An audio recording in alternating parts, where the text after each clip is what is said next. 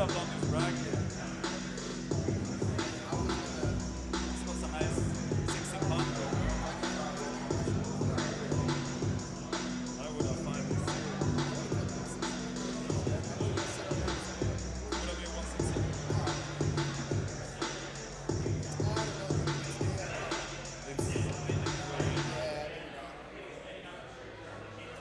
Walk around like 158.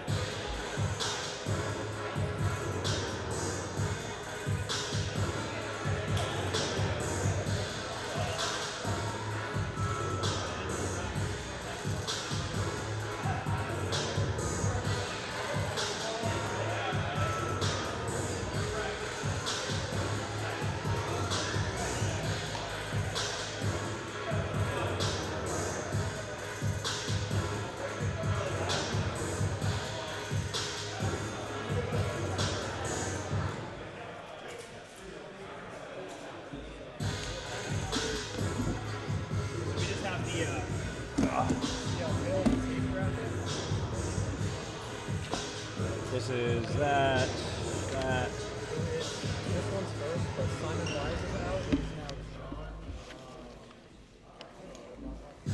Oh, I need that.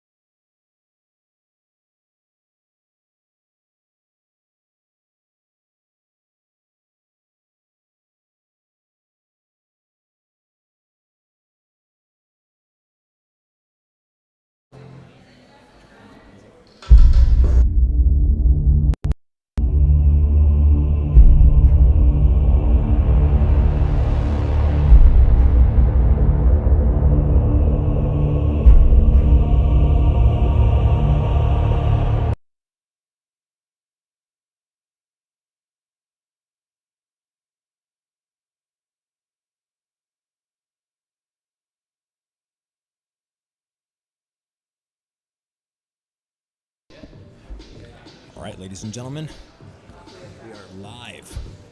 CSR Invitational Phoenix. My name is Jake Watson on the mic. Thank you guys for tuning in live. Ready to get the action underway. Brian Parker and John Edwards.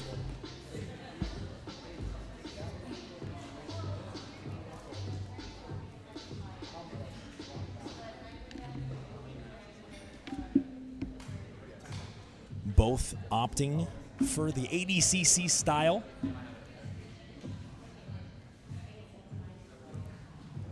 And here we go.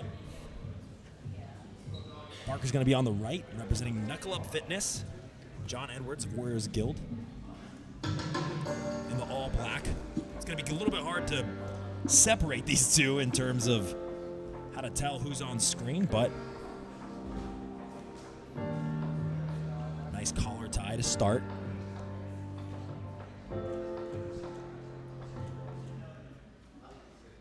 Here at the Battlegrounds in Tempe, Arizona. Nice single leg attempt from Parker. Looked like John Edwards wanted to go for a quick look at a single leg there. Unable to make that happen. Fight Clock brought to you by Bulletproof. Right near the edge of the mat. Got an intimate space here at the Battlegrounds Arena. 24-hour basketball location here in Tempe, Arizona.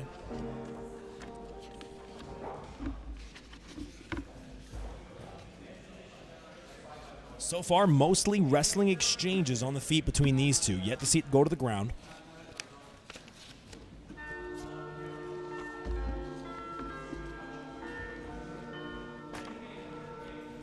Remember, ladies and gentlemen, that the CSR Invitational Phoenix is brought to you by Onnit. Just pay shipping and Onnit will send you a free supply of Alpha Brain, Total Human, New Mood, or Shroom Tech support. Try Onnit's top products for free by scanning that QR code.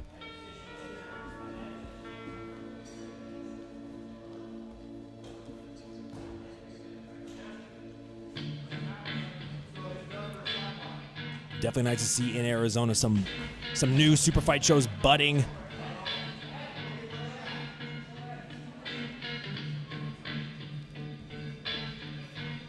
John Edwards looks to be picking up the pace a little bit here on Brian Parker. Parker's mostly been on the defensive here.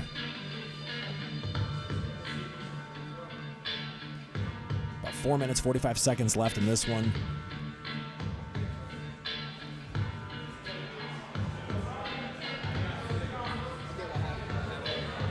Now an overhook looking to throw the leg over for potential throw.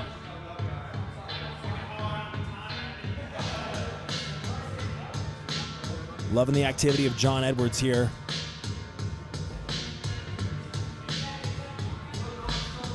Throw that arm through. They just barely go off the mat. Now, all these competitors, I imagine, well-versed in the ADCC style of competition, really looking for activity. Doesn't matter if it goes off the mat. Very active in trying to get the match to the ground. Heavy emphasis on wrestling, tie-ups. Look at that overhook now. John Edwards really trying to open up the repertoire. Trying to put his hip in. Perhaps not willing to commit to the throw, though. Looks like Brian Parker could go around the back now, looking for the back control. The arms under the chin. Oh, and he just barely misses it. Most activity we've seen of this match thus far. Brian Parker possibly biding his time for another situational opportunity like that.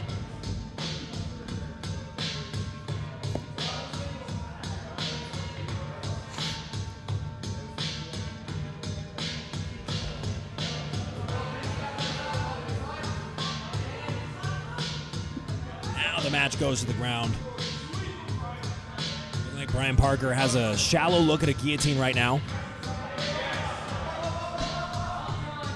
Just barely off on the side of the mat. Now with a deep underhook, Brian Parker.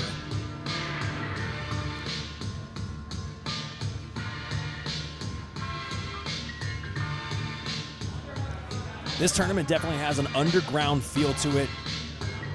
I know so many competitors down at the ADCC Tijuana Open had said that they prefer the feel of this this grungy style.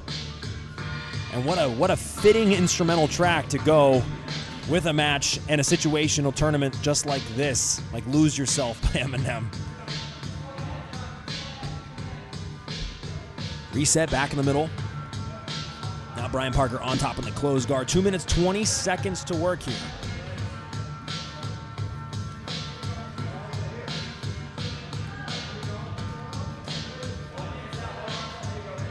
Now passing to the side potentially. Brian Parker looked like he had an opportunity just momentarily.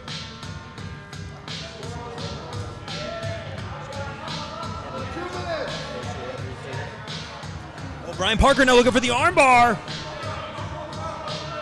John Edwards forced to his knees to defend. He's still on it.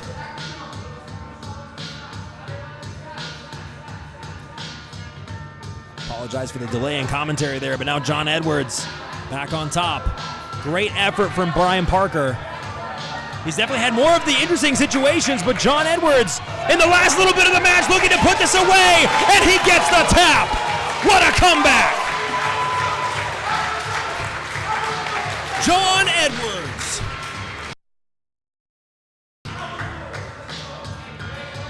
And your winner, John Edwards.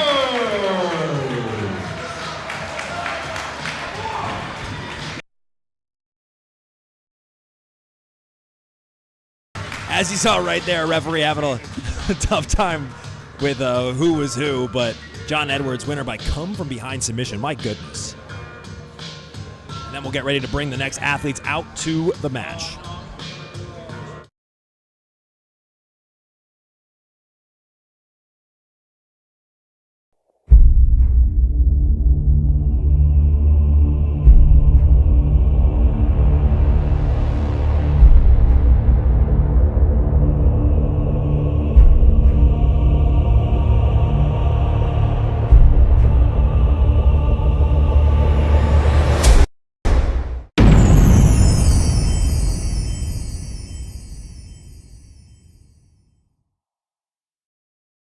Do you know the difference between a great fighter and a successful fighter? A great fighter has skill unbound. He works silently in the shadows. He strives for a perfection which he knows no man will ever achieve. But a successful fighter, well, everyone knows his name. My name's Caleb Crump. My name is Jeff Wang. My name's Bryce Mongillo. My name's Isaiah Garcia. We are not a promotion. We're here to tell your story. CSR, regional level fights, elite level coverage.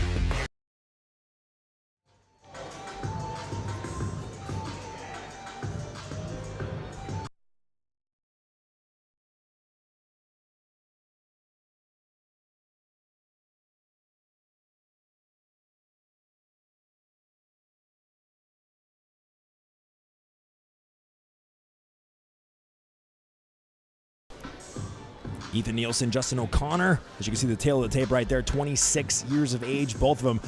Man, actually completely identical. Not just virtually identical, but 100% they have the same makeup. It's all going to come down to skill.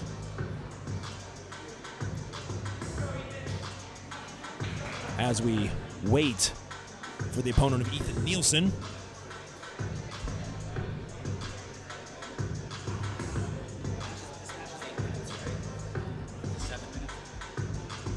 This will be a 7-minute match. Justin O'Connor does make his way to the ring. MMA Lab's very own. All right, timer starting. 3, 1, go. And here we go. 7 minutes on the clock. Ethan Nielsen immediately pulling guard. And Justin O'Connor representing the MMA Lab, taking what I would say is a very common MMA fighter style approach to the match. Really looking for an opportunity, fighting on the outside. We'll see if he utilizes a really athletic motion to get past the guard of Ethan Nielsen here. And there we see it! Trying to pass right into mount. Hard to see the look he has on the armbar right now. Trying to spin around. Oh, but look at this! Ethan Nielsen utilizes the lack of balance. Gets on top. This is a bulldog choke. This could be a bulldog choke. Oh my goodness, what a turn of events. Justin O'Connor in a world of trouble. That choke is underneath the chin. He just doesn't have a lot of leverage, and Ethan Nielsen concedes. Justin O'Connor's on top. Wow, first 2 matches of the day already with a very interesting situation. Now Ethan Nielsen employing the rubber guard. In the corner of Ethan Nielsen, of course, the head proprietor of J. Page's Jiu-Jitsu, J. Page's. A lot of flexibility on display here, and now Justin O'Connor putting the pressure forward, stifling that rubber guard approach with his own half guard, passing to the side potentially. 5 minutes, 30 seconds, about a minute, 30 seconds down on this one.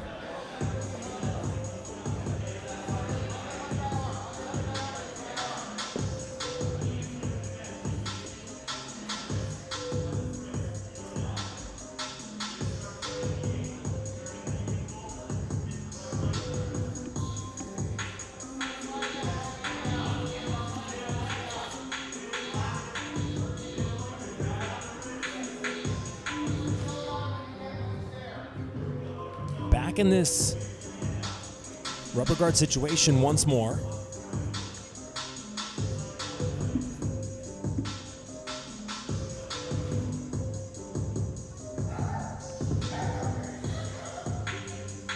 And you know, Josh is doing the right thing. Or Justin Connor, my apologies, doing the right thing, continuing to come forward and put pressure. But now the leg is passed over the head. Looking for the gogoplata. This could be deep, and if he's able to fit that foot underneath the chin of Justin O'Connor, this could be a tight submission. Justin passing to the side. Beautiful motion, but now in an armbar, and he gets the tap. Ethan Nielsen with the beautiful transition.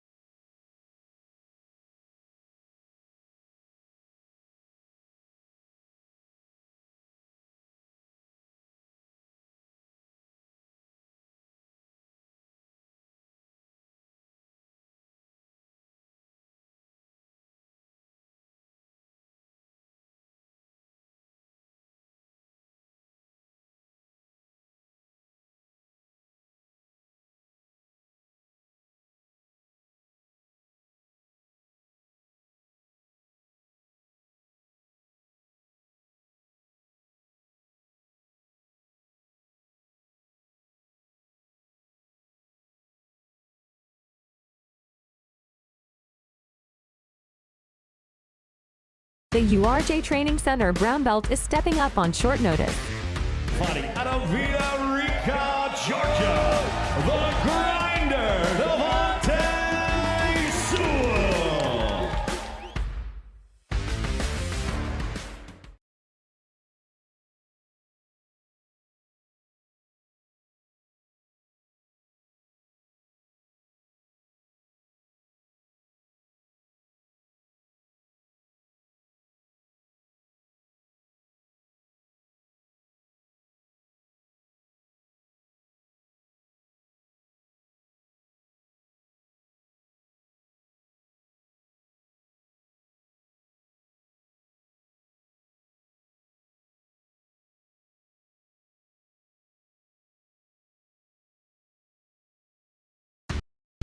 I personally believe that I'm on the cusp of breaking into the highest levels, although I am just a purple belt, but I do see myself fast tracking as I've been doing, and I feel like this is a great test as far as the other tournaments I'm doing as well, as far as absolute Naga and weight class Naga and all of that stuff, expert division.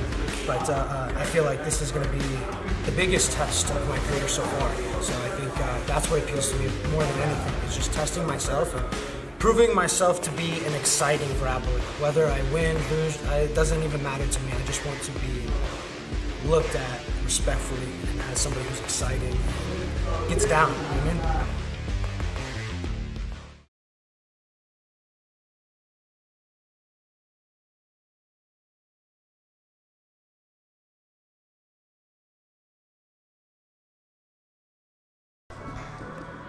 All right, it is time to begin the lightweight bracket here at the Combat Sports Report Invitational Phoenix.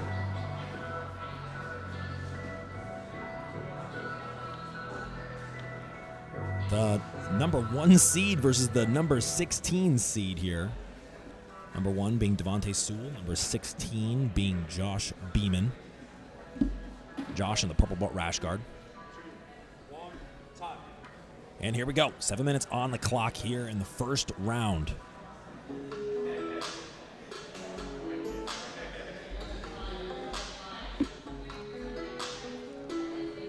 Saturday, June 8th, exclusively on pay-per-view, Yepi Tamazian faces Kevin Sherrill in a 205-pound super fight. Matches will begin immediately following the CSR Invitational. Tickets are on sale now at combatsportsreport.com.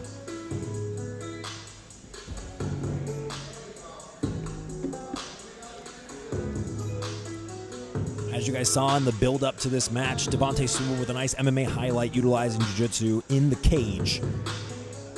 Josh Beaman has been featured on events like Fight to Win Pro. He's remained active in the jiu-jitsu community here in Arizona. And so far as the third match, I'll actually take that back. Ethan Nielsen a little bit more keen on starting the match with some jiu-jitsu right off the bat, but I imagine we're going to see a pretty wrestling-centric approach by a lot of these athletes.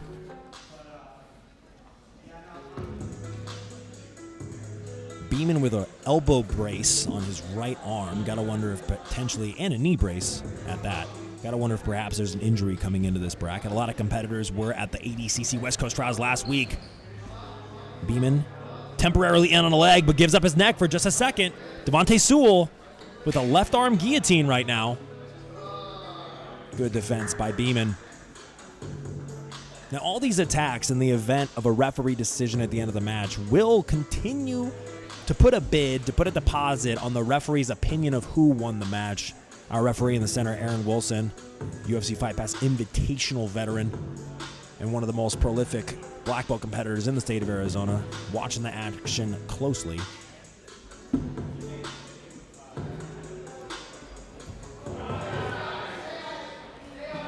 Oh, look at this. Josh Beaman diving underneath for a guillotine. Loses the angle, though. And Devontae Sewell is going to end up on top, now in the half guard with a tight head control. That's going to put a lot of pressure. And Josh Beaman needs to be careful not to give up the potential of a Von Flue choke. You see him let go of the guillotine there.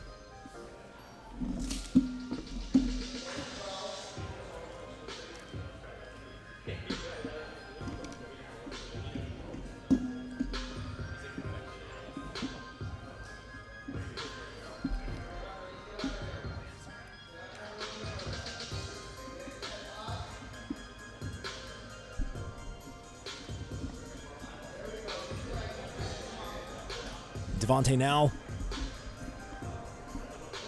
sprawling back, gives up the closed guard. And Beaman doing a good job remaining defensive. This is a tough bracket. Everybody here, a lot of these competitors are, like I said, they're so active in the ADCC scene. They're spending a lot of time in this rule set. And the rule set here at the CSR Invitational is submission only. And the referee will make a decision based on who he felt won the fight. Which I like that rule set. I think that it enables the competitors to stay very active, continue to hunt for the submission, and it rewards their efforts during the match.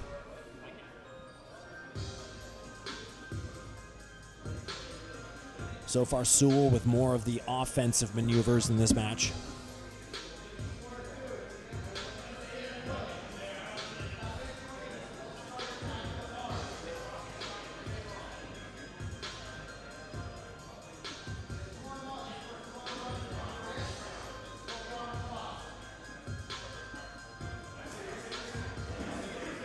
Back in the closed guard.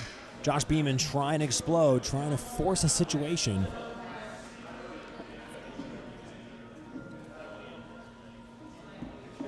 Oh, now look at this. Josh Beaman had a cheeky little look at a arm entrapment there.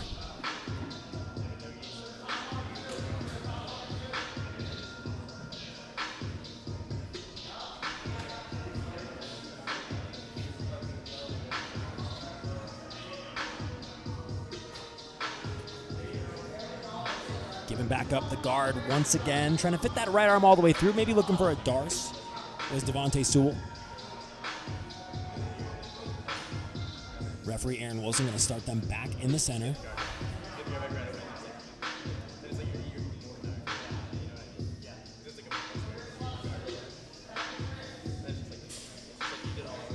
And the action resumes.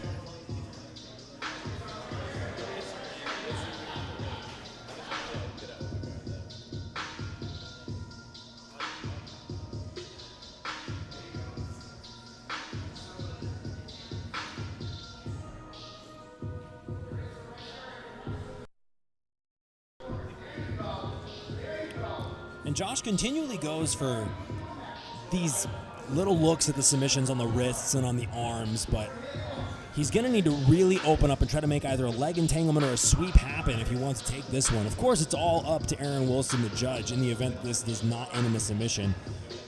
But these submissions don't hold the same weight. I'm looking for a no-gi loop choke. My goodness. 1 minute left. Needs to get creative.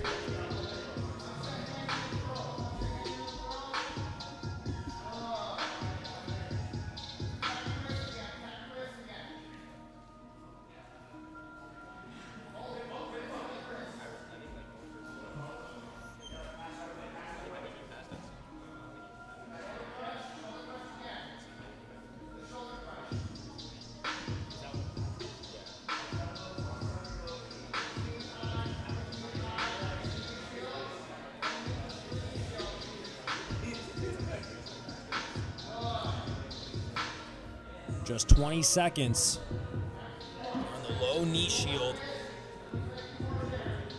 This is just the first round here in the lightweight bracket. Will it be Devontae Sewell or will it be Josh Beaman? Got to think Devontae's done a lot of work. He's continued to try to open up time and time again and just hasn't had the opportunity. But that's going to do it. Aaron Wilson with the decision.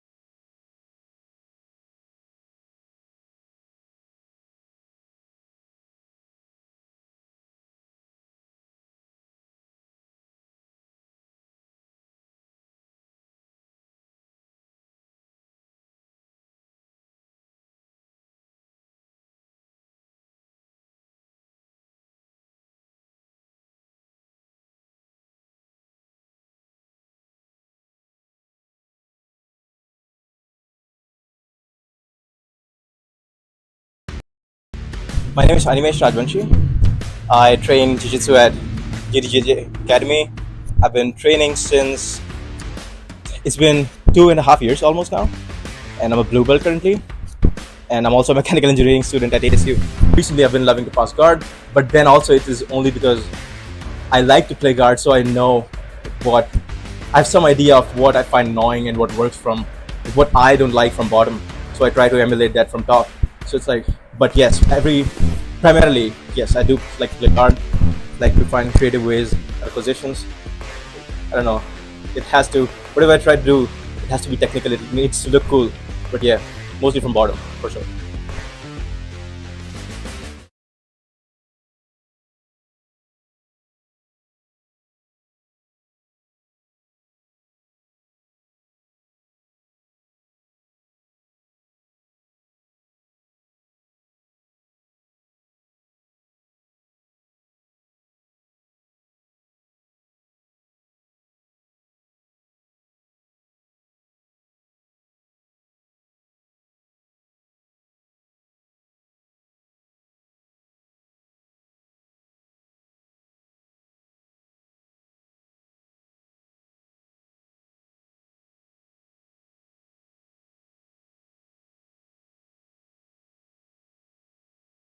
On just 24 hours notice, the purple belt has entered the lightweight division. Please welcome to the mat, Daniel Fessler.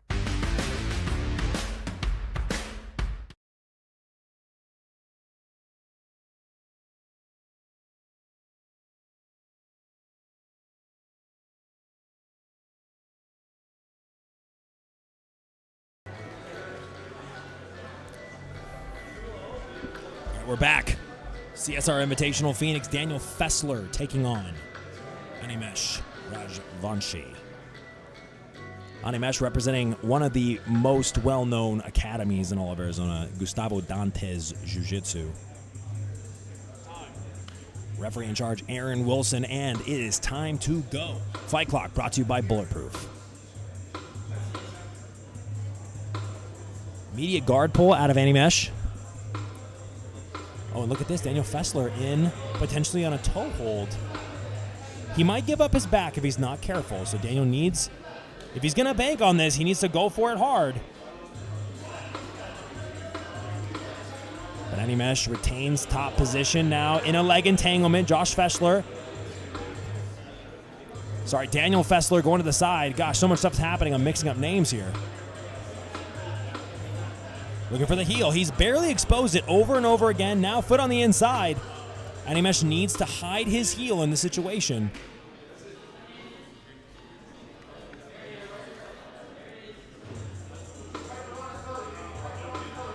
Animesh now trying to mess with the feet himself. He's got the heel exposed. Could he get it? The knee was exposed for just a second. They're rolling right off the mat. Oh my goodness, what an angle!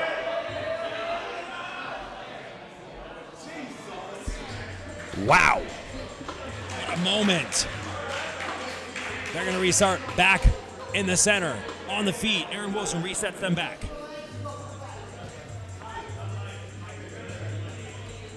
Immediate guard pull from Animesh.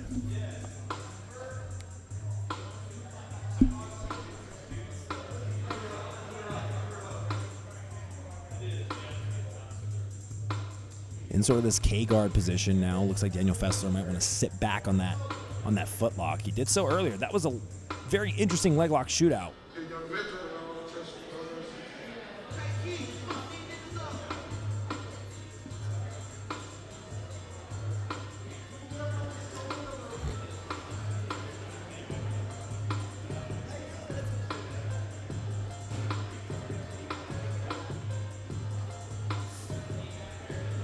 Now spinning underneath, Animesh looking for the knee bar just momentarily. Daniel Fessler doing a great job just keeping up.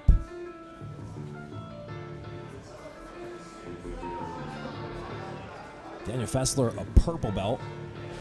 Animesh Rajvanshi, my apologies, is a blue belt. So a lot of skill possessed between the two of these two. Further proving that the belts seem to matter less and less with time. Now sort of a shallow Lock around the hips. Needs to be careful not to get knocked off balance, though. Animesh maybe gets back on top. In the mount, potentially. Daniel trying to power up with this. Wow, powering up Daniel Fessler. And now to the side. In a guillotine situation, if he's able to connect his hands here, he could turn this into a Von Flue choke.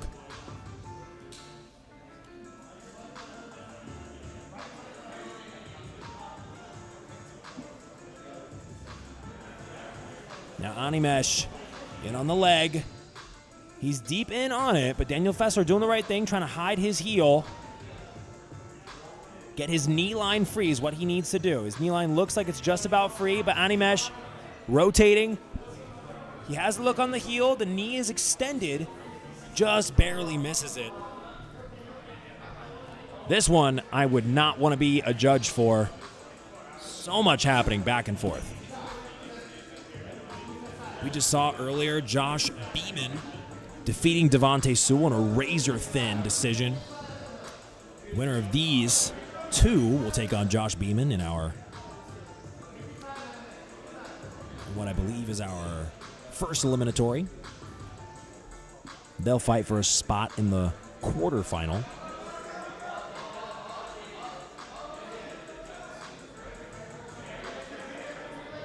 Two minutes, 45 seconds. Now Daniel Fessler in on a toe hold. Forces Animesh to roll out.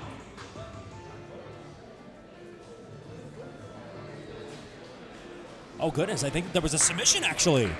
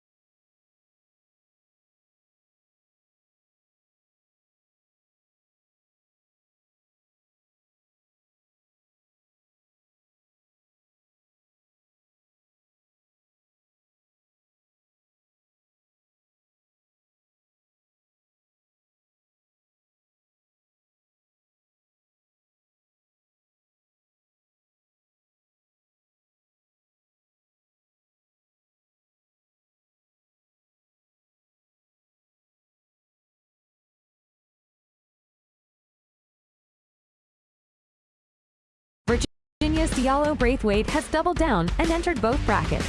Keep an eye out for him in the welterweight tournament.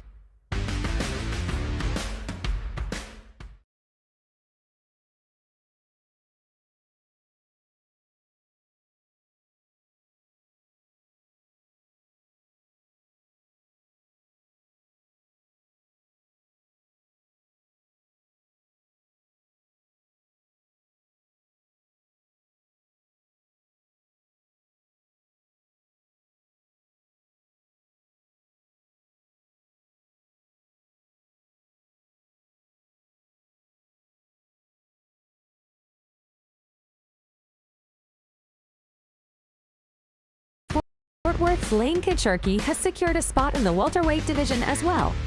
Stay tuned for all of Lane's matches. My name is Lane Kidd-Sharkey. I train out of Keller Elite MMA under Roberto Kalin. I am from Amarillo, Texas. Moved to Fort Worth when I was about 7, so kind of split claiming both of them. A submission is the goal. It's 100% every single time I step on the mats. I'm looking to submit my opponent in every position. It is the thing that I'm constantly chasing. I feel like I don't really feel like I win a match unless I get that submission. It doesn't feel like I really completed my objective unless I get that submission. So it's just all about the submission for me, just for every position.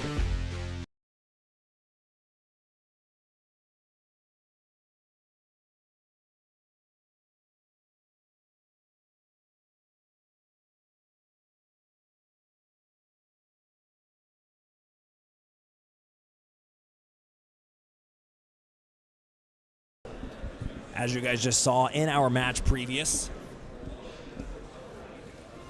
Daniel Fessler moved on to the next round. He'll be taking on Josh Beaman. Now Diallo Braithwaite and Lane Kidd-Sharkey fighting for their spot in the next round of the tournament. Immediate guard pull from Lane Kidd. Trying to go underneath. Oh, immediate inversion. He could be in on a heel hook here. Immediately gets in. Diallo needs to be very careful. It's a great leg entanglement right off the bat. He's doing the right thing, trying to do what's called the running man escape. Great work by Diallo Braithwaite getting out of that legs entanglement situation. That could have been a wrap very early. And look, now trying to pass the guard of Lane Kidd-Sharkey. Little Imanari attempt.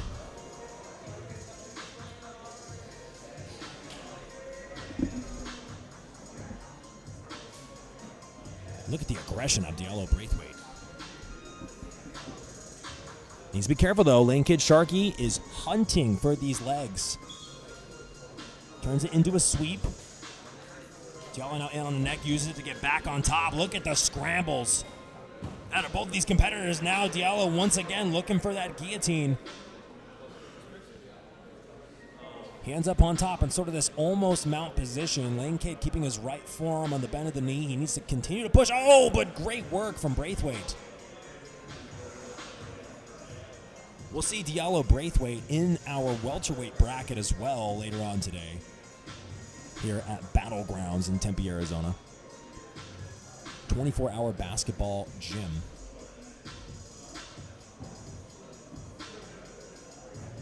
Great work by Lane Kidd-Sharkey in on the leg once again.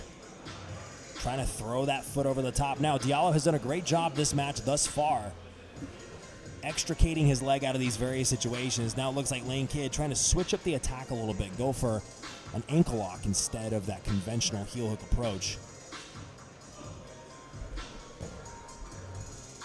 Diallo once again able to pass that to the outside.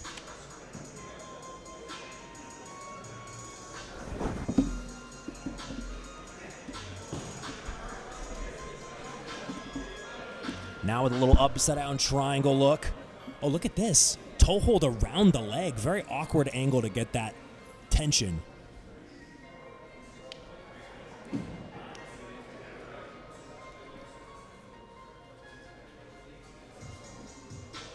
So far, this has been nothing but back and forth action. One of the best fights we've had so far. And if this is any indication of how the athletes are going to compete on the rest of the day, you'll want to continue to tune in live on youtube.com. Share this with a friend. This is how we help jiu-jitsu events in Phoenix, Arizona grow. The Arizona BJJ community so passionate, wants jiu-jitsu to grow in this state. And the way that we're going to do that is by sharing this event with everyone you know, to watch the live stream live on YouTube. And be sure to subscribe to Combat Sports Report. Diallo Braithwaite with incredible pressure coming forward. Gets to mount. Definitely a change of pace in favor of Diallo Braithwaite here, representing the lab. Trying to make that right arm of Lane Kidd-Sharkey up above his head, forces him to turtle. Now on the back. That arm is dangerously close to getting under the chin. If he's able to find it, he could get the tap right here. Hard to tell what kind of angle he has on the choke. That arm is under the chin. So far, Lane Kidd doing a great job of defending this choke, but Diallo Braithwaite trying to put this away. Could this be it? The resilience of Lane Kidd-Sharkey, but Diallo Braithwaite gets it done.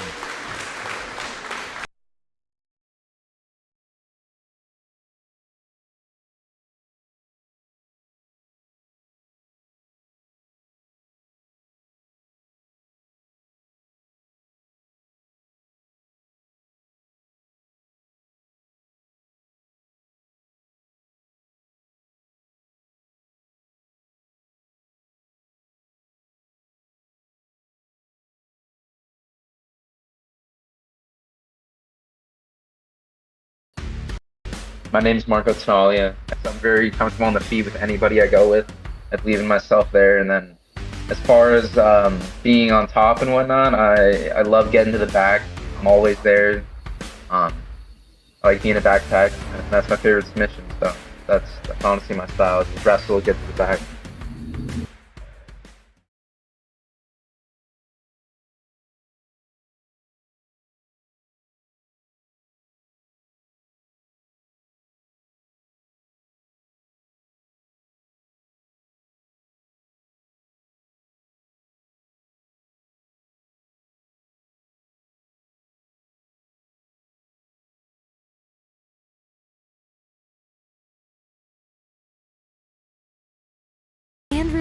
Gutterud looks to establish himself as a top competitor in the nation. A standout in Southern California, tonight Gutterud steps onto a national stage. I like to think that I fight to the last minute. I'm not one of those people who will start losing a match and concede in their brain. I'm trying to win the match until the very last second. Whether that's a match I've been dominating or dominated, until the bell goes, I'm hunting for a finish.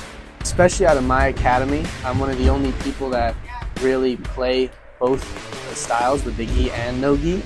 It's a mainly gi school, but I think I'm very well versed in the no gi game, and I'm able to translate both pretty well. I'm Andrew Gutterud. I train out of Gracie Umaita Beaumont, and I am a blue belt.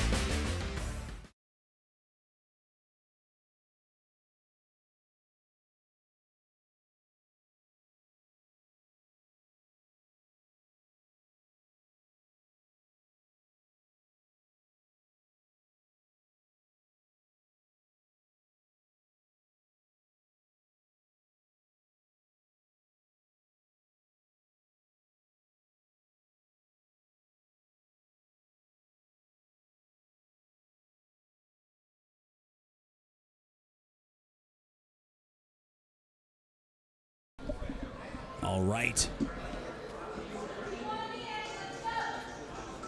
All right, remember, ladies and gentlemen, June 8th, CSR's back in Phoenix. Saturday, June 8th, $1,000 is on the line in the 139, 149, 189, and women's 139-pound divisions. Scan that QR code you see on the screen and register today. Marco Tenaglia and Andrew Gutterud.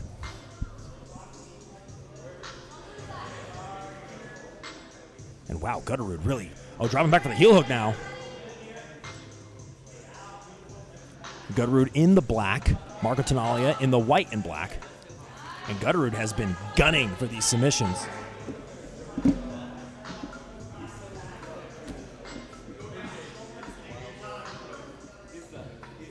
little bit of reverse De La Riva out of Gutterud.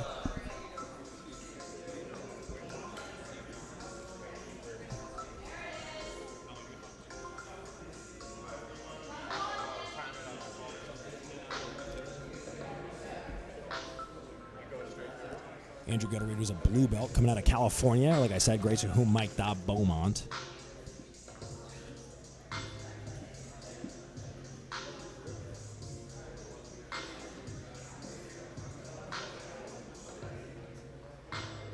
And Marco Tenaglia coming out of 10th Planet Scottsdale, another blue belt.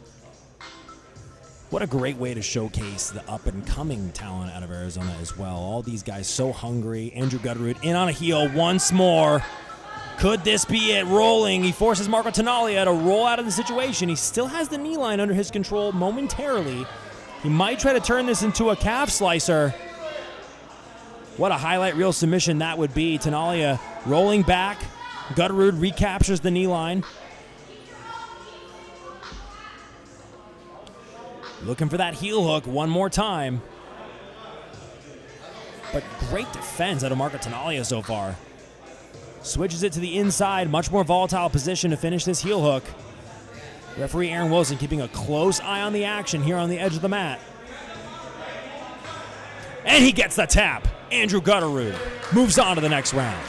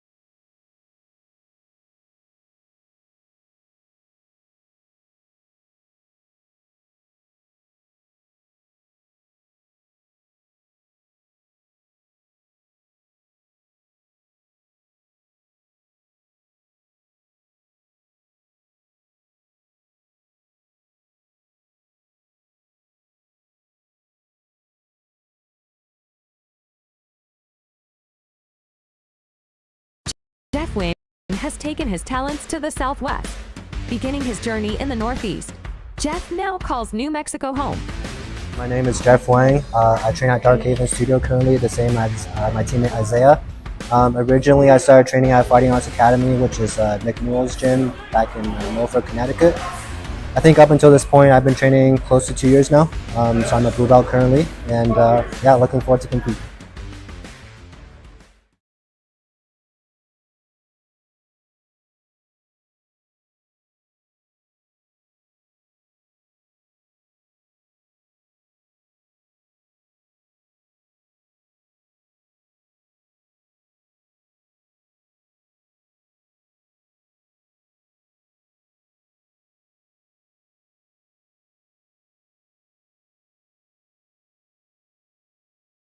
Watch your back.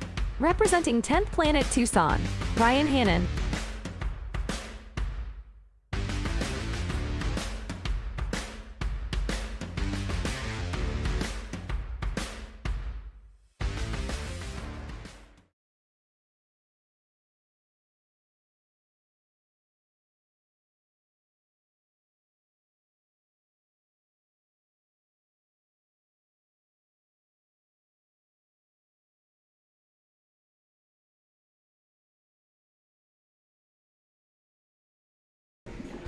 All right, Ryan Hannan. Really hope that's how you say his name. Not trying to butcher anybody's name here. He takes on Jeff Wang. Ryan Hannan in the vastly more colorful rash guard than Jeff Wang. Shouldn't be hard to tell these two apart. Remember, ladies and gentlemen, Saturday, June 8th, exclusively on pay-per-view. Yepi Tamazian faces Kevin Sherrill in a 205-pound super fight. Matches begin immediately following the CSR Invitational. Tickets are on sale now at combatsportsreport.com. For those of you guys following along on YouTube, remember,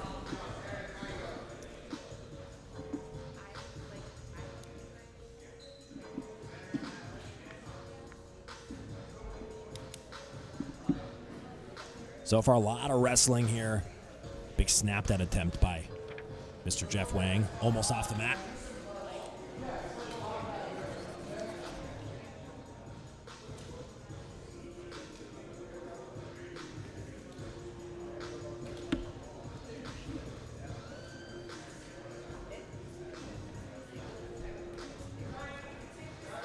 Still going off the mat. This is one of those matches. It's very volatile.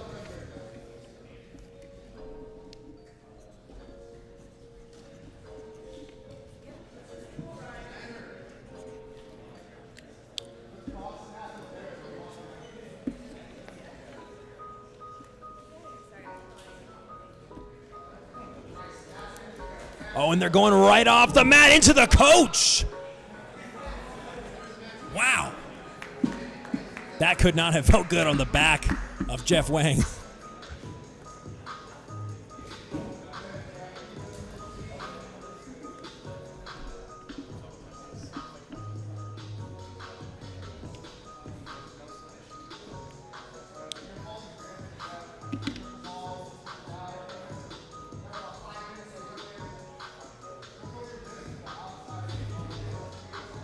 Oh, and now spinning underneath. Look at this.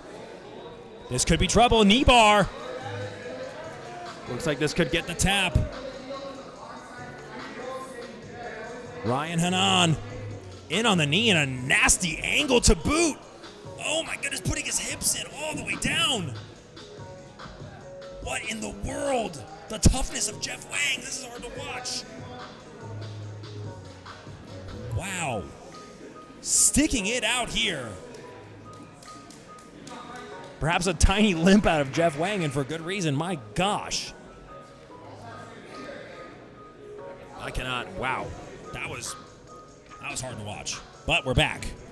Ryan Hannan, although I'm sure a little surprised that he did not get the tap there. We reach about 3 minutes into this match. Right back in on the leg entanglement. Ryan Hannan now in on the heel hook. Jeff Wang reaches. It looked as though he tapped for a second. Uncle Chael is rolling around somewhere in bed. And Ryan Hannan has just been doing everything he can to put Jeff Wang away. Several instances where he looked like he might make it happen. This one is getting a little chippy, and the crowd loves it.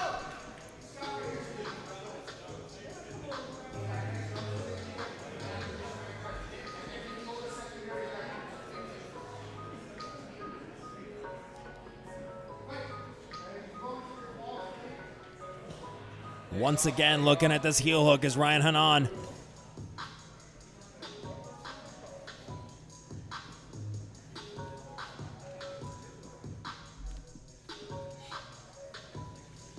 And Ryan has looked for attack after attack. Very, very impressive.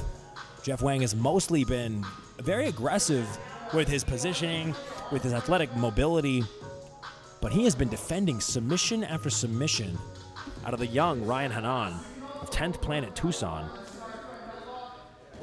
Rank unknown. Perhaps a Ronin.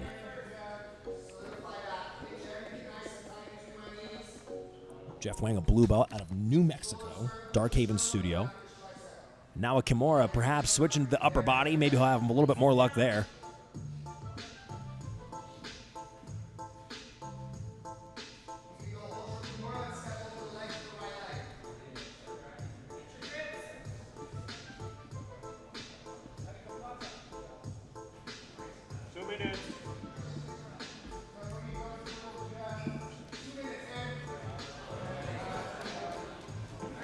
In the corner of Ryan Hannan is Anthony Burchak, and this looks like it could be tight. That is under the chin. That's a deep guillotine, and he gets a tap. Ryan Hannan finally puts Jeff Wang away.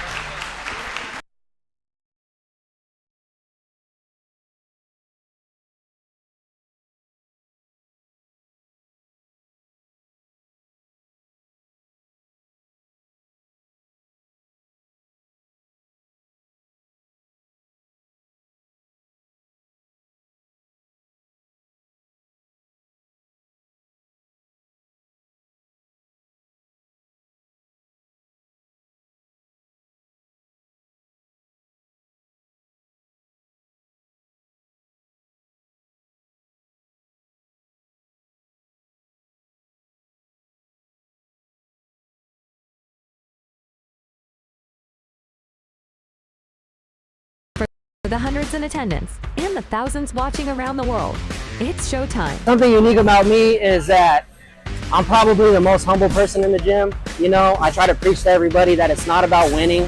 You know, it's just about showing up every day, you know, and that's something that I do. I show up, I put the work in, you know, I don't come here to hang out, and that's pretty much it. It's a simple key to success. My name is Seth Wheeler. I'm a brown belt in Brazilian Jiu-Jitsu. I train under Arizona Combat Sports. I have been training for 13 years.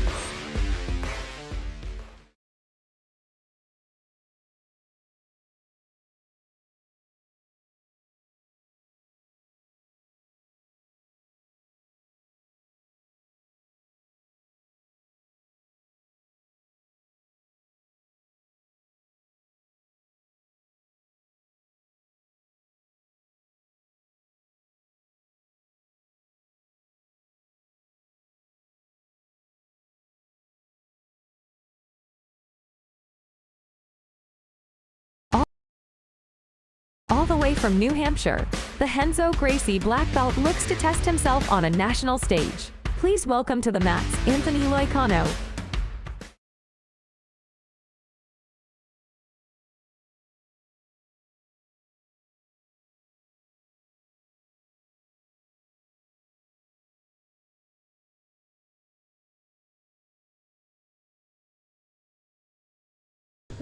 Anthony Loycano and Showtime Seth Wheeler. Seth, a mainstay, very well known here in the state of Arizona. Anthony Loycano coming out of New Hampshire. Got a chance to talk with the guys down there, one of the vendors here at the tournament, coming all the way from New Hampshire, New England.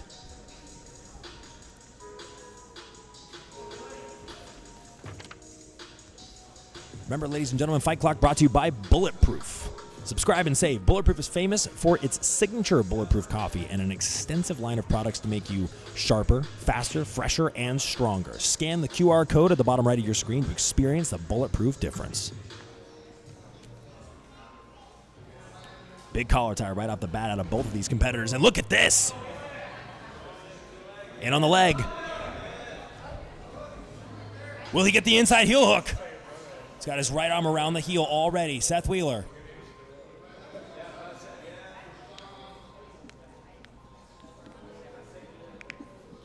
Looking for the heel. He's got the extension. And then Loycano doing what he can to get out of that spot, reaching with his hands. Very active. Seth finds the heel. Continues to dip his toe down. They're going off the mat.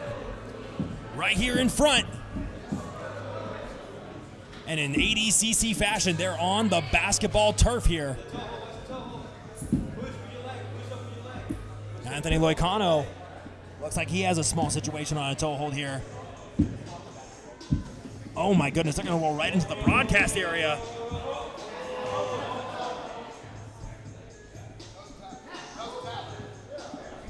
Hard to see what happened.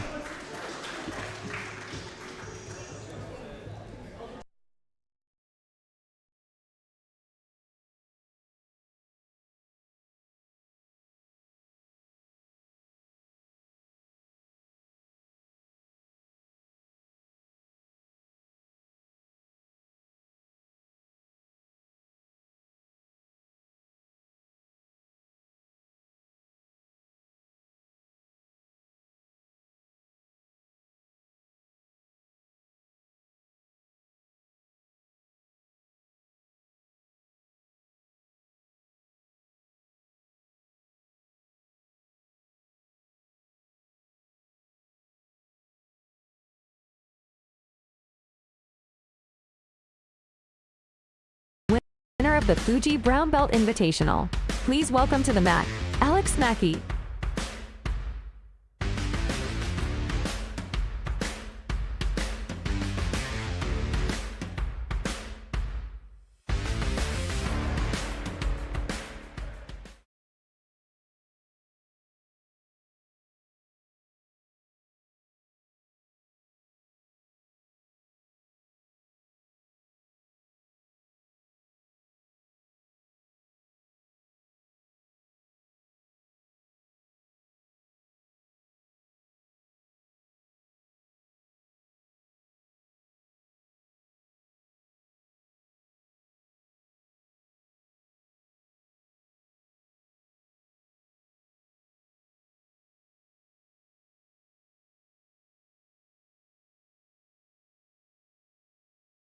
Don't let the size fool you. Nolan Field is here to put on a show. I'm definitely the youngest guy in this bracket. I think I'm one of the lightest guys. And, you know, more over anything, I want to make this a show. I want to put on some action and really blow this thing up. I think my style with wrestling and I try and fill these empty voids of, you know, being able to attack from traditionally defensive positions, you know, off my back, flying submissions, everything, you know, stuff that people don't usually expect. My name is Nolan Field. I train at Gracie Baja Arcadia. I've been training for about 5 years and I just received my purple belt in December.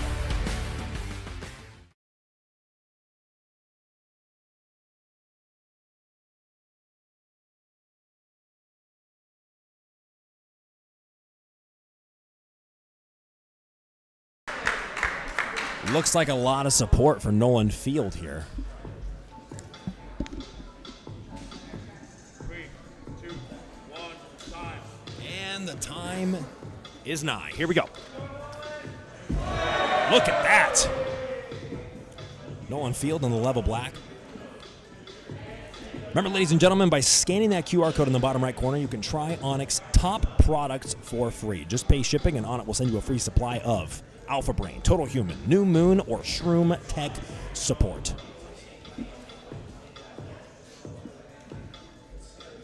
Nolan Field as aforementioned. Oh, and look at this. In on the leg, potentially looking for that inside heel hook.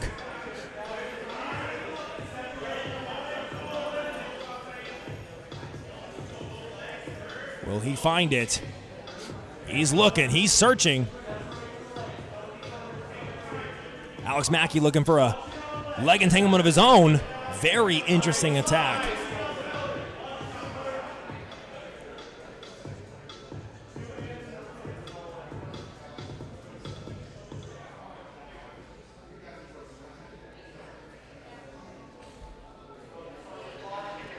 Now in the closed guard, Alex Mackey controlling the posture. Throwing that rubber guard high. Nolan Field forced to put pressure forward. Nolan Field is a purple belt. Alex Mackey, a brown belt out of Pennsylvania, Onyx Combat Sports. Field slips right out.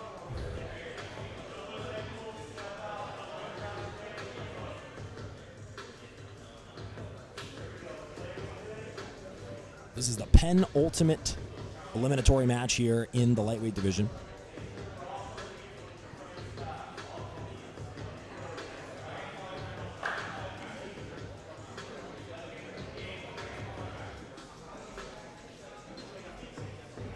Oh, and now utilizing that Darce attack to pass around to the side. Nolan Field trying to turn this into a mount.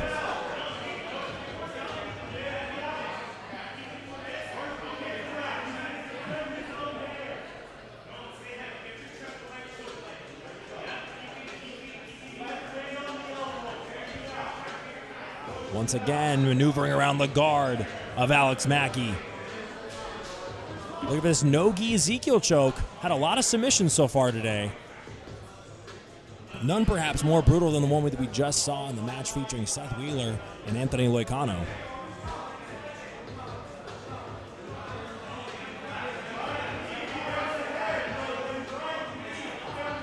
A lot of people here in support of the young man, Nolan Field.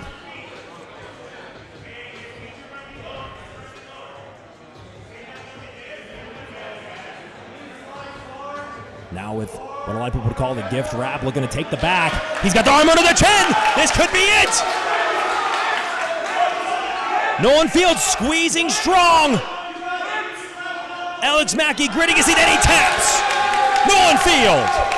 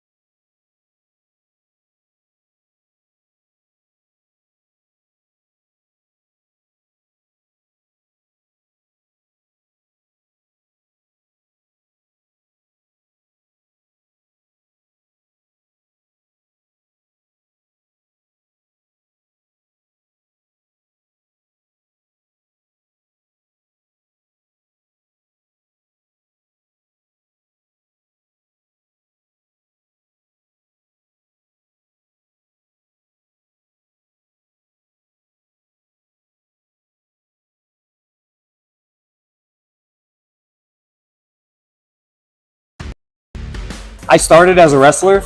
I started wrestling 20 years ago, and I wrestled in college. So, the wrestling always heavily influenced my style. But my whole thing is that you have to be able to be reactionary. Like you're going to fight someone one day that's going to be better than you, and they're going to kind of dictate the match. So you have to be able to flow with what they're laying out to you. It's awesome when you can control a match, but a lot of times you can't. So I just like to work all the positions to make sure that wherever I get to, I'm comfortable, I'm not freaking out, I've been there before, and I can take it to them. Don't blink. Don't blink, because I'm going to do something, it's going to be fast, and it's going to be fancy.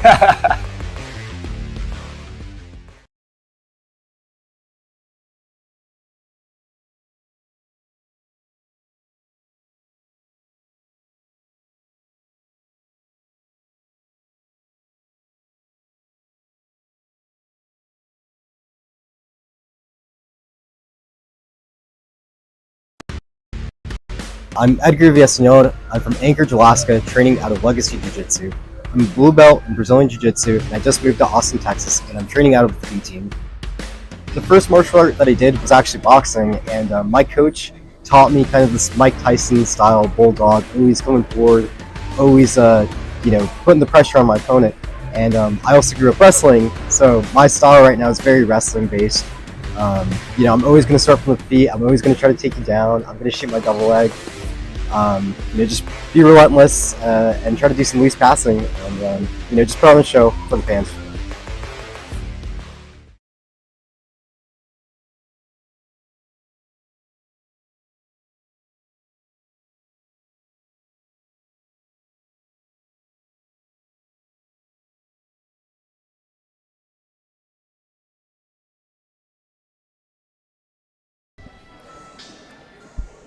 And in typical B-team fashion, wearing a very eccentric rash guard, Edgar Villasenor. Texas by way of Alaska versus Stephen Ramos. Stephen, somebody a lot of people are picking to be a dark horse in this bracket. Remember, ladies and gentlemen, June 8th, CSR is back in Phoenix. Saturday, June 8th, $1,000 is on the line in the 139, 149, 189, and women's 139-pound division. Scan the QR code on the bottom right of your screen and register today. Stephen Ramos, not even giving me enough time to do that ad read before he's about to put this one away, has one hook, great back control. Insurgent Fitness's very own Stephen Ramos with a big advantage to start this match. Already armed, looking to go underneath the chin. He's got the body triangle. Hard to see from this angle what degree of choke he has. But and that's going to do it. Stephen Ramos putting it away early.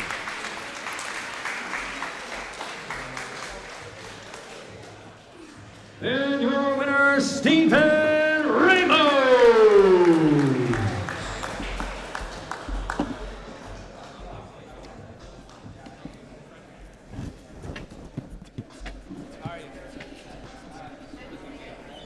Oh, wait. Oh, thank goodness.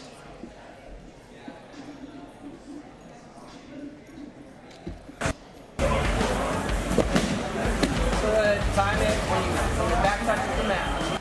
I'm Seth Showtime Wheeler, and we'll be right back. Ben, take a seat. So, what you did earlier, right? Huge mistake. Colossal. Yeah, rookie move. Yeah, dude. Kind of blew it. Not signing up for Hilton Honors Points? See, I'm turning all these trips to Grand Rapids into a vacation in the Waldorf Astoria in the Maldives for free. Boom. You're a business traveler now. Time to start acting like it. So, is that a yes to joining Hilton Honors? Shall I? For free. When you want to earn points like it's your job, it matters where you stay. Hilton, for the stay. Introducing Money Plus Miles, a new payment option for Mileage Plus members. Money Plus Miles gives you the flexibility to combine, you guessed it, money and miles to pay for your flights. It's a great option for when you don't have enough miles for a trip, or you want to use the miles you've earned to keep a little more cash in your wallet. It's easy to book using Money Plus Miles. Search for a flight on United.com or the United app. The search results will display the fare amount in US dollars. Select a specific flight. The Money Plus Miles widget will display on the payment page. Select a combination of money and miles by using the slider, or select an amount in the autofill box. It's that easy. With Money Plus Miles, you don't have to wait. You can turn miles into memories today. Money Plus Miles, the perfect pair to get you there.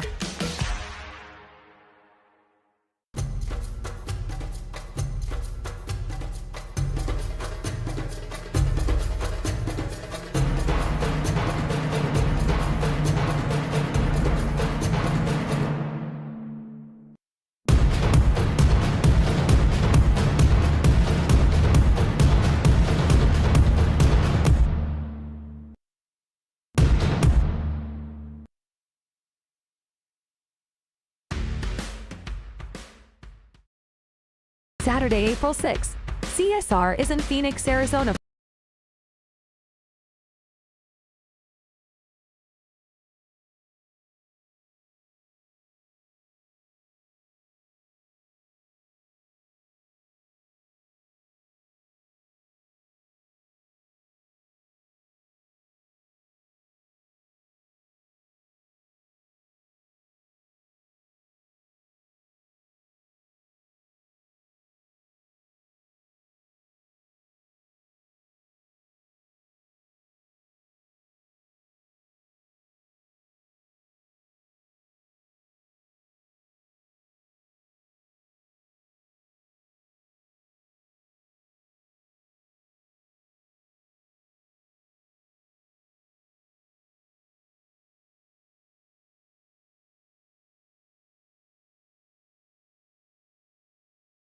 All right, we're back. Next round of competition. This is, I believe, the quarterfinal. No, this is another eliminatory. But this is the top 8 competitors in the bracket. Josh Beaman taking on Daniel Fessler. Winner of this will move on to take on the winner of Diallo Braithwaite and Andrew Gutterud. Josh Beaman in on a takedown. Successful.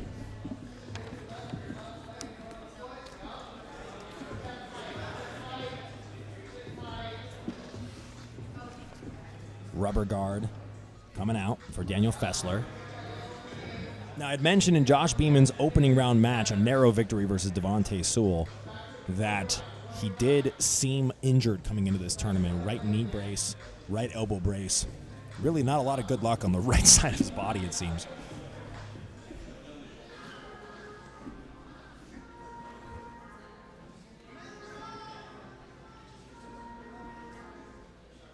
Fessler looking like he's playing with the idea of getting underneath that leg and turns it into a sweep situation. Now he's on top.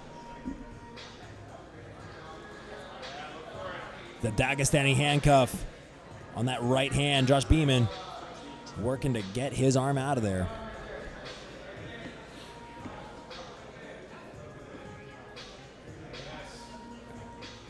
Just a minute and a half down.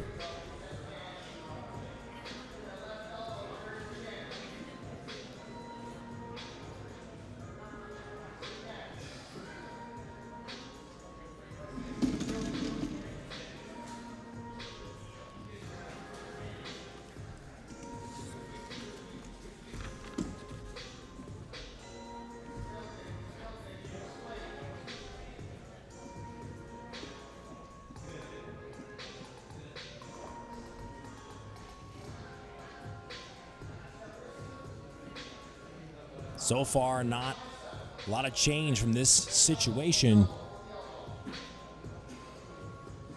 Daniel Fessler on top in the closed guard. Now Josh Beaman may be looking for a triangle over the top here. This could be an interesting situation. Fessler responding by putting pressure forward, the right thing to do. And he gets clear, at least momentarily.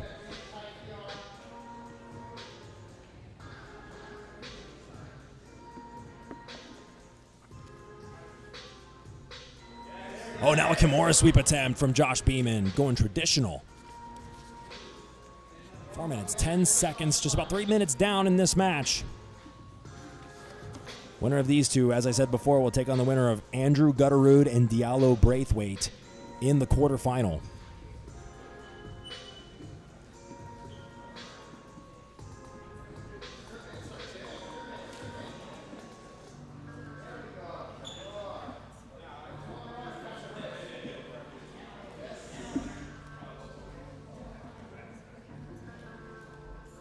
Fessler pulling hard on that head, trying to make the guard weaker of Josh Beaman.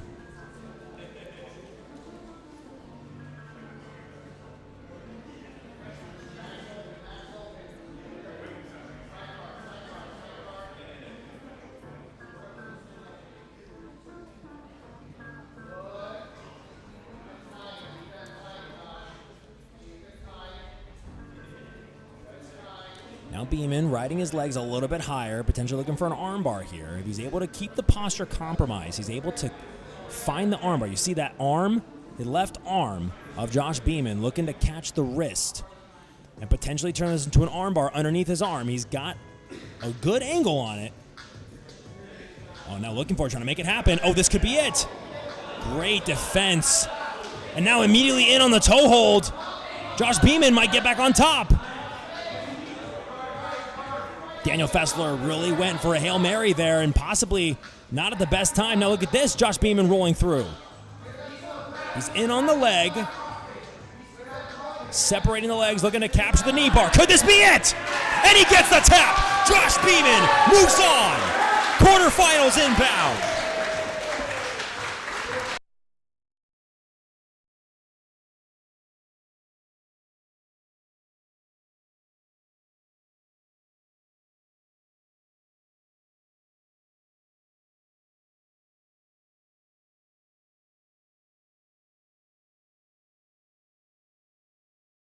Saturday, April 6th. CSR is in Phoenix, Arizona for the $1,500 Invitational Tournament. June 8th, we're back in Phoenix. Keep an eye out for your invitation. Friday, August 16th, CSR heads to Vegas ahead of ADCC weekend for an 8-man absolute tournament. And October 19th, we're heading to Denver, Colorado. Elevate your game and check us out on Smooth Comp.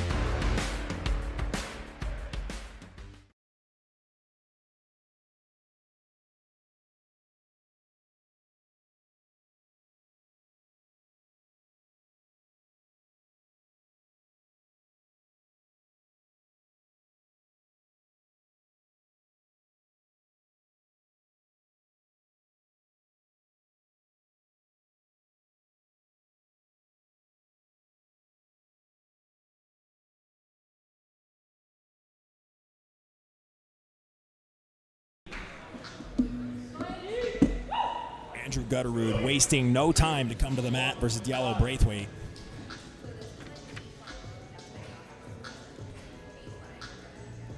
Gutterud is a blue belt coming into this bracket. Diallo Braithwaite, brown belt. Diallo coming out of Virginia for the Combat Sports Report Invitational Phoenix. And look at the explosiveness. Now, Andrew Gutterud, as I mentioned before, a blue belt, came up to the main promoter of the event and said that is 1 of 8 when he got a submission victory at the beginning of the tournament here. So definitely not short on confidence.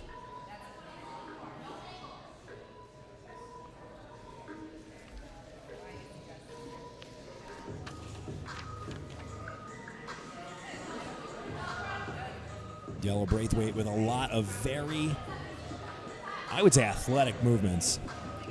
And you know, both of these competitors are also featured in our 179.9-pound welterweight bracket. And they are on the same side of the bracket, so there's a possibility we see this rematch happen if they both have similar levels of success. Diallo Braithwaite trying to throw an armbar over the top. He's really fighting hard for the angle. Andrew Gutterud doing a good job keeping his hands clasped, but Diallo's able to get that right knee more involved. He'd have been able to make that armbar happen, but now in a interesting possible look at a leg entanglement situation here. Opts to get out of there. Andrew Gutterud now. Look at that scramble.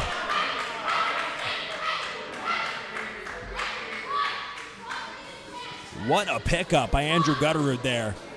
Diallo Braithwaite certainly utilizing a lot of what I would say is a potential athletic advantage, but man, Andrew Gutterud staying with him.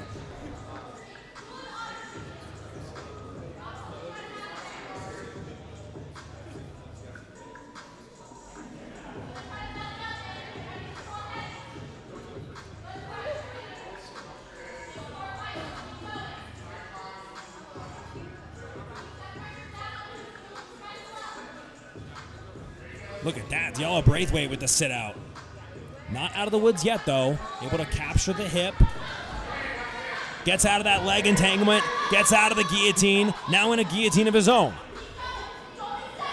Oh, and that could be deep. Hard to tell what kind of angle Diallo has. He's putting his hips in.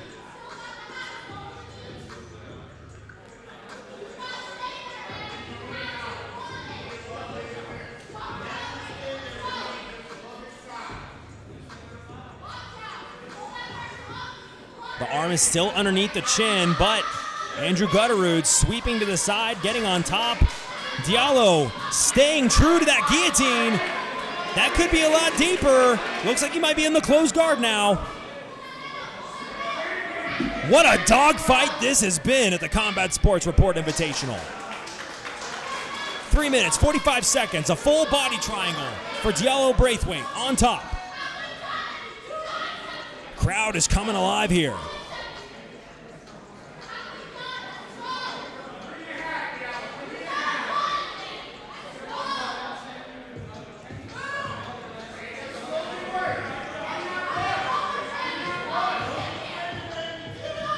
Just barely on the edge of the mat.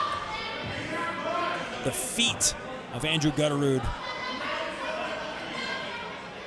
are just pushing off, trying to create a little bit of space, but this body triangle really compromising the lower back flexibility.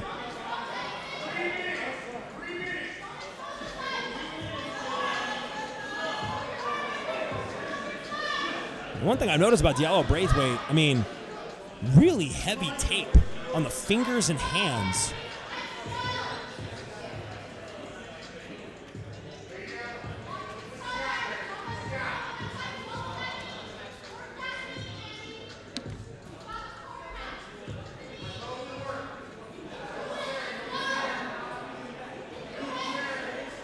Andrew Gutterud not in an easy spot here with 2 minutes, 25 seconds to go. And now it looks like Diallo trying to turn this into an arm triangle. Karagatame right here on the edge of the mat. He's got the angle. The hips are on the ground. Now back into the mount. You can see the strain on Gutterud's face. The shoulders under the chin. Could this be it? They're right on the edge of the mat. Referee Aaron Wilson taking a close look at the action. And Diallo just doesn't seem like he's ready to fully commit to this submission.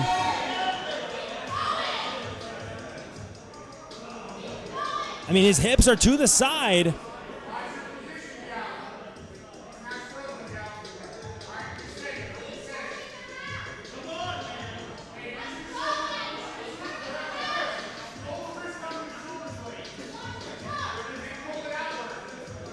Trying to get that foot out, but time is on the side of Diallo Braithwaite in this situation. And look at that, Gutterud with a big explosion. Gets out of the situation. And now back in the guillotine once again. This one's deep. Diallo Braithwaite underneath the chin forces Gutterud to lean back. And Gutterud doing what he can to salvage this match. 1 minute.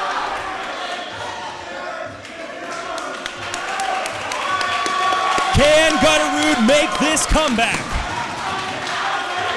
We're gonna see.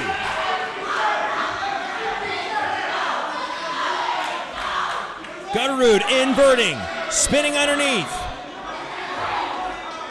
He needs to make something happen. 30 seconds.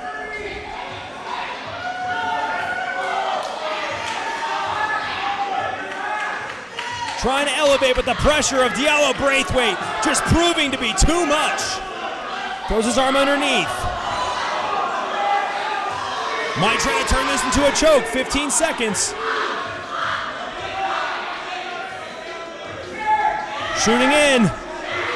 And once again in another deep guillotine, and that is going to put this one away for Diallo Braithwaite. You gotta think all signs point to a decision victory for the lab, and the crowd is on their feet. What a war that was! What a war that was, and your winner, Diallo Braithwaite!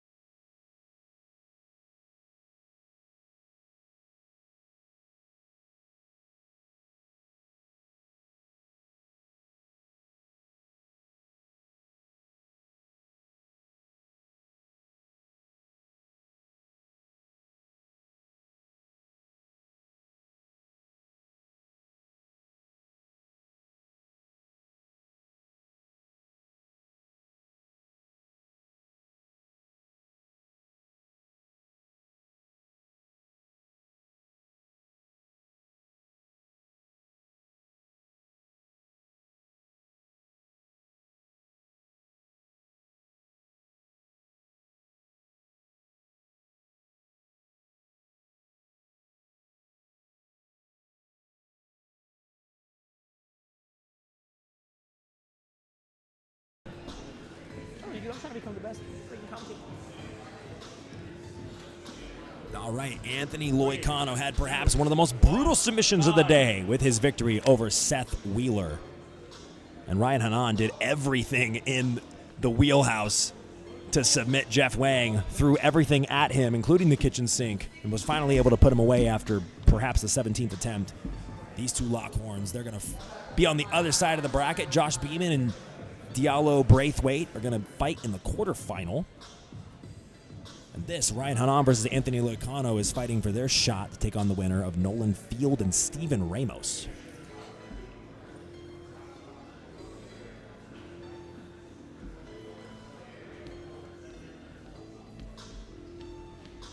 Looking for that guillotine over the top. That is under the chin, but not able to do anything with it.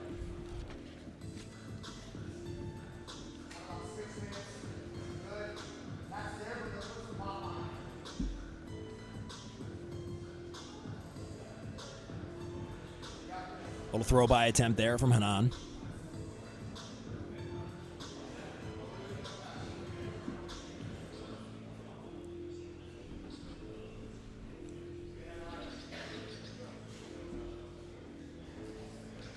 Little Dar's attempt for Anthony Loycano, still trying to salvage it, avoiding the closed guard, momentarily passes to the side.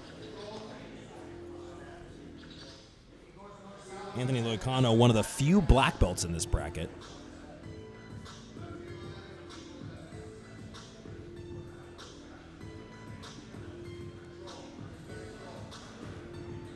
One of two, Steven Ramos, the other.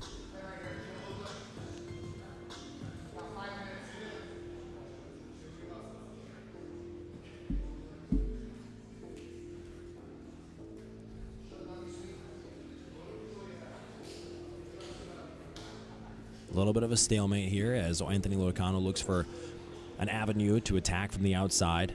Gotta think there's going to be a little bit of an experience advantage. Now, we don't know what rank Ryan Hannan is. We know that he's a young guy. I'm receiving word from a little birdie in the sky that he is a brown belt.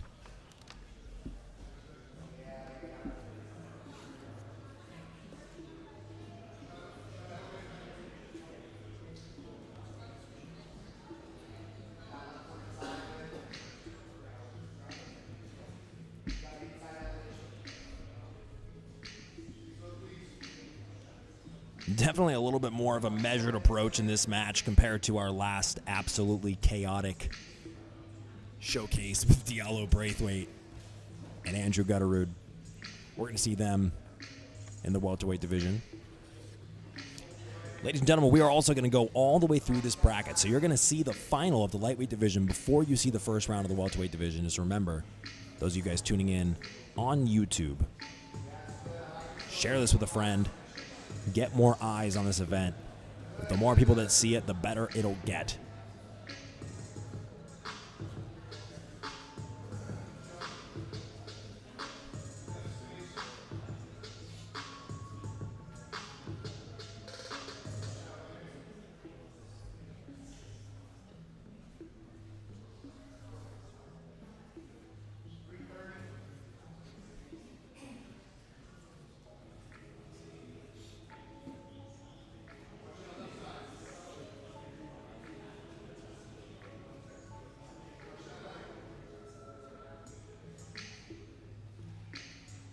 Overhook now.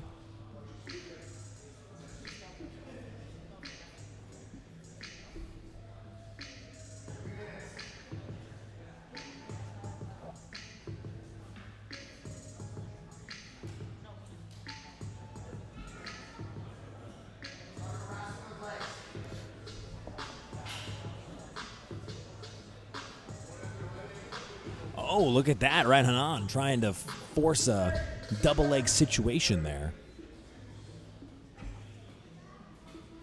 Utilizing that crafty hook around the ankle to offset the balance of Anthony Loycano.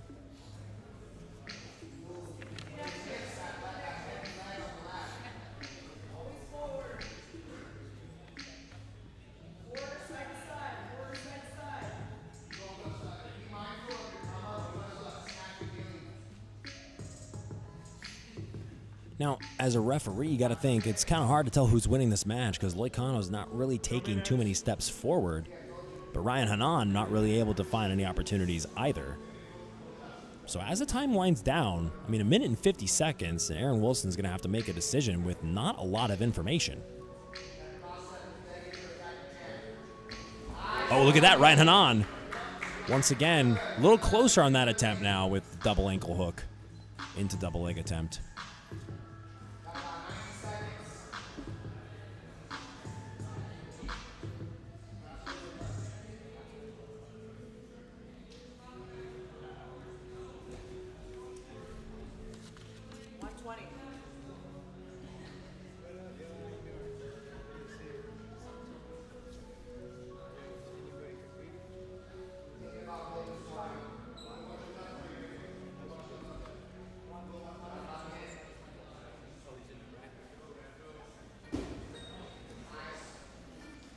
One minute. We'll see if they open up here in the last minute to really convince Aaron Wilson to pick a winner. Our two referees tonight, Coyote Gonzalez and Aaron Wilson.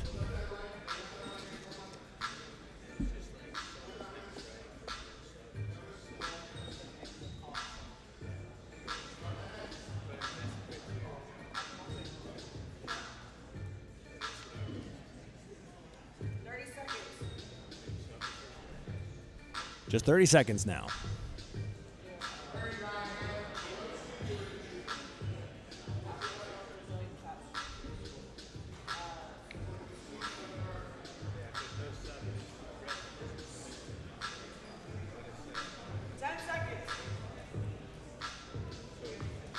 Well, it's going to go down to a referee's decision. Hard to tell who's going to win this one, but Aaron Wilson has it in his head who's moving on.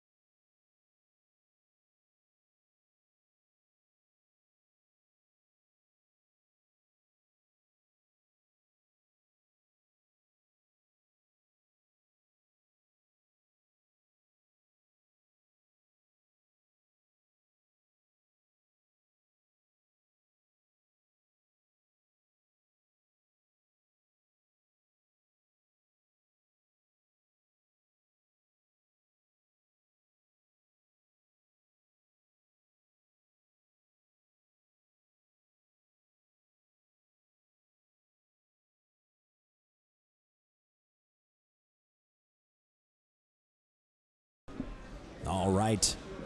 Nolan Field has certainly made the crowd alive here, but Steven Ramos is actually the winner of the quickest submission so far award. In just 1 minute, was able to put his opponent, Edgar Villasenor, away in the first round. Oh my goodness, throw by! Nolan Field is on the back! In a split second, and Steven Ramos retains top position, but in a split second, Nolan Field showing he has what it takes to put this away early, but now in a world of hurt for his trouble. My heart skipped several beats there.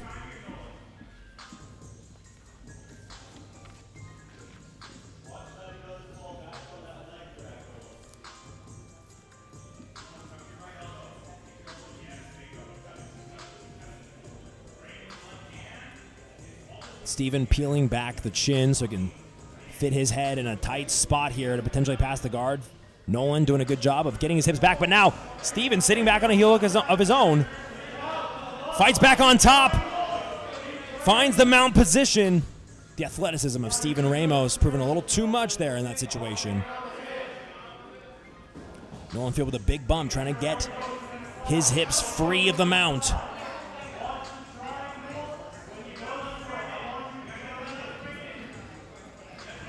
Right on the edge of the mat. Triangle over the top for Steven Ramos. But Nolan Field gets out of there. If you're wearing level black gear, chances are you're harder to submit. I just see that. That's a theory that I have. Look at the activity out of these two. This match commentates itself. Buggy choke attempt out of Nolan Field. Oh my goodness! Oh.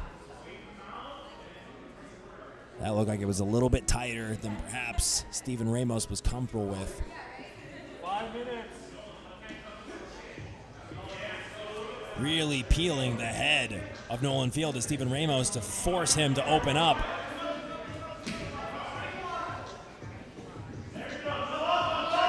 Nolan coming up on top. Powerful motions.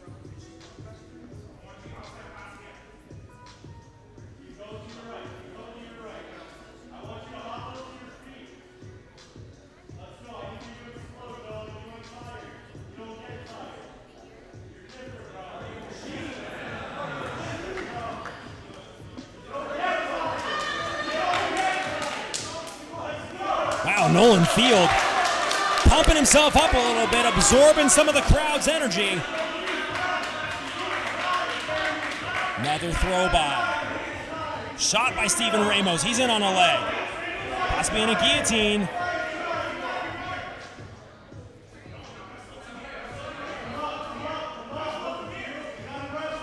Nolan with some aggressive kicks to try to salvage this situation.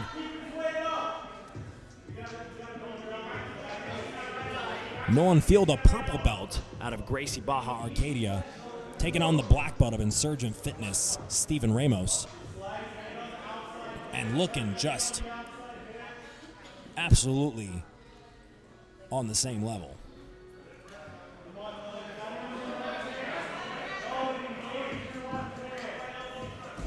Oh, but Nolan looking for this buggy choke one more time. Steven Ramos a little bit deeper in it this time, forced to posture up a little bit. If I'm not mistaken, slams are illegal. Oh my goodness! Nearly turning a buggy choke into an armbar. Definitely a cardio battle here. Beautiful! Horaigoshi.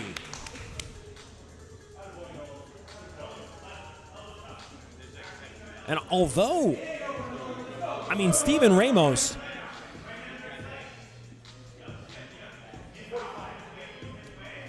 although Steven Ramos has had the opportunities and he's taken them in a bit more of a dominant fashion, what more can be said about the effort of Nolan Field? Steven Ramos setting up a triangle again. Nolan doing whatever he can to get that right arm back under his control.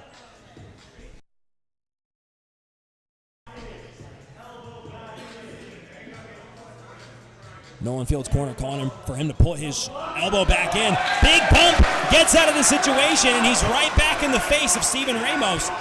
Possibly passing to the side, gives up his back though! Steven Ramos! 4 minutes! Has that arm right around the chin, this could be it! And Steven Ramos makes it happen again, wow! What a match!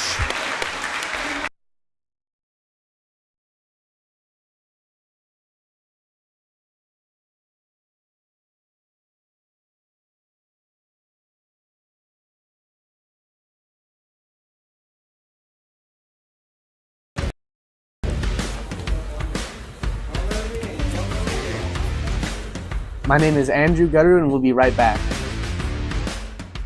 This is Alpha Brain, and this is Hannah.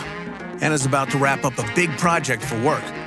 Well, just as soon as she answers that email. Right, it's Jackson's mealtime. So after she takes the dog, this meeting that could have been an email, she could use some focus. If you've got a lot going on or need to think clearly, we've got an Alpha Brain product that's got your back. It's not hard to get. I mean, you know how to shop. So, you want to be the best at whatever you do? Get Alpha Brain by On It. Focus where it matters most.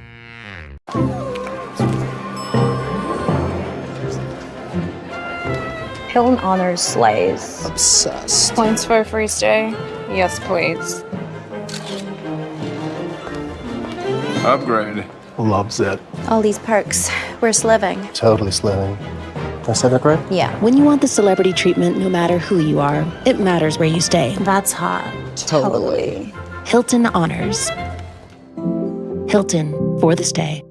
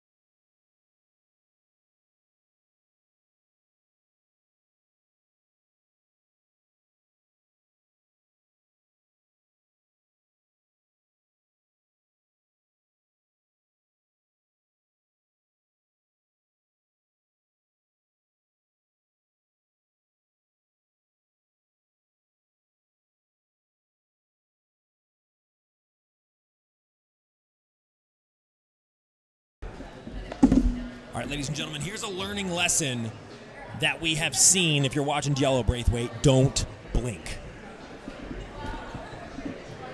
3, 2, 1, time. And here we go. 7 minutes on the clock, brought to you by Bulletproof. Oh, interesting sit guard out of Diallo Braithwaite immediately. Oh, and look at this! Already throwing up submissions from the guard position, possibly saving these weapons until the semifinal. But Josh Beaman powering forward, really trying to get past the guard. He's had quite the tournament today. Jay Page's very own Josh Beaman.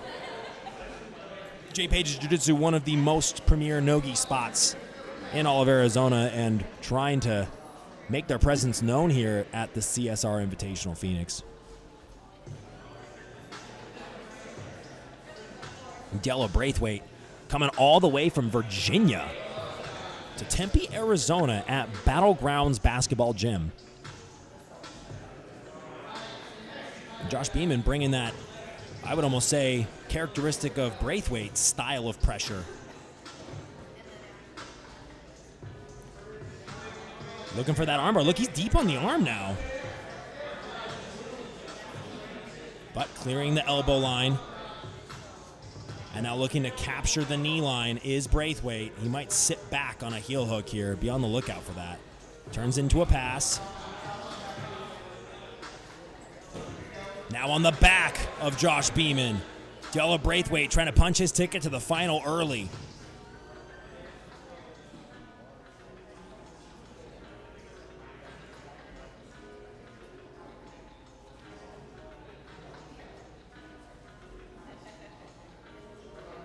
Trying to turn this into a body triangle. Great defense thus far by Josh Beaman.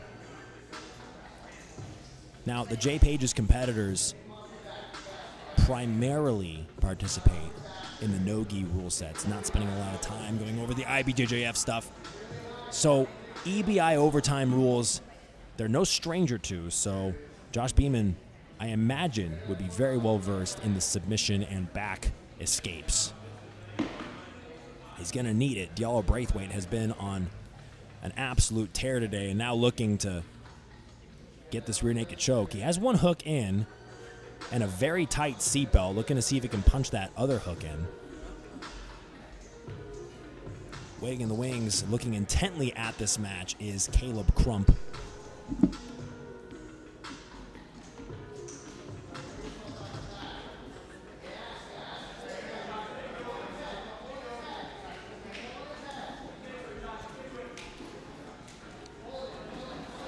Pulling Diallo over the top to no avail.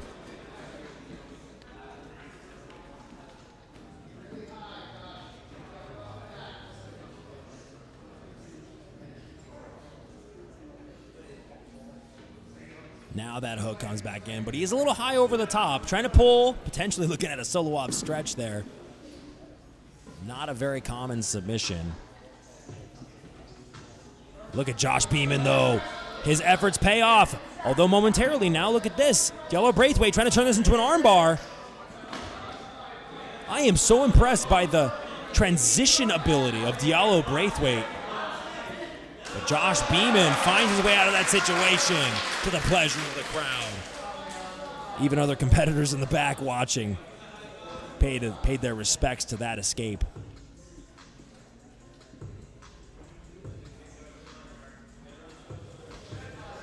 And what we're seeing as well is a lot of these competitors participated in the ADCC trials, or they often compete in the ADCC Opens. So we're seeing people in really good competition shape.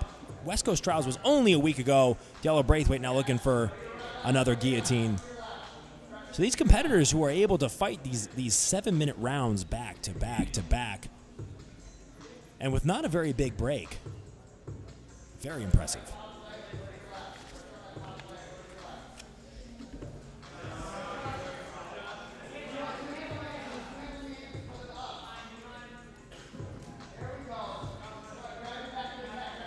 And Diallo has been throwing submission attempt after submission attempt.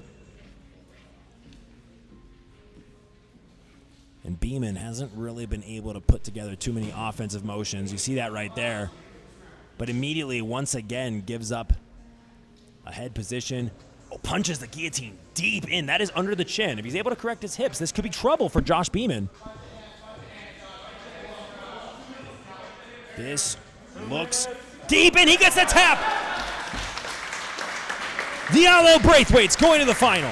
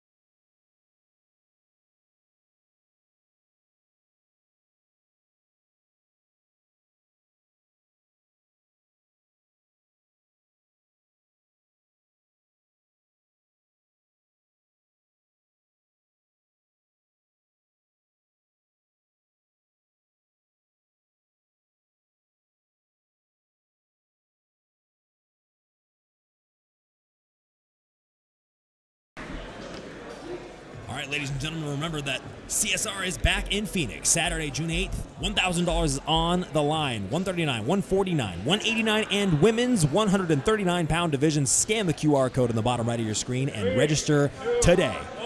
And here we go. Fight Clock, brought to you by Bulletproof.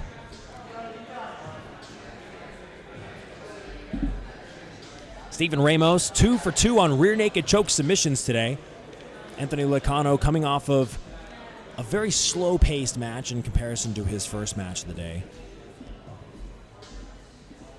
A lot of people picking Stephen Ramos to be a heavy hitter in this bracket, and he has looked impressive so far. This is actually the first black belt versus black belt matchup of the day as well.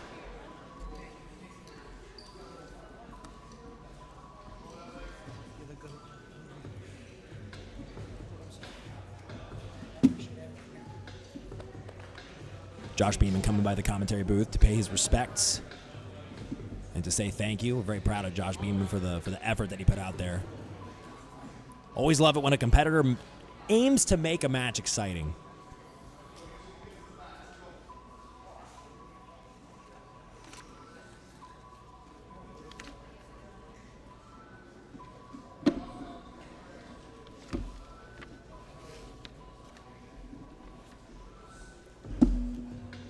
Stephen Ramos stuck in the half guard of Loycano.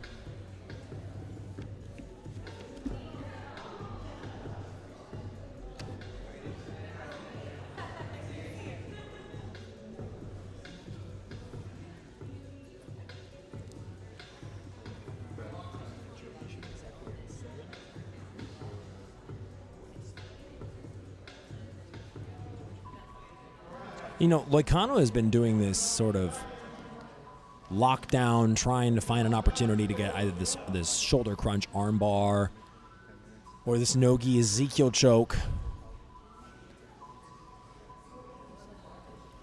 I feel like Alexei Olenek is really the sole proprietor of the no-gi Ezekiel choke, at least from what we've seen in both MMA and jiu-jitsu competition. So going to be a tall task, especially Stephen Ramos putting this pressure forward, now dropping his right shoulder real heavy on the neck.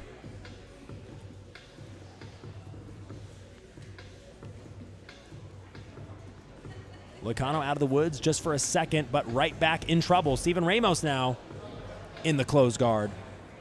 Oh, and he gets a tap with a no-gi Ezekiel choke. I eat my words. Stephen Ramos is going to the final.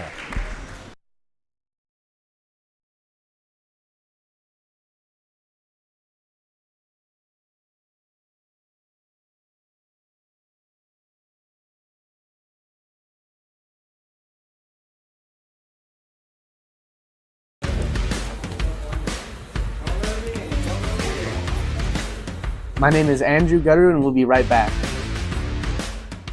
This is Alpha Brain, and this is Hannah. Hannah's about to wrap up a big project for work. Well, just as soon as she answers that email. Right, it's Jackson's mealtime. So after she takes the dog meeting that could have been an email, she could use some focus. If you've got a lot going on or need to think clearly, we've got an Alpha Brain product that's got your back. It's not hard to get. I mean, you know how to shop. So, you want to be the best at whatever you do? Get Alpha Brain by On It. Focus where it matters most.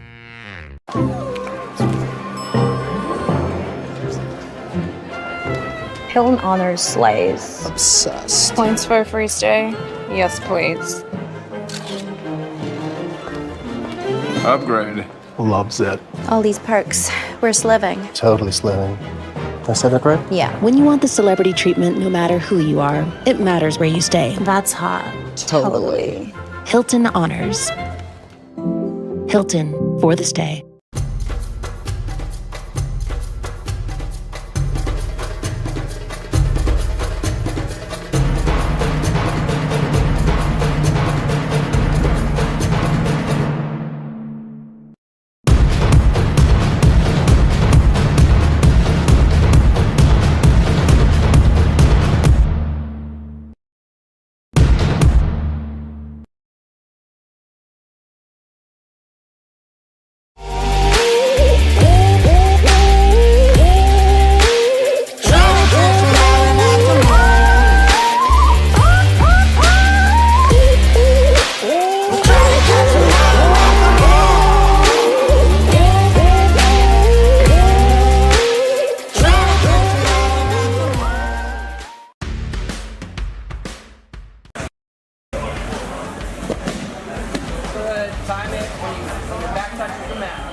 I'm Seth Showtime Wheeler, and we'll be right back. Ben, take a seat. So, what you did earlier, right? Huge mistake. Colossal. Yeah, rookie move. Kind of blew it. Not signing up for Hilton Honors Points? See, I'm turning all these trips to Grand Rapids into a vacation in the Waldorf Astoria in the Maldives for free. Boom. You're a business traveler now. Time to start acting like it. So, is that a yes to joining Hilton Honors? Shall I? For free. When you want to earn points like it's your job, it matters where you stay. Hilton for the stay. Introducing Money Plus Miles, a new payment option for Mileage Plus members. Money Plus Miles gives you the flexibility to combine, you guessed it, money and miles to pay for your flights. It's a great option for when you don't have enough miles for a trip, or you want to use the miles you've earned to keep a little more cash in your wallet. It's easy to book using Money Plus Miles. Search for a flight on United.com or the United app. The search results will display the fare amount in US dollars. Select a specific flight. The Money Plus Miles widget will display on the payment page. Select a combination of money and miles by using the slider, or select an amount in the autofill box. It's that easy. With Money Plus Miles, you don't have to wait. You can turn miles into memories today. Money Plus Miles, the perfect pair to get you there.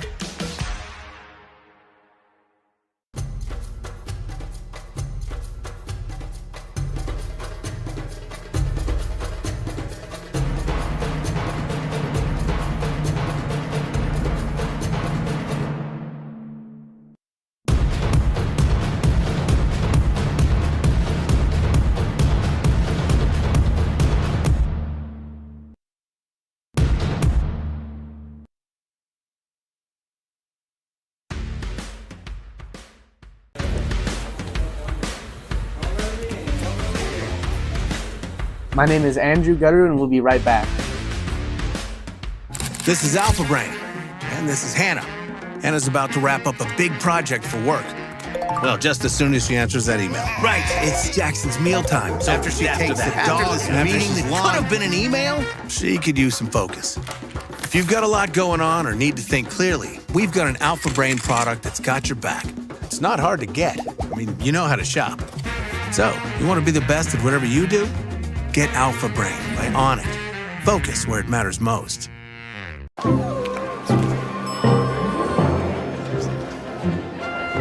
Hilton honors slays. Obsessed. Points for a free stay?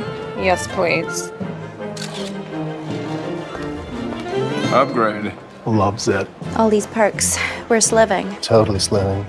Did I say that right? Yeah. When you want the celebrity treatment, no matter who you are, it matters where you stay. That's hot. Totally. Hilton Honors. Hilton for the stay.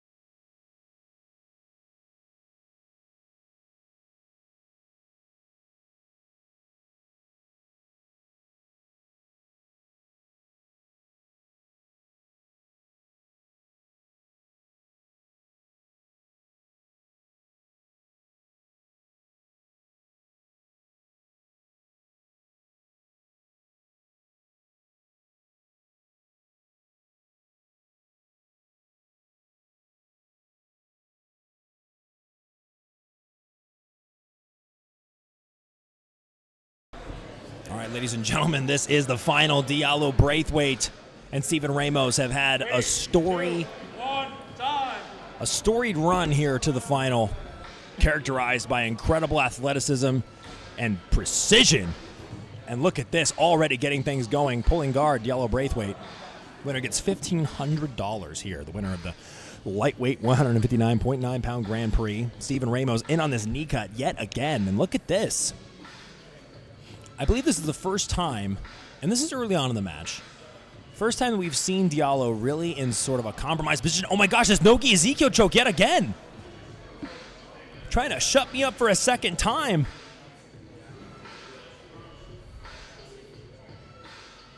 Feel like I never should have said anything about a Nogi Ezekiel choke. Stephen Ramos putting pressure early here in the first minute.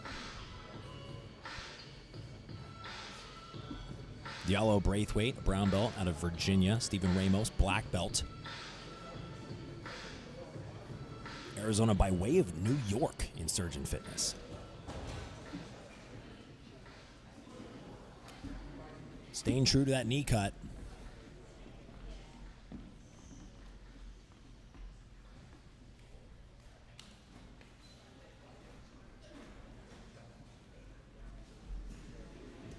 Oh, Diallo Braithwaite throwing that armbar over the top. And man, they are just trading submission attempts. Diallo Braithwaite, he tried to go for the armbar. Stephen Ramos answers with an Estima lock attempt.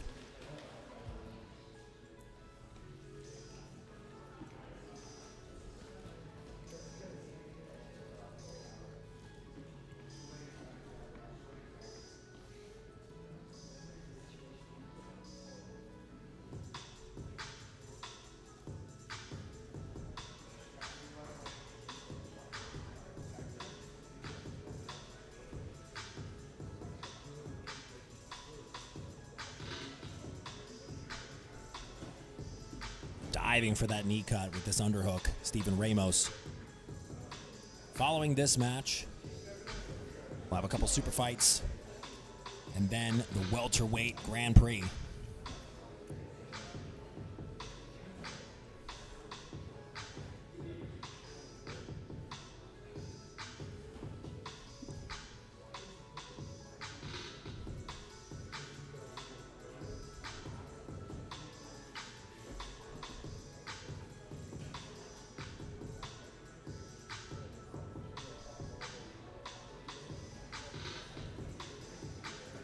and still committing to that knee cut over and over. Steven has scarcely deviated from that game plan.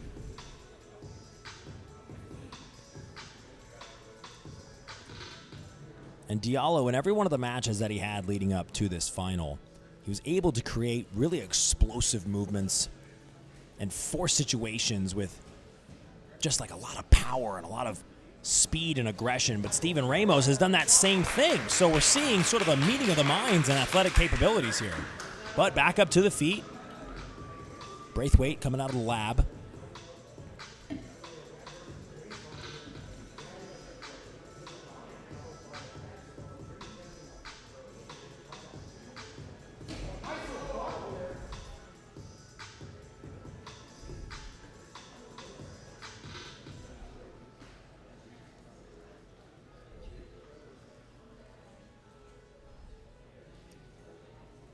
Diallo trying to muffle the face of Steven Ramos as he seeks to open up an opportunity from the closed guard.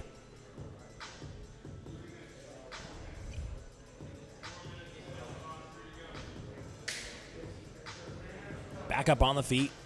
3 minutes.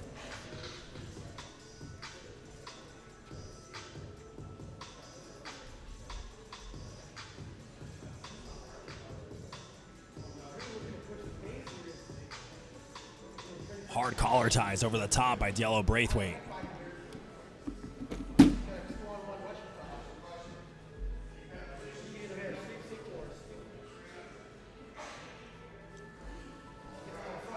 Oh, now front headlock. Diallo Braithwaite in on the neck.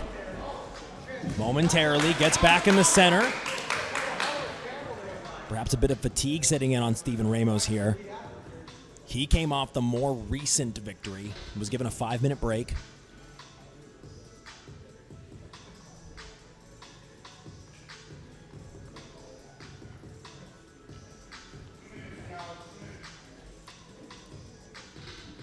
And this is an opportunity for Diallo to...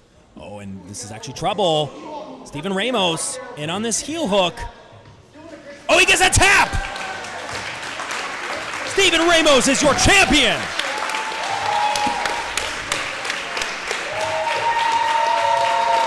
What a show by Diallo Braithwaite, but that's Steven Ramos.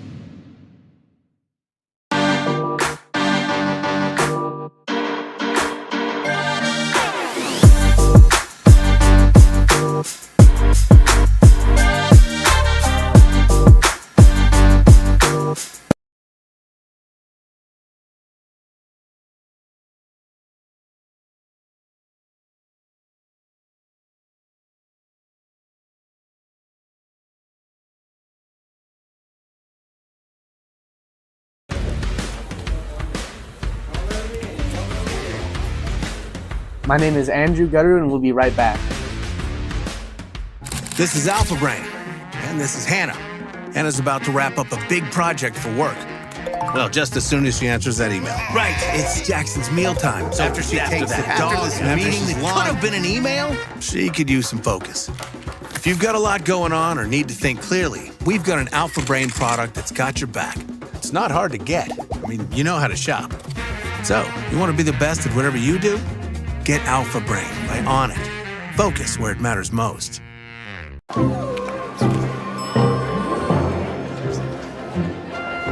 Hilton honors slays. Obsessed. Points for a free stay? Yes, please. Upgrade. Loves it. All these perks. We're sliving. Totally sliving. Did I say that right? Yeah. When you want the celebrity treatment, no matter who you are, it matters where you stay. That's hot. Totally. Hilton honors. Hilton for the stay.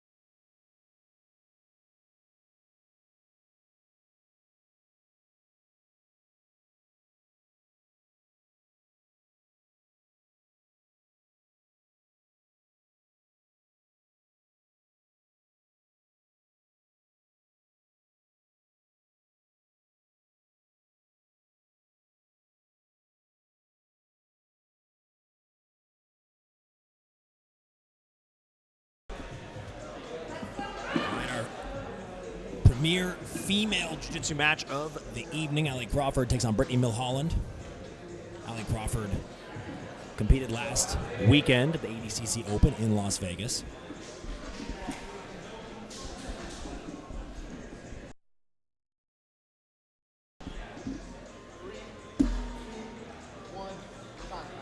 And here we go. Fight Clock brought to you once again by Bulletproof. Immediate guard pull for Ali Crawford. In the half guard, looking for a lockdown. Regains that closed guard position.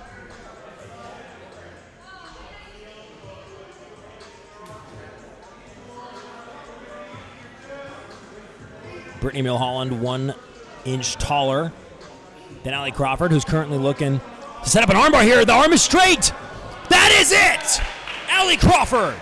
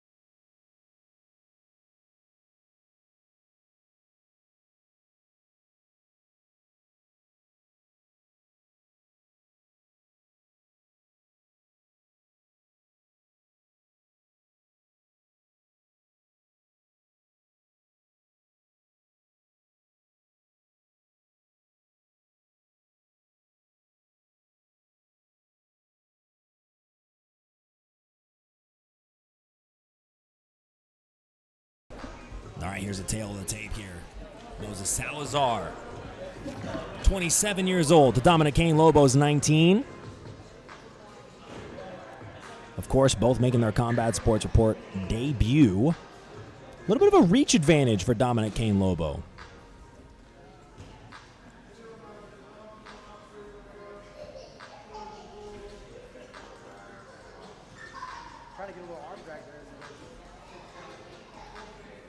Pulling immediately into that left side, De La Riva. Throws that De La Riva deep. Moses Salazar sitting back, threatening. Hard to tell from this angle what he's threatening, but he is pulling on that leg. Dominic Cain Lobo a little bit taller than Moses Salazar.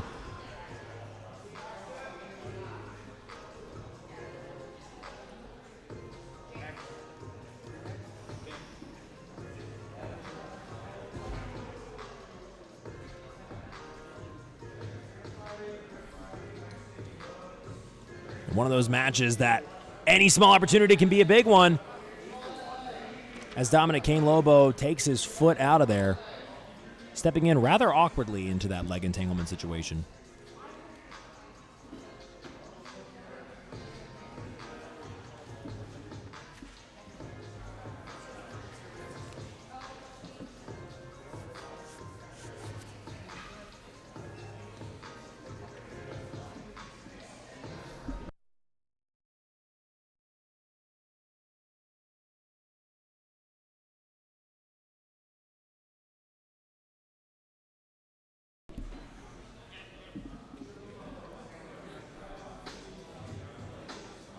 So far, Moses Salazar looking for an opportunity around the top. Needs to be careful, though, on his way in.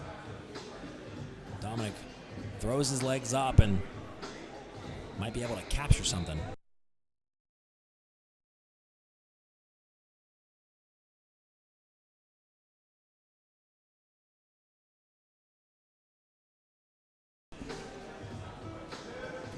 Now we see Lobo initiating top position.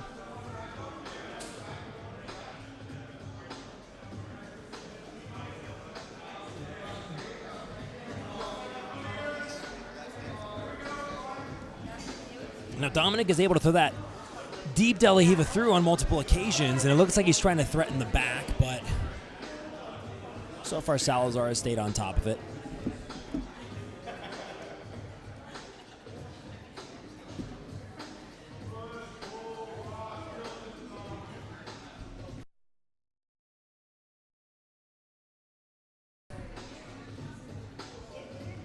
And every time that Lobo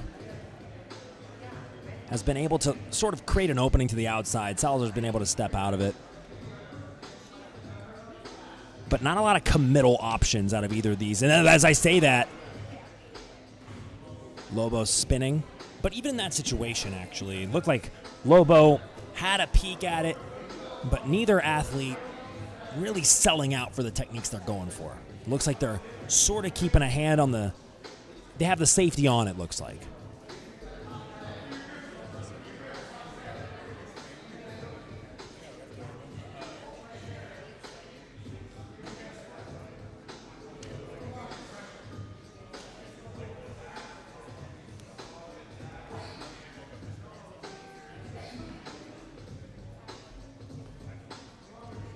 Lobo, see a little bit more clearly what he's trying to do. Throw that deep De La Riva in so we can look for this Kimura. Now his hands are connected. Oh, and look at that. Uses it to get on top. That's a legit opportunity there. Now chasing around the back. Look at that. In the closed guard on bottom. 2 minutes, 45 seconds left. Classic Kimura sweep to the back. Look at that. And the arms underneath the chin. And that's going to do it. Beautiful work.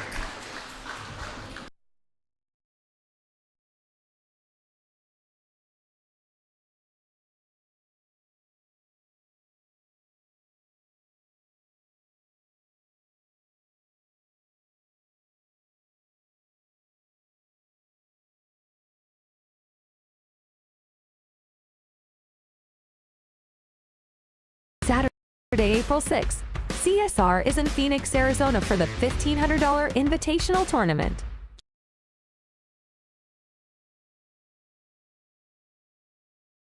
Saturday, April 6th, CSR is in Phoenix, Arizona for the $1,500 Invitational Tournament. June 8th, we're back in Phoenix. Keep an eye out for your invitation. Friday, August 16th, CSR heads to Vegas ahead of ADCC weekend for an 8-man absolute tournament. And October 19th, we're heading to Denver, Colorado. Elevate your game and check us out on Smooth Comp.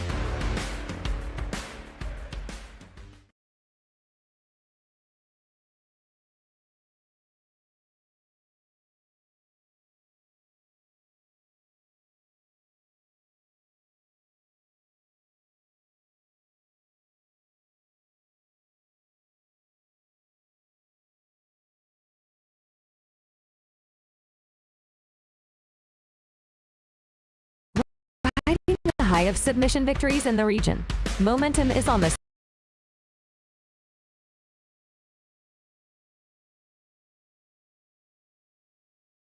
riding the high of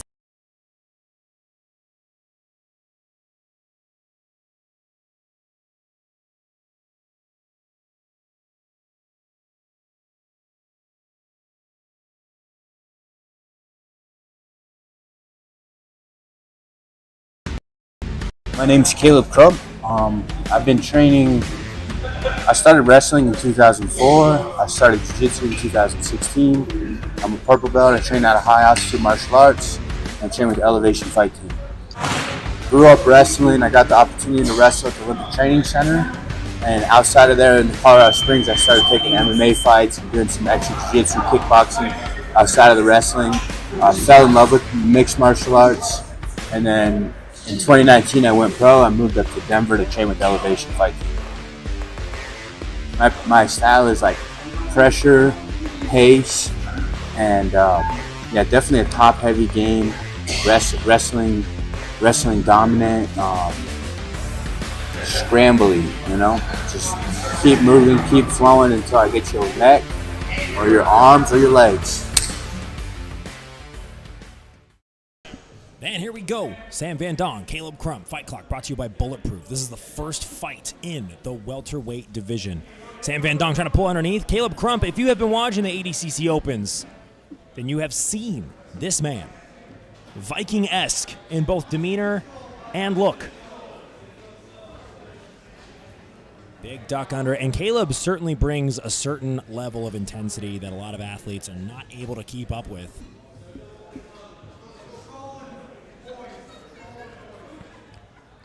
Ladies and gentlemen, Combat Sports Invitational Phoenix is brought to you in part by Snap Supplements, empowering your wellness journey with dedicated products that are not just supplements, they're a testament to our unwavering dedication to your well-being. Join thousands in experiencing the Snap difference for a healthier life.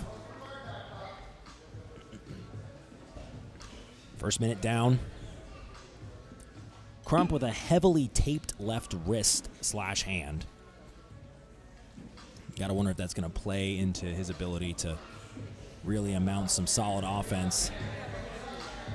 Had the opportunity to talk with Sam on an airplane that we shared to, I believe it was the Nogi World Championship, and he definitely is very confident that the work that he puts in with Jay Pages, as I've said earlier on the broadcast, one of the premier Nogi gyms in the state of Arizona, he's sure that the work that he's put in is going to lead him to where he wants to be, which is an elite level jiu-jitsu practitioner, and so far staving off the multiple attempts of Caleb Crump, who has proven time and again to be one of the more dangerous competitors in this sort of welterweight division, let's call it.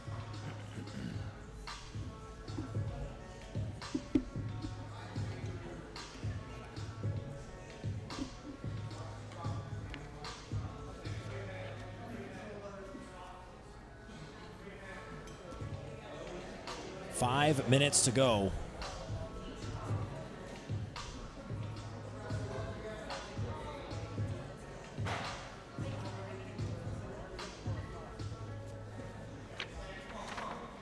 Now back up on the feet. Sam Van Dog is a blue belt out of Jay Page's jiu-jitsu, whereas Caleb Crump, a purple belt. Coming out of the state of Colorado, no wonder he's got great cardio here in the state of Arizona. Big snap down by Sam.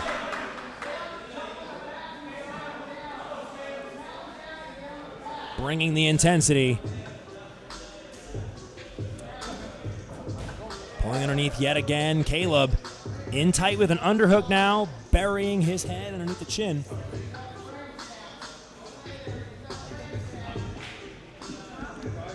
A look at a Nogi Ezekiel choke, trying to punch that hand through and keep the knuckles on the side of the neck.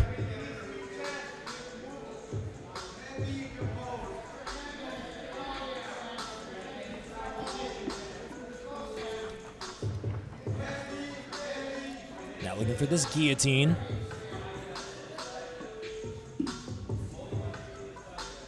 He's going to be able to potentially use that to pass, but this pressure that he's putting with the right side of his body on the neck of Sam Van Dong.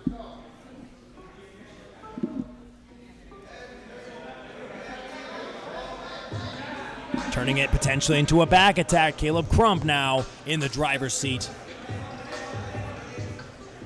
Can he turn this into a choke? This looks like trouble for Sam Van Dong here. Really squeezing it is Caleb Crump. This is what I mean about the intensity of the Colorado native, and he gets the tap. Caleb Crump's moving on.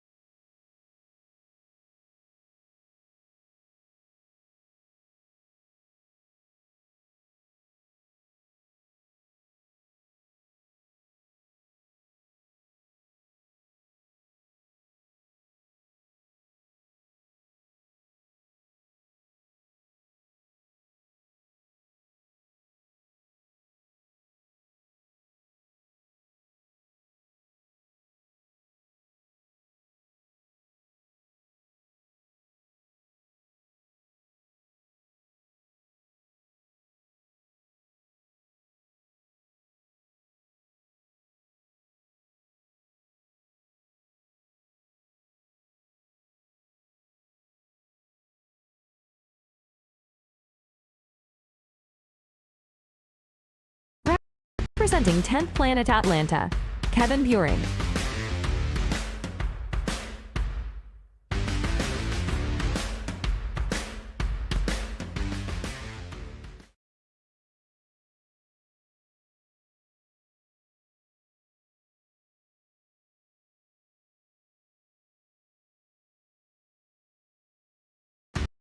Farrell is known in the state of Florida one of his claims to fame, but he is the most active grappler in the state. Notice Ferriola's left leg. Matt Ferriola! Here's your next L, baby.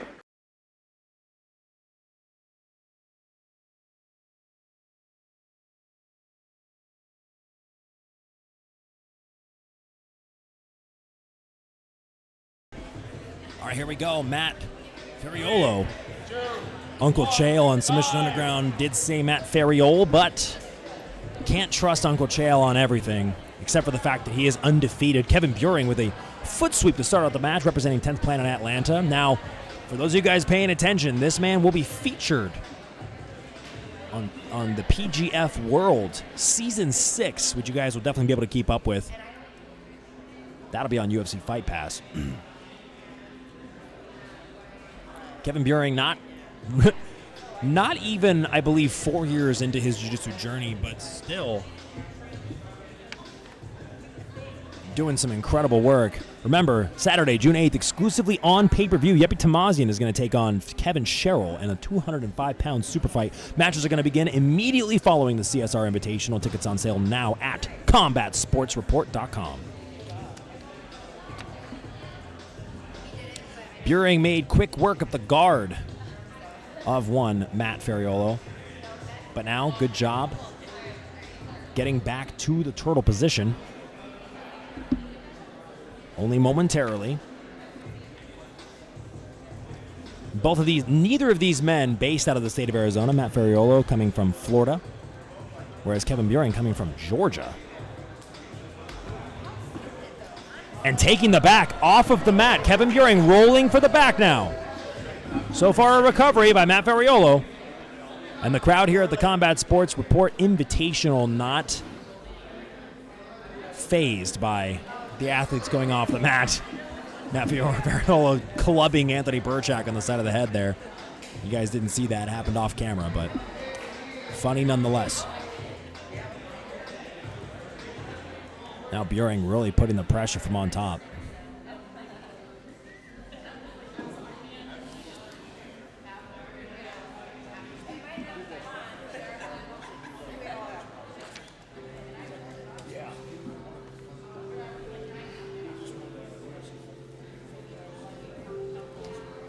Ferriola getting out.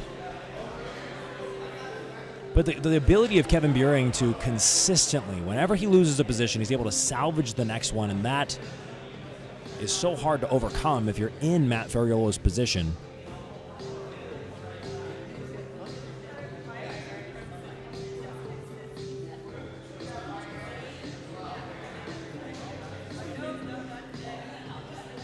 Kevin keeping his hands wrapped around the lower back makes it very difficult for Matt Ferriola to move as well. You need that lower back freedom in order to correctly articulate your hips one way or the other. What's crazy is that we're going to see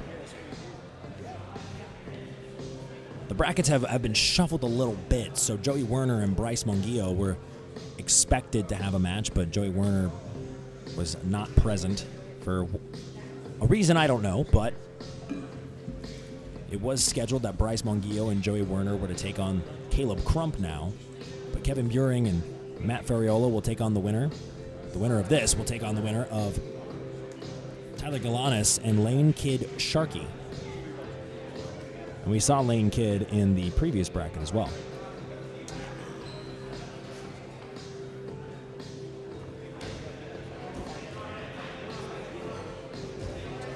And back to neutral is Matt Ferriola.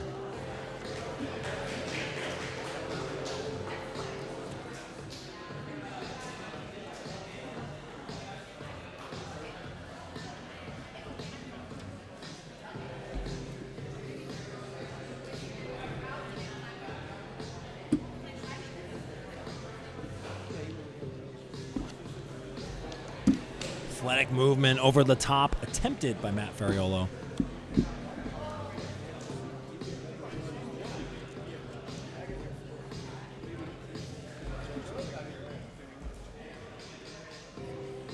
Buring remaining patient, trying to now elevate from underneath.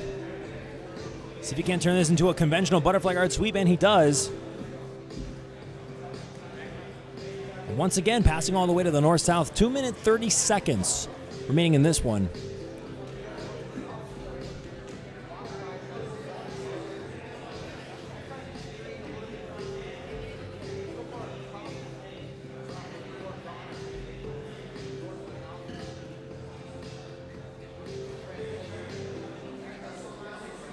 Matt turtling once more. Kevin slowly working to see if he can't fit that right arm around the neck. He might have looked for a back take for a second.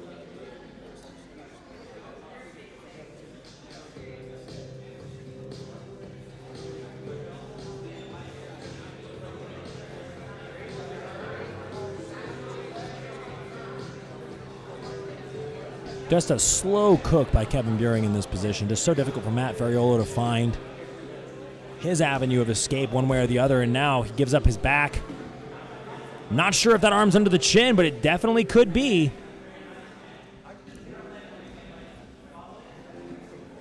And retains mount position once more.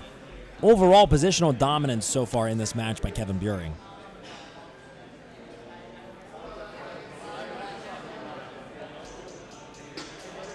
Now working to slowly bring the right arm of Matt Ferriolo over his head. This is going to open up opportunities for an armbar. Some people just act mean and go for a smother choke, but Matt Ferriolo not willing to accept the position. He explodes out of there. A little breath of life with 1 minute to go.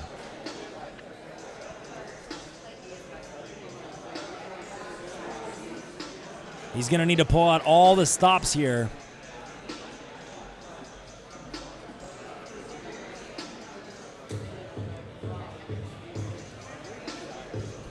Time winding down, only 33 seconds to go. Kevin Buehring utilizing his length to his advantage.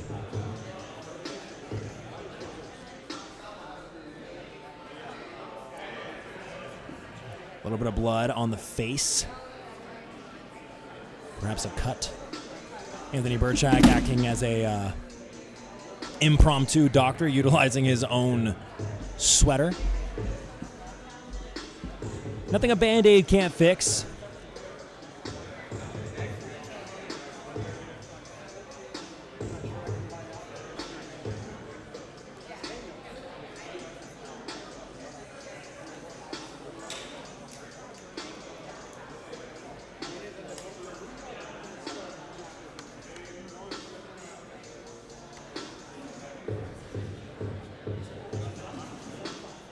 Yes, because that Band-Aid is going to stick. They got 20 seconds. What are you going to do? Lesson for next time.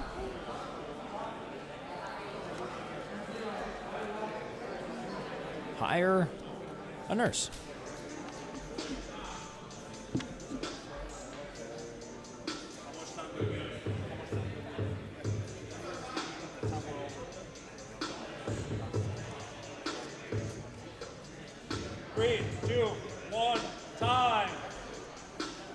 And we're back.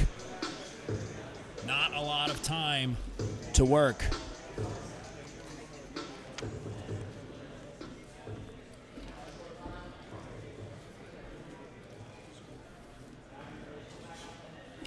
Vitalog pass attempt again by Ferriolo. And that Band-Aid dangling off the face.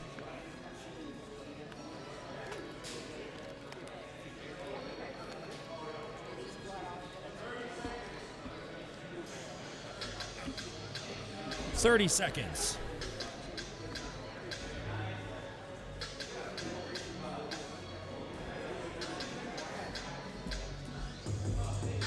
And Kevin Buehring retaining top position one more time. That's going to put a nail in the coffin, you would think, punching his ticket to the quarterfinal.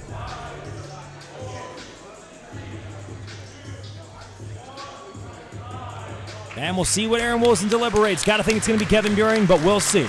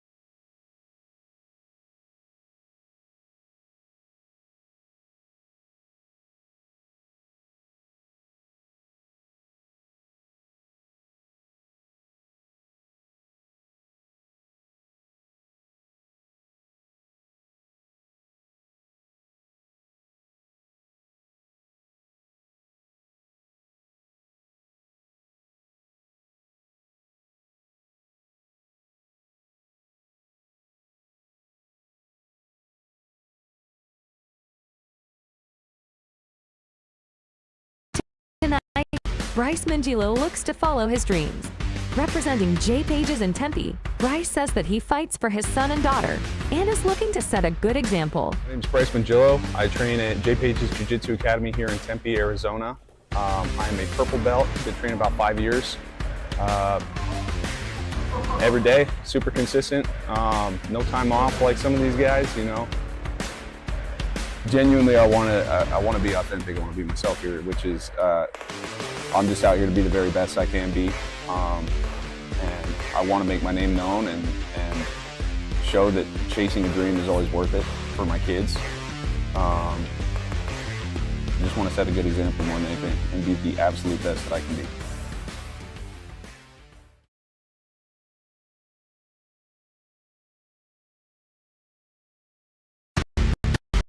My game initially when I very first started jiu-jitsu was wrestle, takedown, pass, guard. I say that was basically my only game until purple belt. Around purple belt, I realized I had an underdeveloped guards. I started really working my guard, and that sort of evolved to just mostly leg attacks. And so since then, I've developed a pretty solid leg attack game.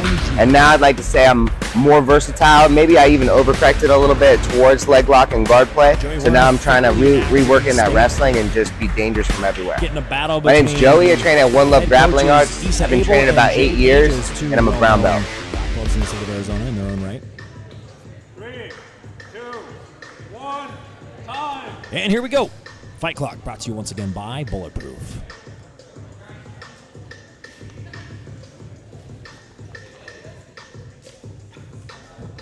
Werner already looking for this false sweep. First false sweep entry we've seen today. Actually, I take that back. It's Bryce Mongillo going for that false sweep. Joey Werner wearing the rather comfortable, or colorful, geez. My English today, not good.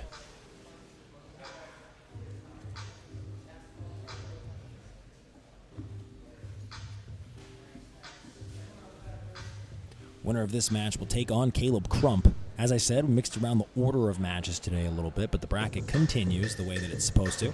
Kevin Buring waits in the wings for the winner of Tyler Galanis and Lane Kidd-Sharkey, who we saw earlier in the lightweight bracket as well. Look at this. Good effort by Joey Werner to get into this side control.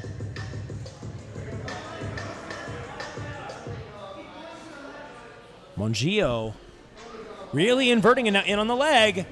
Joey Werner does not look pleased to be in the situation, getting his knee line free.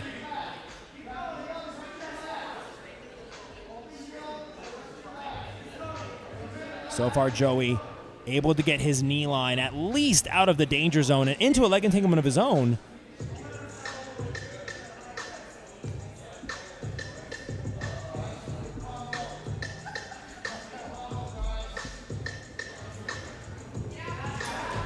Oh, look at this. Joey Werner in on the heel hook. That's it. Joey Werner moves on to the next round.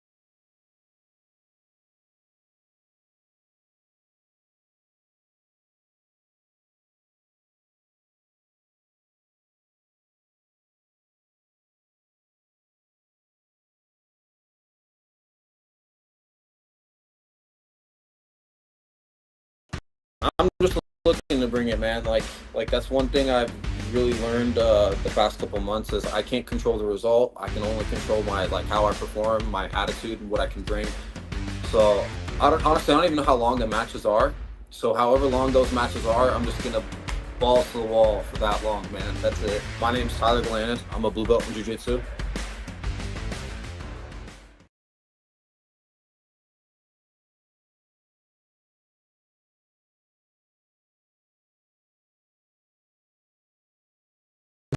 About tenacity. He Number two, he's very constant, and he's a natural at this. So when he sees a technique, he not only absorbs it immediately, but he implements it, and executes it correctly. And that will take him a long way in this.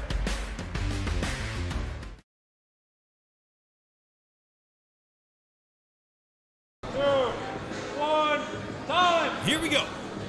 Time to get this show on the road. Another match.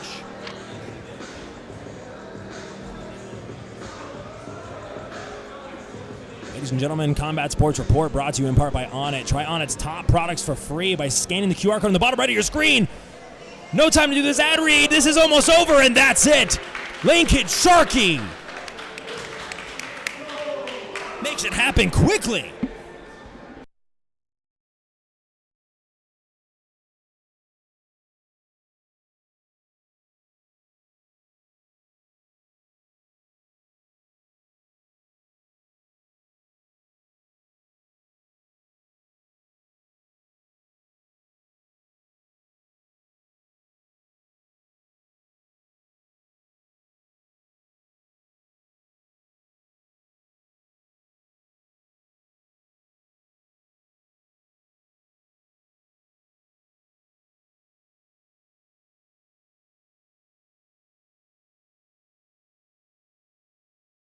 Stepping up on just 3 days' notice, Ryan Onyate.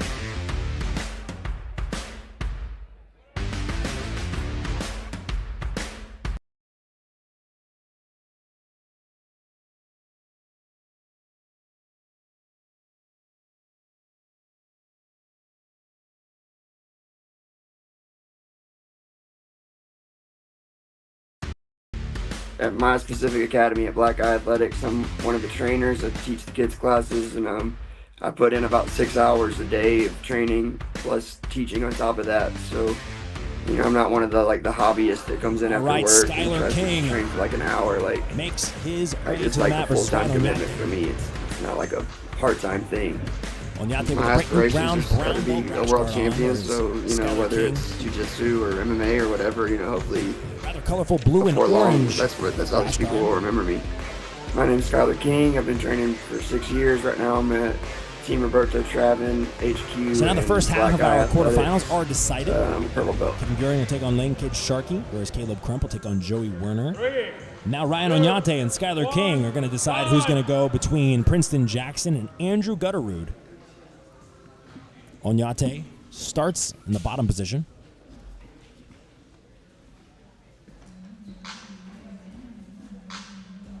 Onyate with a very patient approach, or so it seems at the very start. Now, in comparison to the lightweight bracket, I would say that the welterweights have taken a bit more of a measured approach per match. Not to say they're not explosive or exciting, but the lightweights came with a certain sort of flair. Those of you guys who tuned in on YouTube, be sure to share this and subscribe to Combat Sports Report for future invitationals, future events here in the beautiful state of Arizona. It's nice to see Arizona getting some love in the professional jiu-jitsu scene.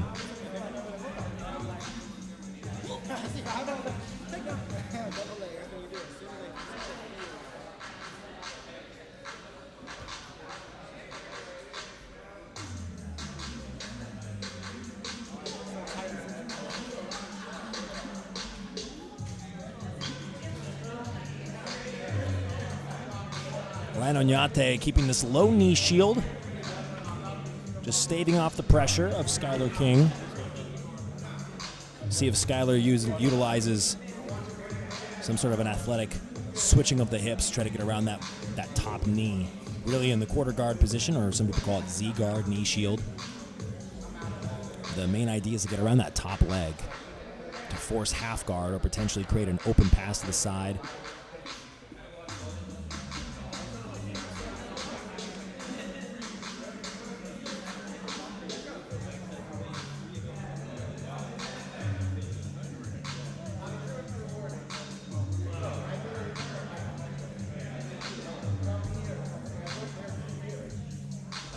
Arm drag attempt, getting up on a single. Sprawl by Skylar.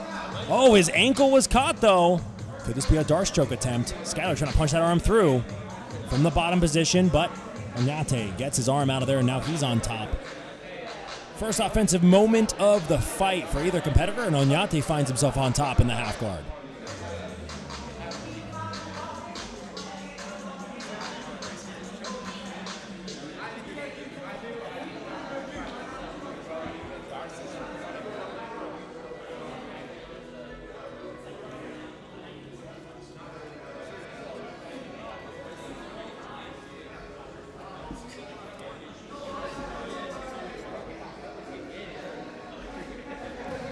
And look at this, Skylar King now getting back on top. See if he employs a little bit of a different strategy in passing the guard of Ryan Oñate. So far he's had a difficult time. Gave up a sweep earlier, about 3 minutes down in this one.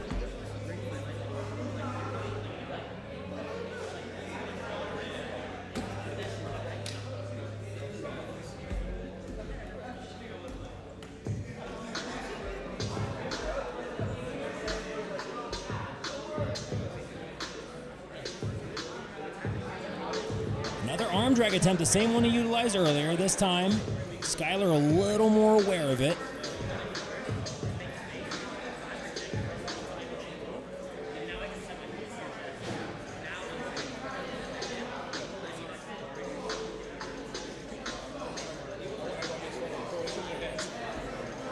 Back into the closed guard now.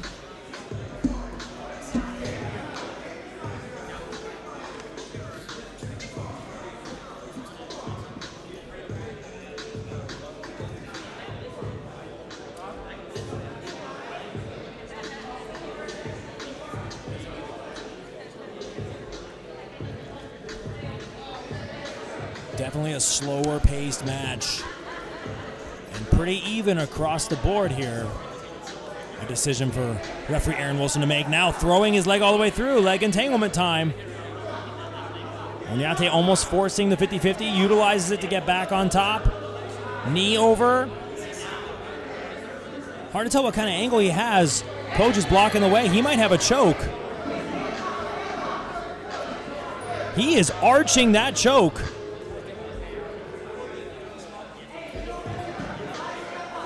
They're right on the side of the mat. Skylar King looking for a leg entanglement of his own now. Maybe see we correct the camera angle a little bit. Now they reset back in the center.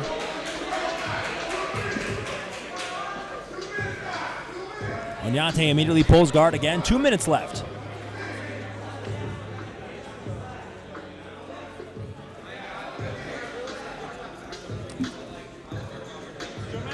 Coming up next is going to be a matchup between Andrew Gutterud and Princeton Jackson. Jackson coming out of J. Pages. Andrew Gutterud we saw earlier coming out of Grayson Humaita Beaumont. Oh, look at this. Little basic tilt sweep to the side by Ryan Oñate. Attempt unsuccessful, but now finds and looking for different attacks. I think very smart idea. In a match this tight with 1 minute, 30 seconds left, hard to tell who's actually in the lead. Oñate's had a lot of great moments. Skylar King has had his fair share of success in the match.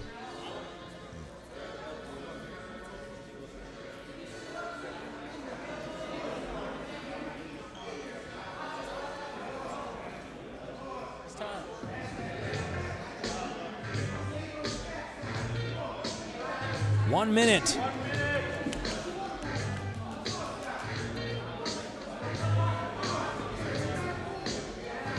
Oñate looking for a submission over the top, turning it into a Kimura trap.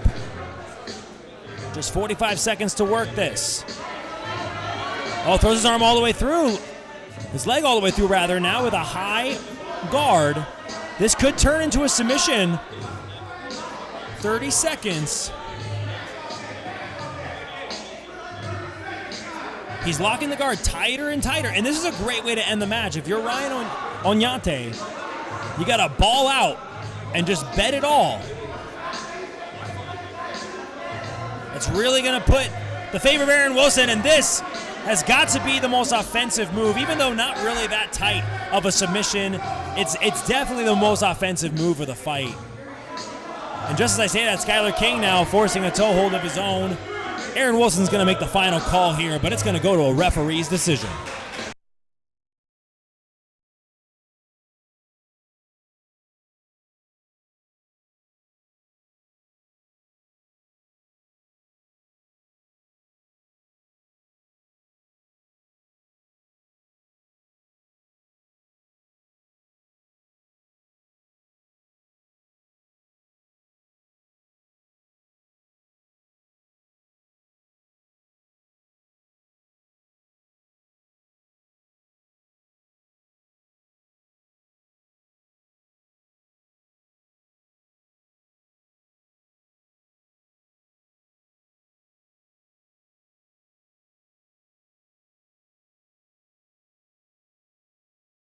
1500 is hard to say no to, so I don't know if I can ever say no to something like that. But man, I want to win everything. I don't want to limit myself to like, I want to win an ADCC. I want to win everything. I want to win Europeans. I want to win Worlds. Brazilios is always something on my mind. I want to win trials. I would love to try East Coast trials, West Coast, like everything I could get my hands on, I would like to do.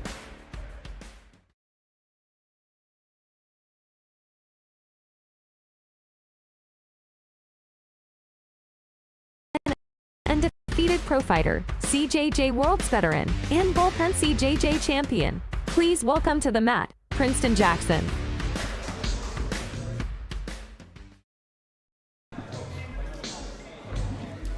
All right, Princeton Jackson and the returning Andrew Gutterud.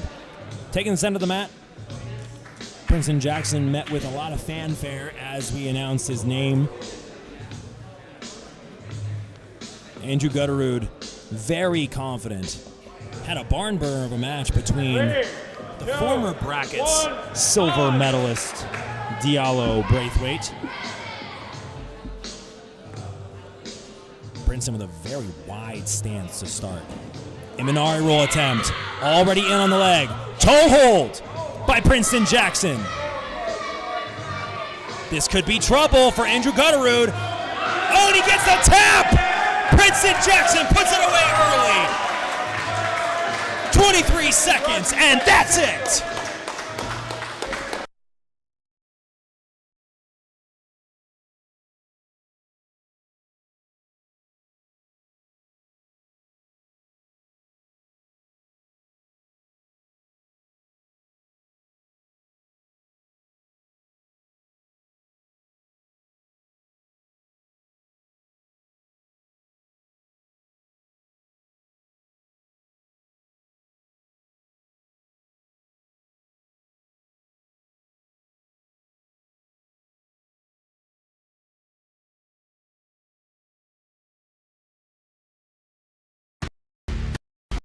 Man, I would love to shout out my gym. As my team has helped me out so much. I mean, they've helped me learn that it doesn't matter where you train at. Like I said, we're a small gym. We're a very new gym. None of our guys have ever done jiu-jitsu before, and we're out here getting it done just off of teamwork. You know, most of our guys compete, and we love it. We love that we're just a small group of guys that get out there and get dubs. My name is Anthony Campa. I've been training for about 10 years now. I'm a purple belt.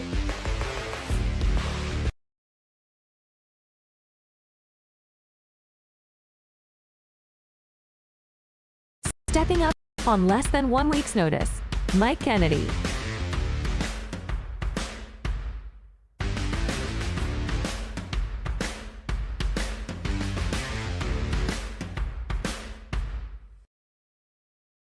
All right, here we go. Mike Kennedy, Anthony Campa. 1, time.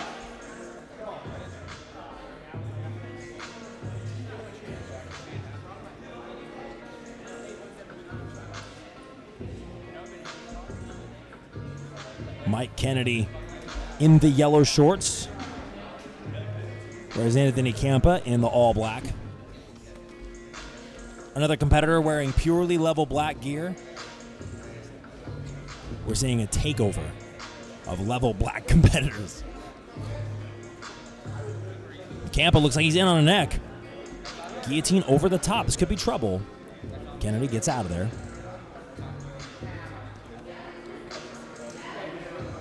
Anthony Campa needs to respect this leg entanglement on the right side.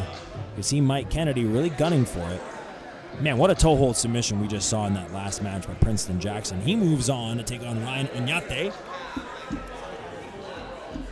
The quarterfinals are almost set here in the welterweight division. The winner of these two will take on the winner of Asinobi, Iwuajoku, and Diallo Braithwaite, who we also saw the silver medalist of the last bracket. Look at this. Mike Kennedy with a big takedown. On top now. Gets bumped over, though, by Anthony Campa. Great movement.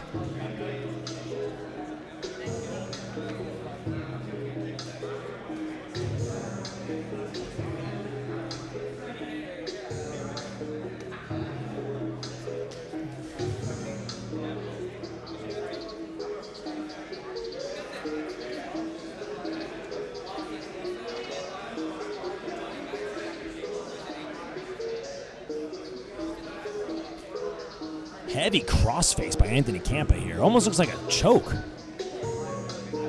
The face of Mike Kennedy turning very red. So far, great usage of the half guard to stave off the passing attempts of Anthony Campa. That left leg still in the butterfly hook.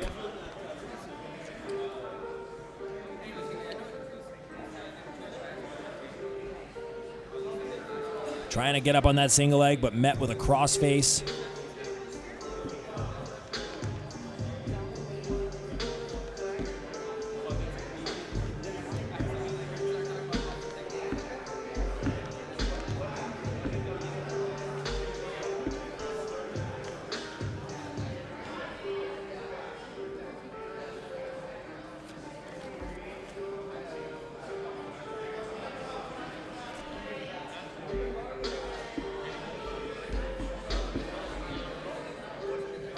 Pretty even match, largely dictated by the physical prowess of Anthony Campa, but Mike Kennedy doing what he can to stay in this technical battle.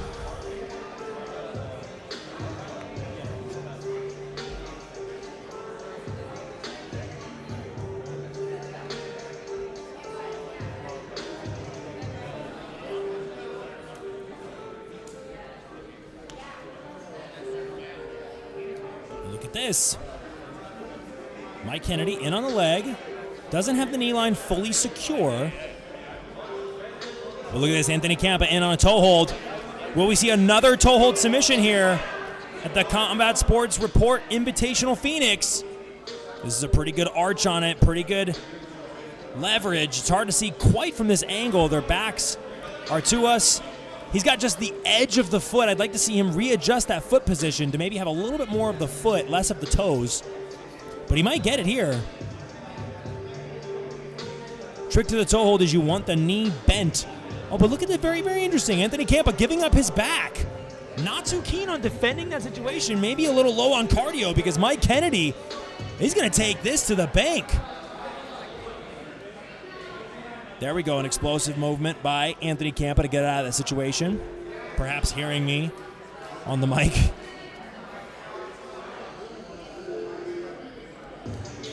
Is that a Marlboro patch on the back of Mike Kennedy, sponsored by a cigarette company? That's a giant cigarette company. If that's the case, it's a Marlboro rash guard. Well, if he has good cardio, then that sponsor doesn't make sense. Anyway, back to the match. Campa rolls out. Oh, and Anthony Campa taps Mike Kennedy with the quick choke as the match wound down.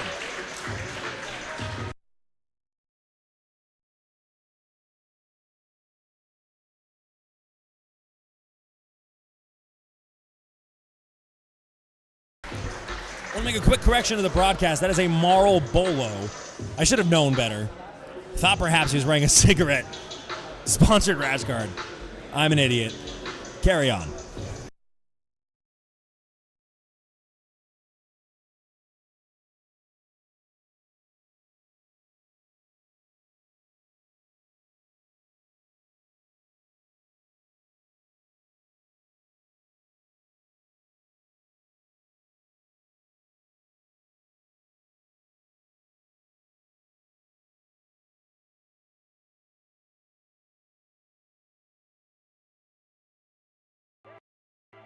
If I was describing my style, because, you know, when I used to dance, my breakdancing style was universal, I would call it.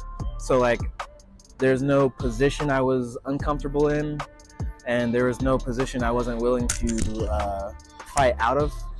And I would definitely say that if I'm forced to be on my back, I can play back. And if I'm on the top and I don't want to be removed from the top, I'll stay there and I'll ride you the whole entire time. My name is Asinobi Iwuajoku with the Sardinia BJJ Academy.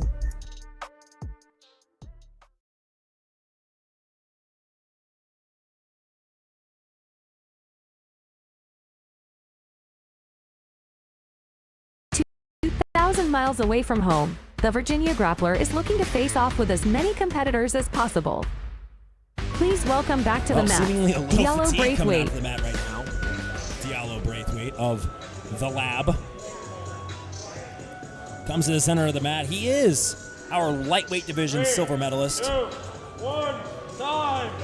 We'll see how much gas he has left in the take for this first round. Asinobi Iwuajoku, Sardinian BJJ, as you guys saw in the build-up clip to this bracket. Breakdancer, and a good one at that. We'll see if he utilizes some athletic style passes in homage of his breakdancing days, which I don't know if his breakdancing days are over. Just figure he probably spends more time doing jiu-jitsu now. Look at the aggression by Diallo Braithwaite.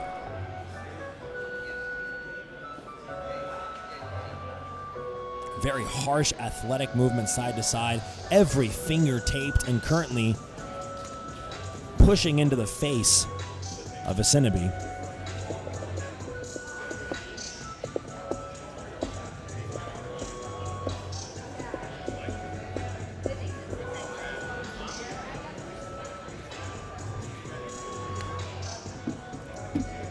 This is going to be the last eliminatory round, and then we're going to kick it back up. Caleb Crump's going to take on Joey Werner. And we're going to blitz through this welterweight bracket. Got one more super fight at the end, and then that is going to conclude the Combat Sports Report Invitational Phoenix, the first of what I'm sure is going to be many great events.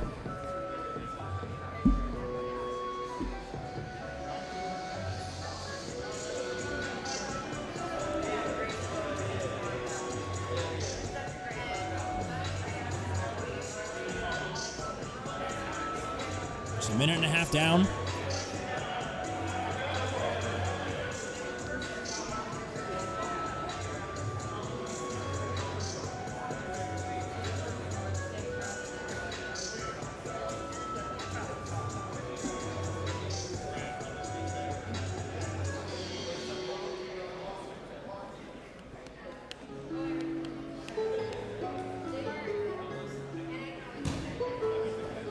Big explosive attempt to do that hip bump sweep over from the closed guard. You could hear the slapping of his foot on the mat.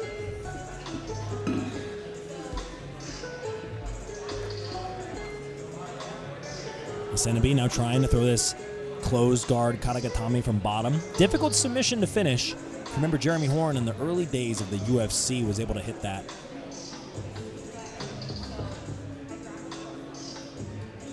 Could have actually been Elvis Sinisic. I might be mistaken.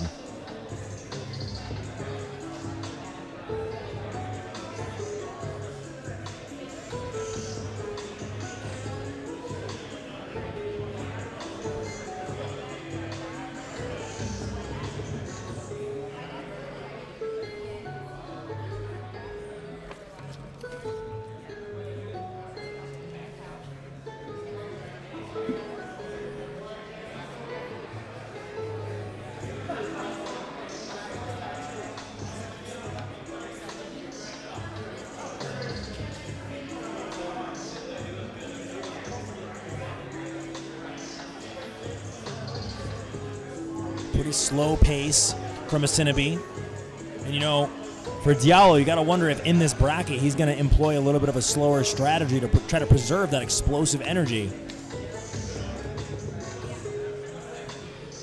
If Asinobi's able to keep his right leg real heavy in this position, he could force the arm out, potentially force a triangle, or look for that arm saddle position. You see him going for it right now. If he's able to pull that arm out, he can force a triangle situation, and Diallo sees that coming. Throws his right knee in there. And now pressuring forward in the guard is Diallo Braithwaite. 3 minutes to work.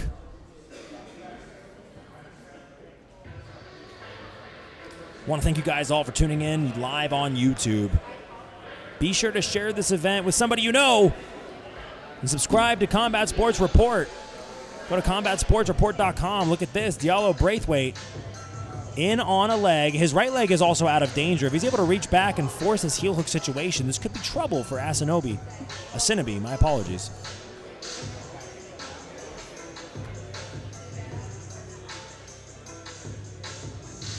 Looks like Diallo throwing that leg to the other side, holding it against his head. We'll see if he's able to turn this into a knee bar.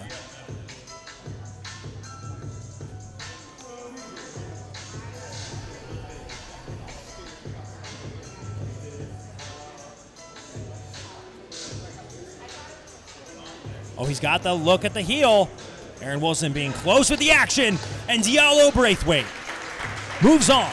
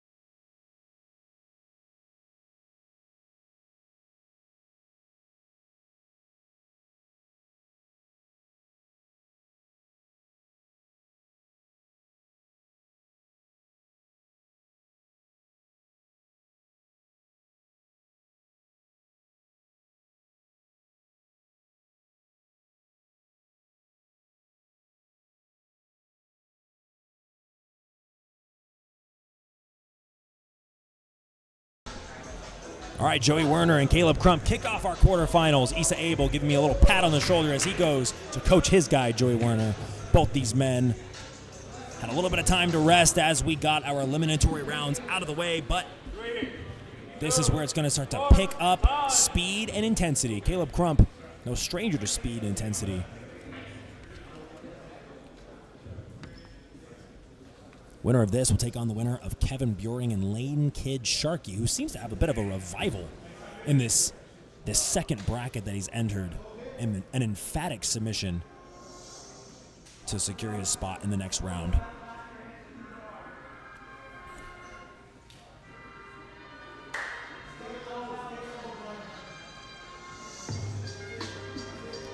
Caleb keeping that head low, looking for an opportunity to get an underhook with his left arm. Werner, a very educated competitor, I would say. Issa Abel runs a great program down here in Arizona at One Love Grappling Arts. He's somebody who's also spent a great deal of time competing on the world's biggest stages. He's an EBI veteran. Caleb Crump coming all the way from Colorado.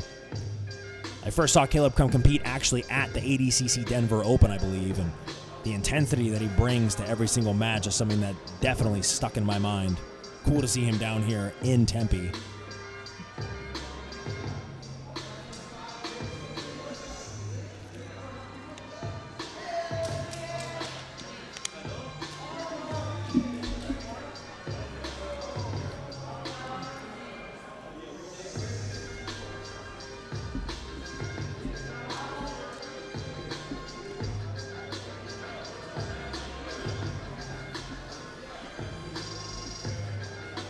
I had mentioned before as well that Crump had his left hand taped. And my wonderment was whether or not that was going to affect his ability to move side to side and do those very aggressive pass attempts that he typically does. He's also shared the mats with the likes of Benson Henderson. Look at his pass to the side, putting that left arm through. Finds his way into half guard momentarily. Can't fully lock it down.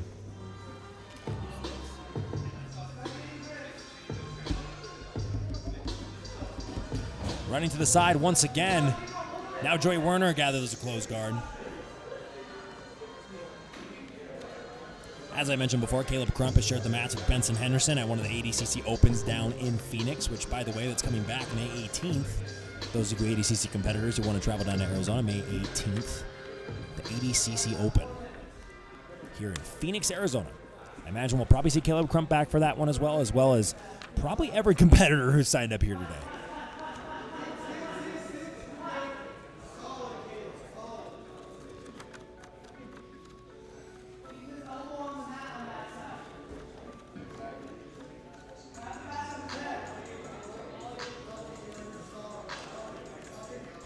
Now look at this, Joey Werner throwing that leg over the top for the omoplata.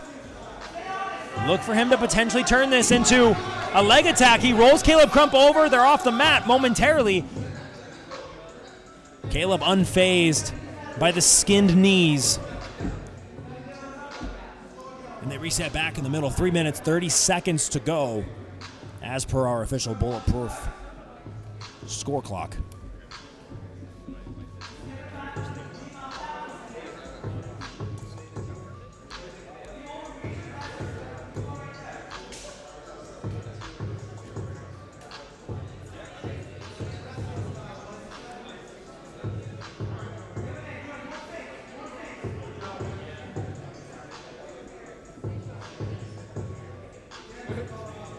Both these competitors weighed in at the 180-pound limit just an hour before the tournament started. So any weight cutting that any of these competitors did would have had to have been enough to maintain energy just an hour later.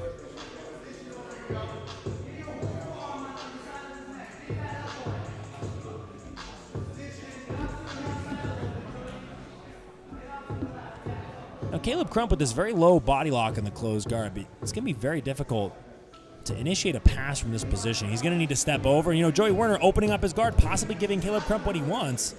If Joey's able to throw this leg through, man, Masters competitors at home are cringing right now. Oh, but look at this. Go Plata! Caleb Crump not pleased. Explodes out of there, possibly finds a pass, and Caleb Crump is turning on the boosters here. Possible Darce attempt.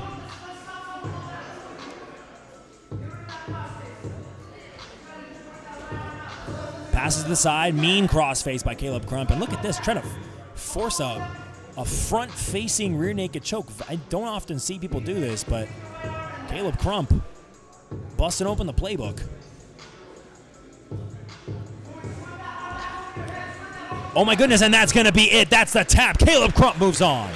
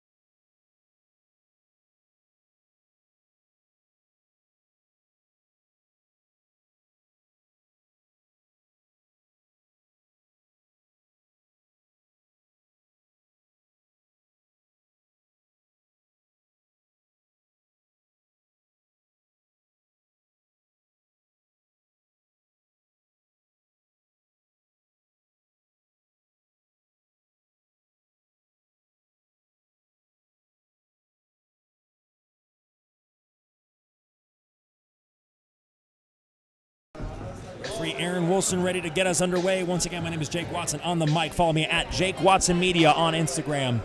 We're going places here at the Combat Sports Report Invitational Phoenix, and we are underway.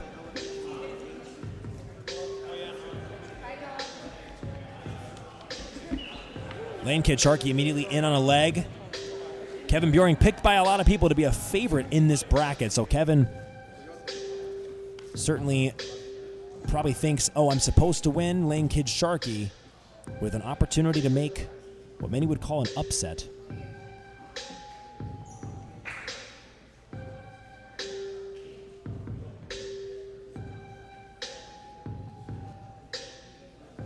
Fight Clock brought to you by Bulletproof, making you sharper, faster, fresher, and stronger. You can scan that QR code on the bottom right of your screen, subscribe and save. You're going to experience the Bulletproof difference. Kevin Buring looking to get in on a leg. On Lane Kidd-Sharkey, look at that. Captures the knee line. Looking to secure the heel hook. Could this be it? Throws the arm all the way through. Kevin Buring's moving on.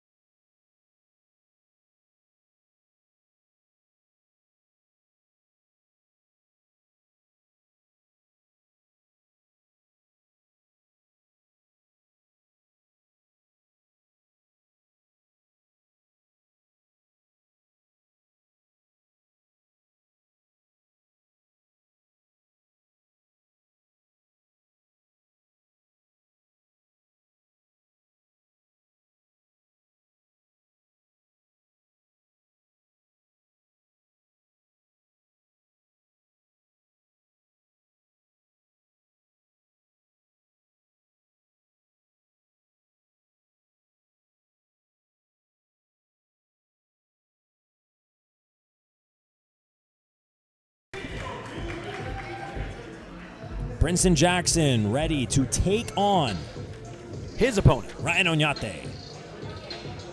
Princeton Jackson wasted absolutely 0 seconds of his match. 23 seconds is all it took for him to take down Andrew Gutterud, who's having a great tournament. Very confident young man, but Princeton Jackson found one of 2 toe holds on the day. Actually, I believe one of the only toe hold submissions of the day. Princeton Jackson and Ryan Oñate. Oñate immediately pulling guard.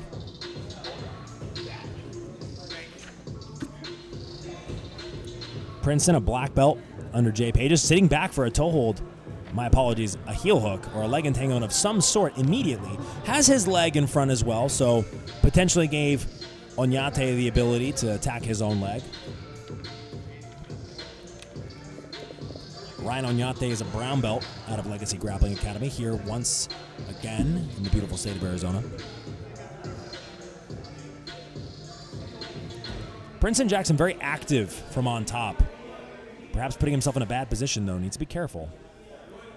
A little bit of distance created by Ryan Oñate, looking to secure this ankle lock. If he's able to get a lot of distance and turn this into a tight submission, this could be trouble for Princeton Jackson. Princeton certainly did not seem pleased with the stretch given to his foot. It looked like he was comfortable for a second, but the moment that the separation happened, that was where it seemed to start to be trouble.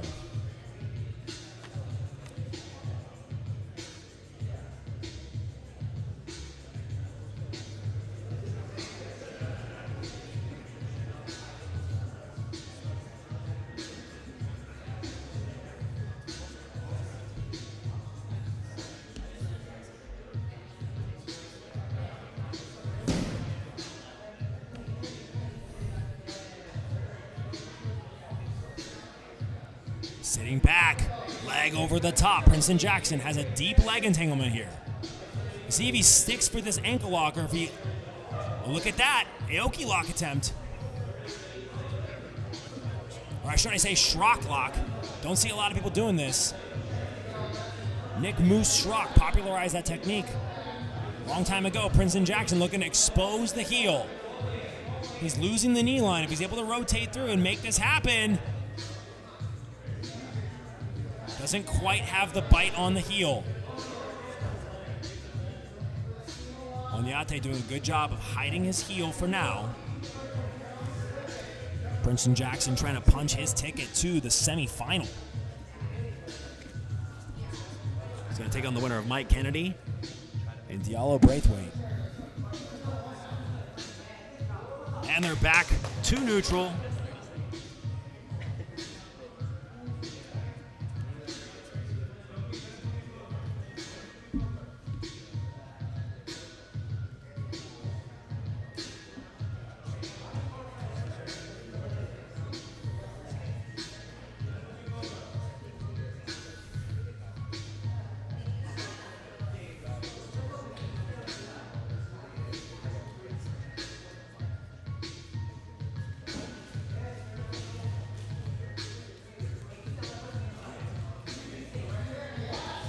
Princeton Jackson trying to sit back for yet another attempt on that inside heel hook.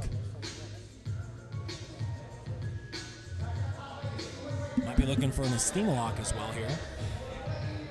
Again, a little hard to tell from the angle that I'm sitting at.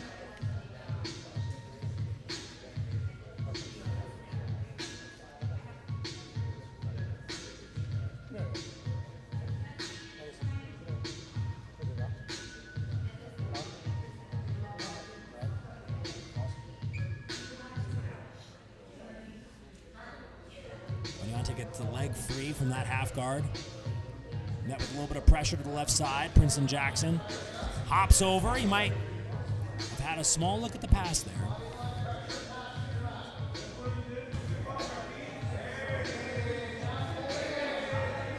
Back into the closed guard.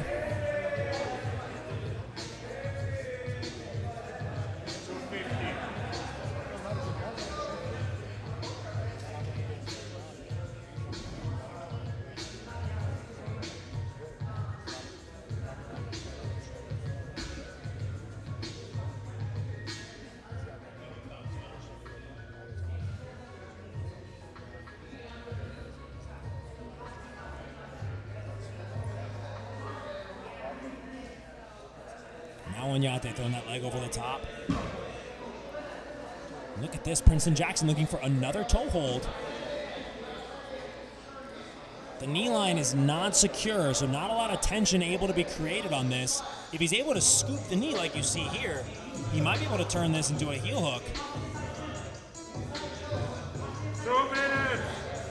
2 minutes to go. Referee Coyote Gonzalez calls for. Princeton Jackson spinning, looking for the heel. He needs to be careful of his own heel, though. Oñate spins through. And they're going to once again reset to neutral in the middle. 1 minute, 35 seconds to go.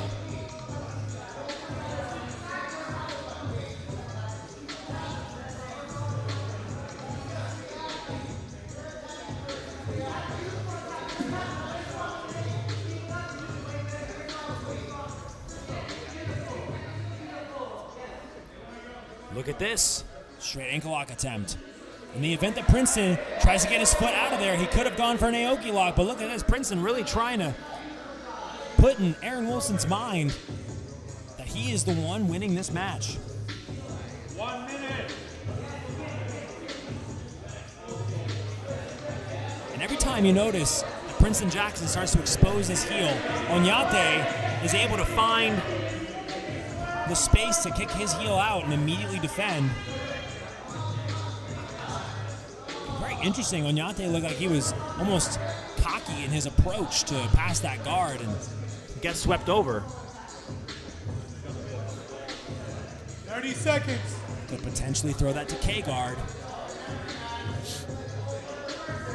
25 seconds.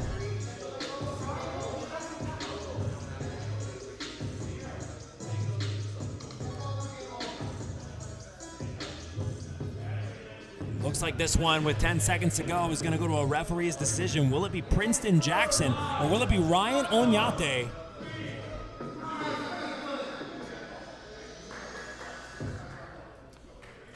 Aaron Wilson called a stop, and here's the decision.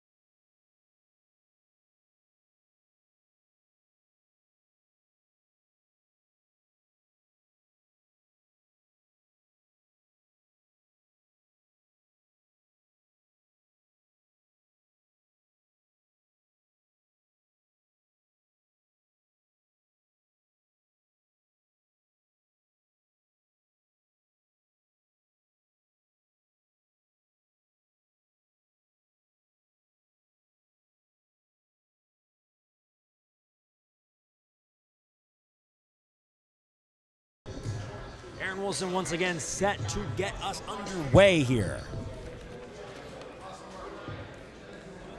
3, 2, 1, time! And our other referee, Coyote Gonzalez, gets us underway on this side of the broadcast as Diallo, Braithwaite initiates top position. Mike Kennedy with the Marl Bolo rash guard, as you heard me so incorrectly say. My gosh, Diallo Braithwaite. This man is doing some absolutely insane stuff, and he might have the submission. That is a tight squeeze on the neck. This could be it. Diallo throwing that triangle over the top. Already has his hand on the shin. This could be fully locked in. Diallo trying to make quick work and punch his way into the semifinal. What an absolutely crazy athletic movement by Diallo Braithwaite. If he's able to underhook with his left arm around that leg, he's going to increase the tension on this. Mike Kennedy in a world of trouble. And that's going to do it. Diallo Braithwaite continues to impress.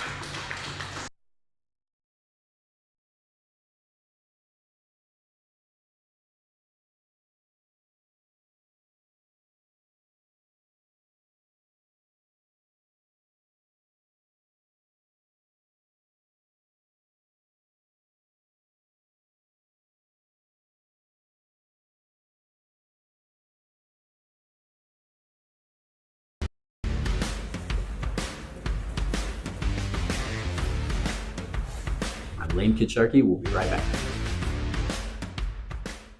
So with all these Hilton Honors points, I could stay for free. At the Waldorf Astoria in the Maldives? Yep. Hilton Honors, babe. Ooh. What about the Canopy in Paris? Babe, Hilton Honors. How long has that been here? And there's no blackout dates? Hilton Honors, baby. There's no way the Conrad Tulum's included. When you want points that can take you anywhere, Hilton Honors, babe. it matters where you stay. Hilton for the stay.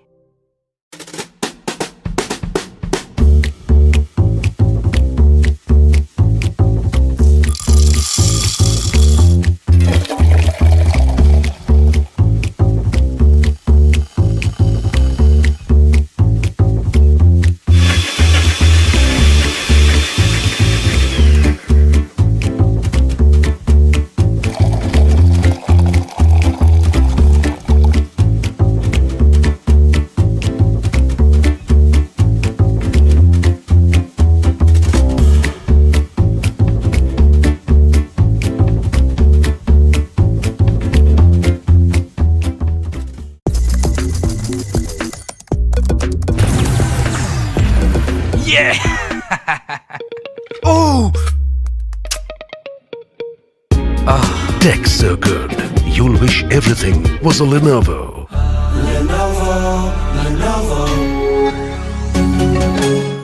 This is Alpha Brain, and this is Hannah. Hannah's about to wrap up a big project for work. Well, just as soon as she answers that email. Right, it's Jackson's mealtime. So after she takes the dog to the meeting that could have been an email, she could use some focus. If you've got a lot going on or need to think clearly, we've got an Alpha Brain product that's got your back. It's not hard to get. I mean, you know how to shop. So, you want to be the best at whatever you do? Get Alpha Brain by On It. Focus where it matters most.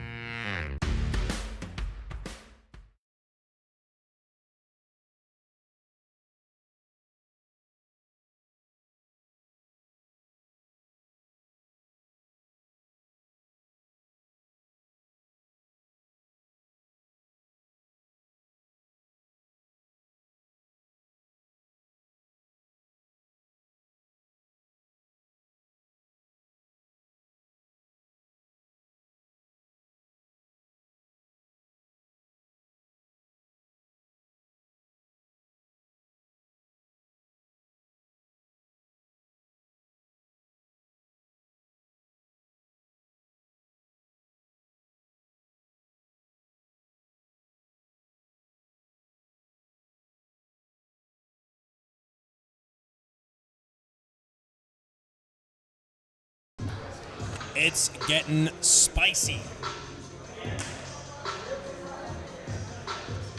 This is a matchup we have seen at, or we at least we could see at any final of an ADCC Open.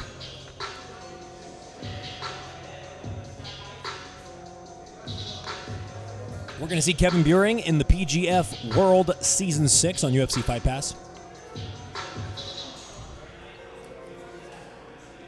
Caleb Crump, all the way from Colorado. Very, very active competitor.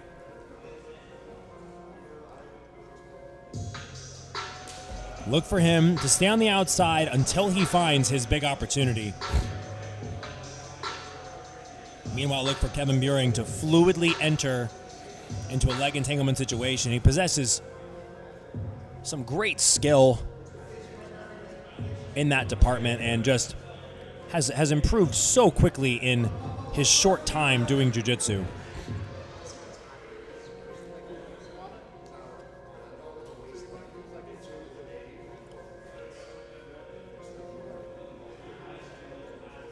First minute already down here.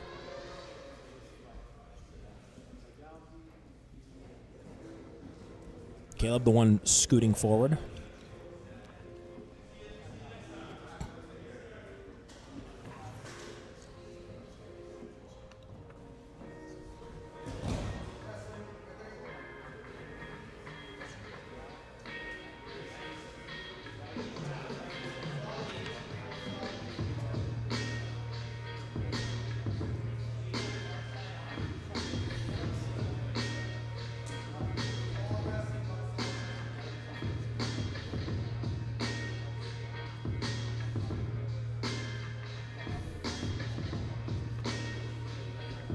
Winner of this goes on to the final. They'll take on the winner of Ryan Oñate and the returning silver medalist of the lightweight division, Diallo Braithwaite, who has some of the craziest jiu-jitsu I've ever seen, probably. And it's not like Attack It brother or like Mika Galvão. It is just Diallo Braithwaite. Referee Aaron Wilson takes a quick kick in the shin. Now Kevin trying to turn this Uchimata with the overhook. Oh, but gives up bottom position to Caleb Crump. Very interesting. Fighting to get that left knee back inside. Caleb keeping the pressure from on top. Does not want to give up that underhook. Now with the guillotine over the top.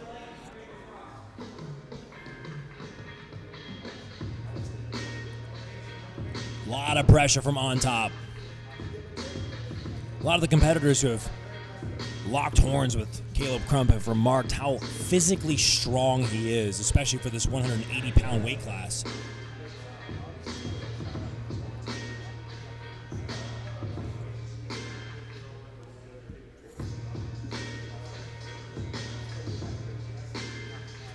He's really putting the pressure down in an attempt to cause Kevin to kick and open his guard a little bit more, possibly go to the side, secure this guard pass. He's losing the choke a little bit. There, now he regathers it. Hips are in. Secures the pass. 3 minutes and 30 seconds left to go. First advantage goes Caleb Crump.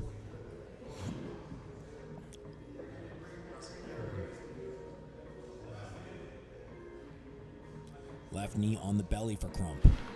Tough spot if you're Kevin Buehring.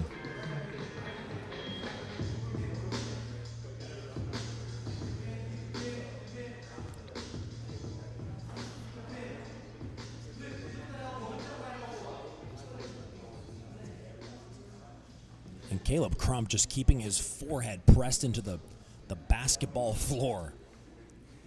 Unconcerned with going off the mat. Kevin Buehring looking for an opportunity, swiveling his hips one way or the other. He doesn't have a lot of time, though. Father Time's on the side of Caleb Crump here. A little bit of space, though, for Kevin in this situation.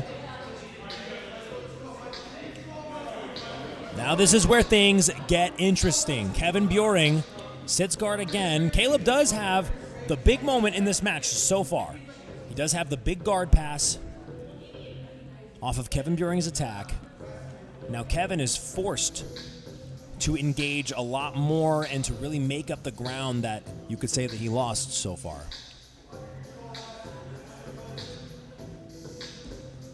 But Caleb needs to be careful not to disengage for the rest of the match.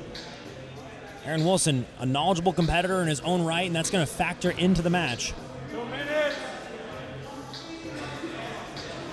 2 minutes to go.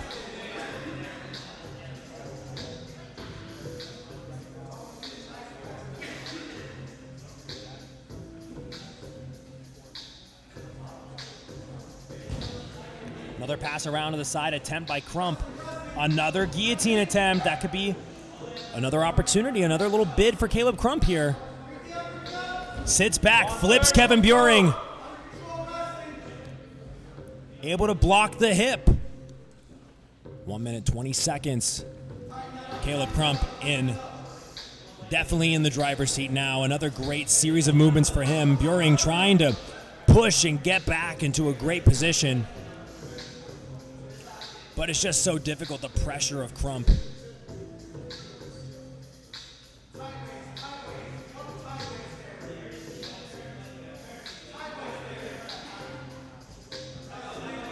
See if Crump looks to take the back here. And there he goes. 45 seconds. Close guard for Caleb Crump. Plenty of time to work. He's going to try to turn away, but Kevin Buring might take the back here. 38 seconds. Can he do it? He needs to choke Caleb Crump here. Time went, the music went out when I was commentating. We'll see. If anybody, it's awkward. It's very awkward. So they don't tell you about commentating is that sometimes people hear you. What a comeback this would be. 10 seconds for Kevin Buring.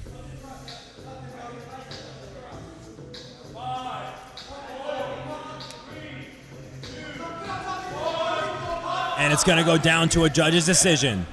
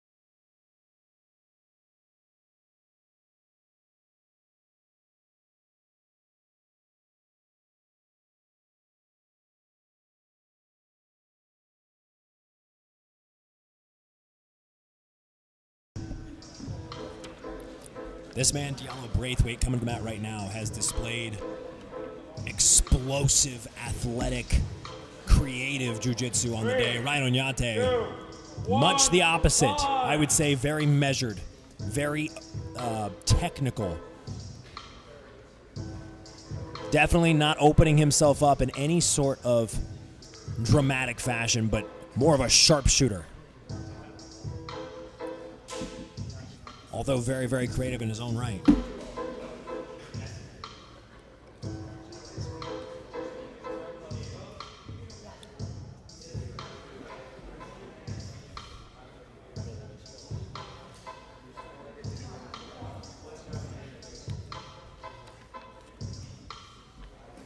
So Caleb Crump moves on to the final. Oh, but Diallo Braithwaite, that's what I mean about the explosiveness.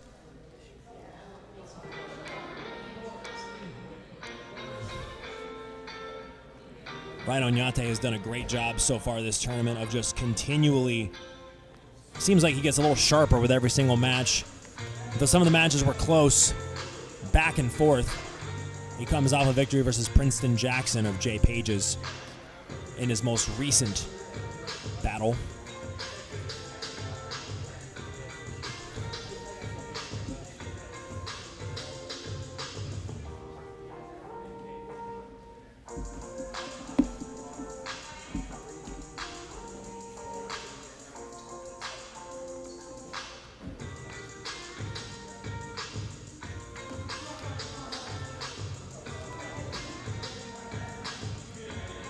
Diallo looking for one of those crazy opportunities to the side. A lot of really big explosive passing motions on display throughout the day. He's had a lot of matches today as well. 4 matches in the last bracket. This is his 3rd, it looks like, in this bracket. If he wins, he'll go on to his 2nd final and another shot at winning the cash prize.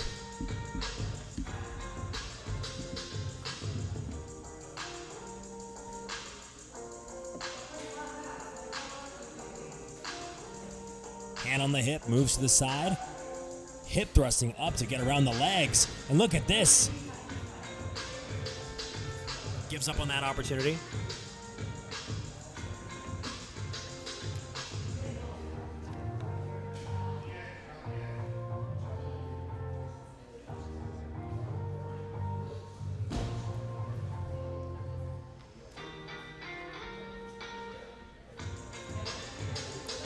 What's impressive to me is the energy of Diallo Braithwaite after having the amount of matches that he's had and the explosive energy that he's put out in each of the matches.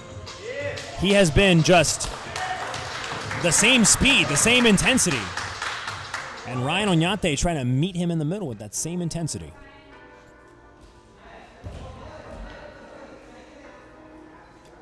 Things are heating up a little bit.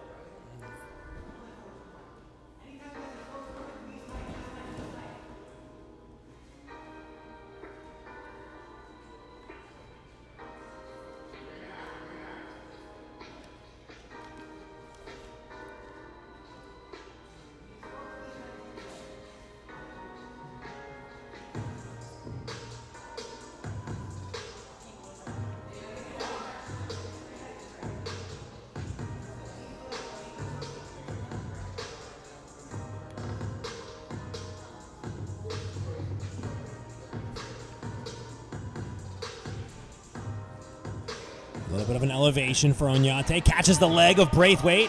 Trying to take him down. Avoids the guillotine for now. Goes for a guillotine of his own.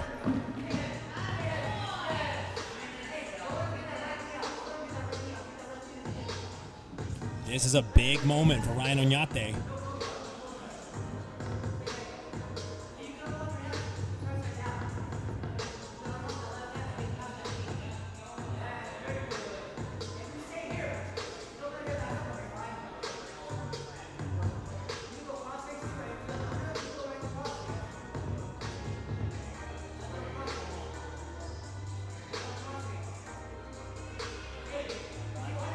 Look at this, Diallo Braithwaite turning that into a sweep though, beautiful. Ryan Oñate gathers a closed guard, looking for this arm bar. Throws his legs over the top for the omoplata. Diallo forced to return to neutral.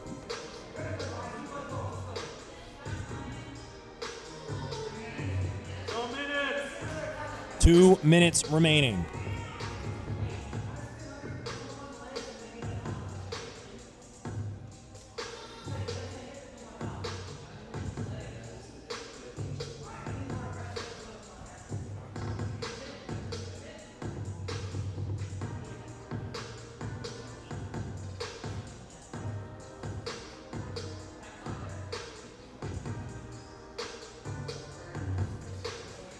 Sitting back on this, Diallo Braithwaite has a look at the leg, opts to use it to get back on top. Throws a what looked like a collar tie attempt, but really that was a slap in the face.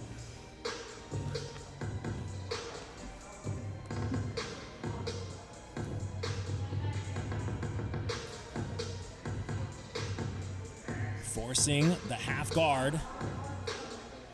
Oñate staying dangerous though on the attack, and Diallo sits back, maybe looking for an ankle lock or heel hook attempt. The legs are fully reaped over. His leg not exactly in danger. But look at this. Just like in Ryan Oñate's last match versus Princeton Jackson, he immediately hides his heel. 45 seconds. Braithwaite or Oñate.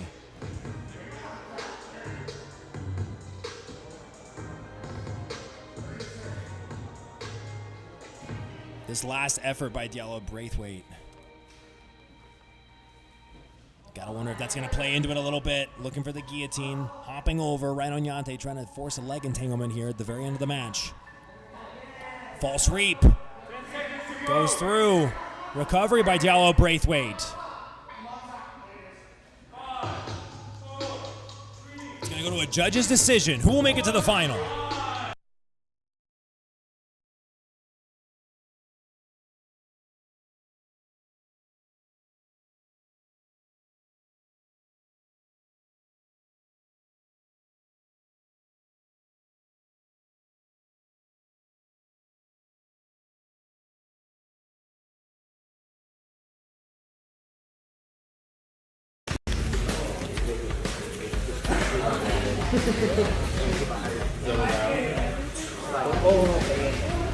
Yes, exactly. My name's Esteban. Stay tuned. We'll be right back.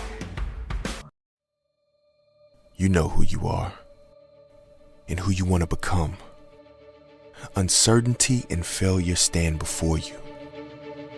But the biggest obstacle is you.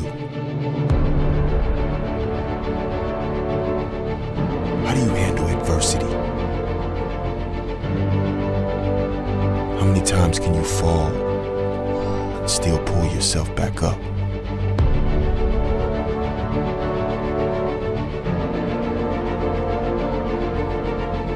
What do you do when no one else is around?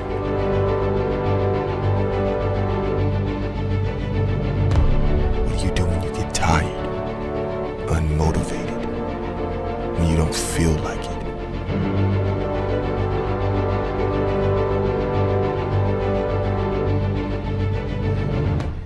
When you want to quit? Do you take a breath and focus?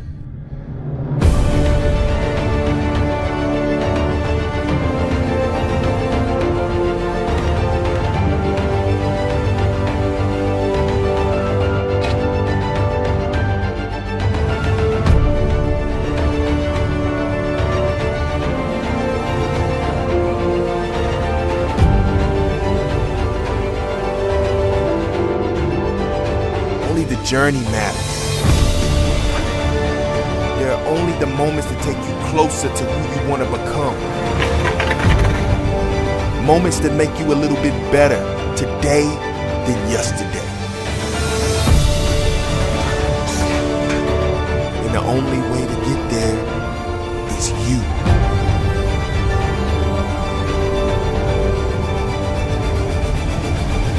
Are you up for it?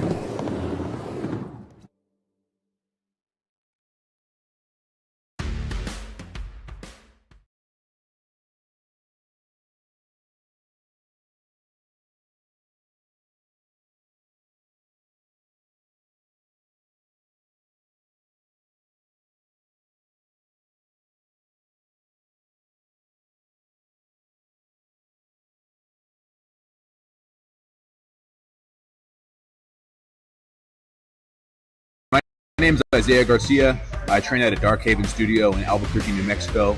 Been training about 4 years, and I'm a purple belt in jiu-jitsu.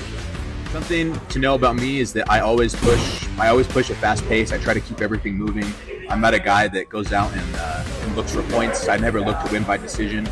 Up until the very last second of the match, I'm looking to finish it.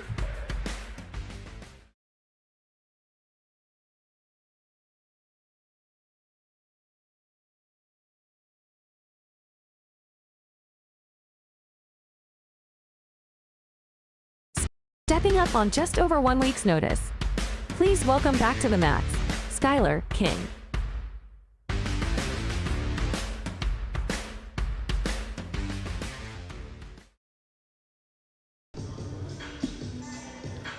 You heard that right, ladies and gentlemen. This is at gangster weight. Anything under 250 pounds. Neither of these gentlemen are anywhere close to that weight, but you know what? When you're a gangster, it don't matter. Isaiah Garcia immediately in on the head. Double overhook. Sprawling, trying to roll through. Circles around back into the guard of Skylar King. When Skylar King heard that there was a match available, he reached out. Game competitor. Featured earlier on in this welterweight bracket as well. Don't go anywhere, ladies and gentlemen, watching live on YouTube. Our main event, Diallo Braithwaite, Caleb Crump. Certainly not how anybody could have predicted the bracket to shake up. Diallo Braithwaite making it to 2 finals.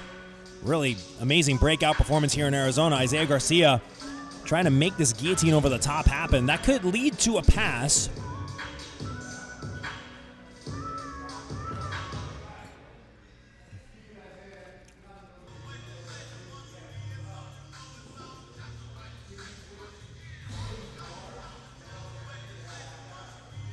Isaiah sitting back, has a knee line secure, and this is a powerful man. Skylar needs to clear his leg. This could be trouble. Great work by King. Get out of that situation. Garcia now going to try to flip with this Kimura trap.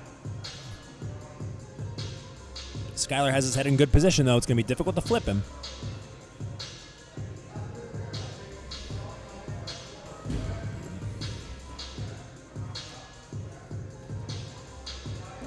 Once again, flipping Skylar King over.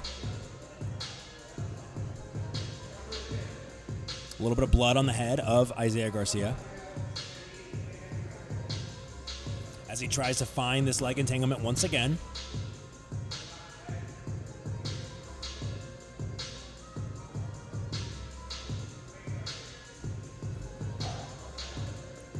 Goes to side, forces turtle. Rolling for the back now, one hook in. A lot of great scrambles out of these two. And it seems like as the longer the match has gone on, Skylar King has sort of found his footing.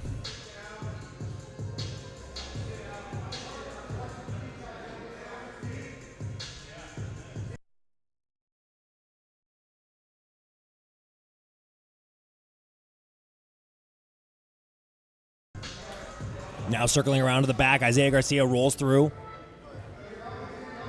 Oh, he's got a toe hold here. Oh my goodness. Big arch in the foot, trying to regather the leg, comes back on top.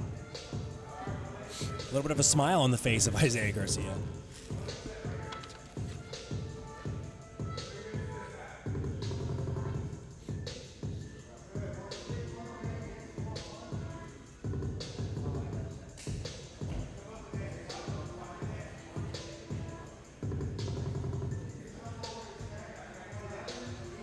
Now Isaiah a little deeper on this leg entanglement now. This could be a good look. Trying to throw his left elbow in front.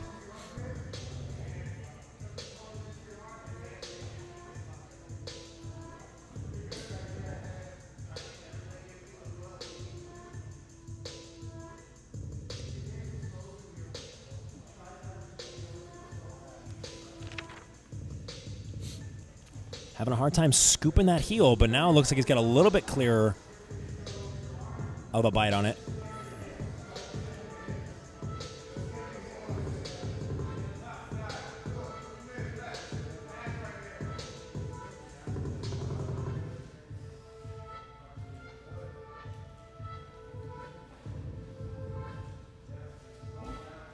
Spinning underneath once again. Look at Isaiah Garcia.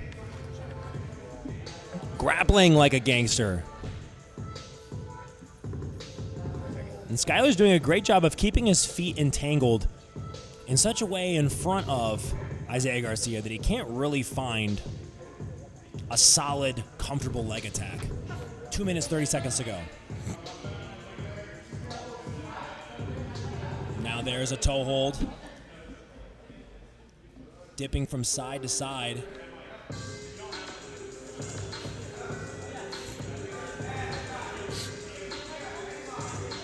Skylar forces Isaiah to turtle. One hook in. He's got the back. Now he's in the mount. Skylar King has weathered the storm, and now he's got Isaiah Garcia in a tough spot.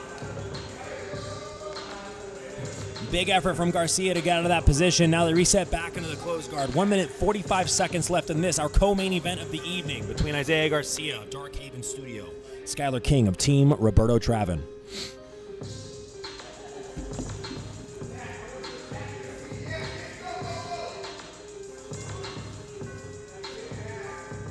This one, I wouldn't want to be a judge on. Skylar King has really, I would say, made a case for his own victory here.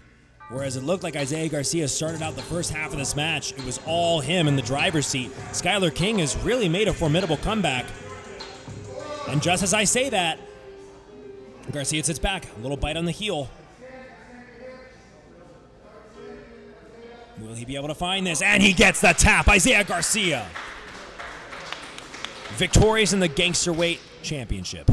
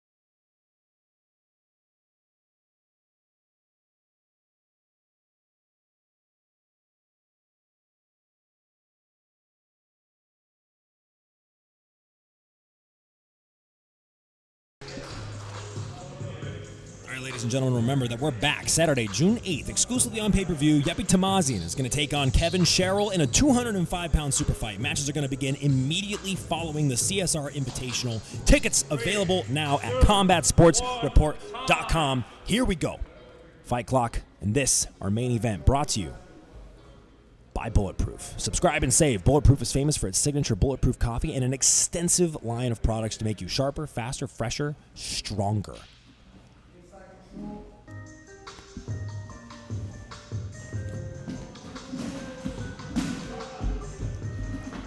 Diallo Braithwaite nearly face planting off the mat. I wish we could have seen that.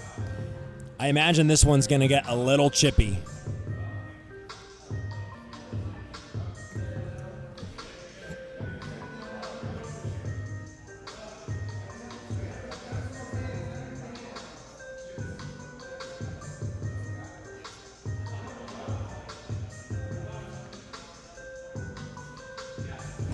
Oh, look at the force by which Diallo Braithwaite tried to throw Caleb Crump. He threw himself to the mat so hard. Caleb unshaken by that movement. This is the final match of the evening. We want to thank you guys for tuning in on YouTube on the live stream. Before you go, be sure to subscribe on YouTube to Combat Sports Report. This is the first of what I believe will be many shows for this organization.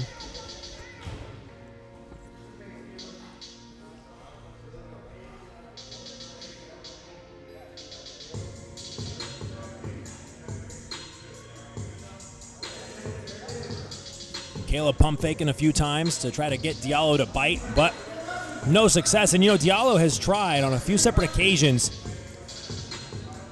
to move Caleb Crump or to do a movement that would knock him off balance, but the base of the Colorado native proven to be a little bit too strong for those type of ideas.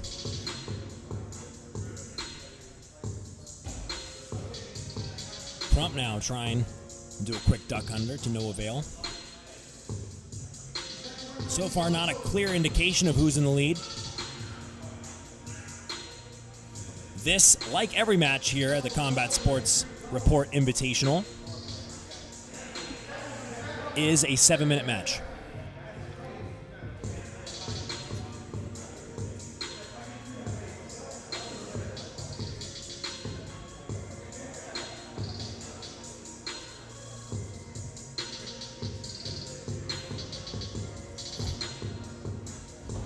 Oh, Crump in on a takedown and a big slam. Beautiful fake to get Diallo's hands to go high, and once again finds himself in this deep underhook position. Diallo, though, able to regather that closed guard.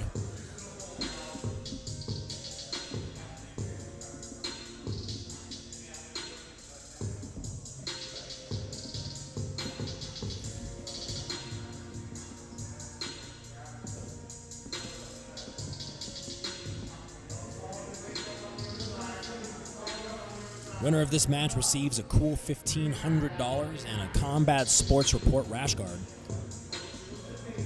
so that you can forever enter tournaments saying, yeah, I won that.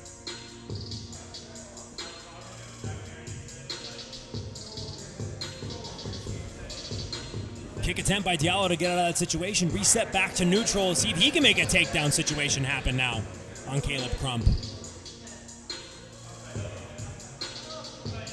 Heavy collar ties.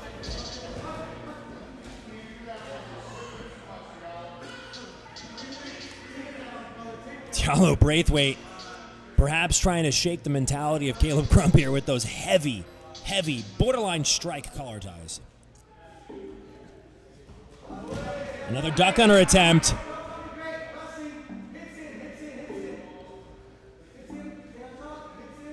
Caleb retains top position.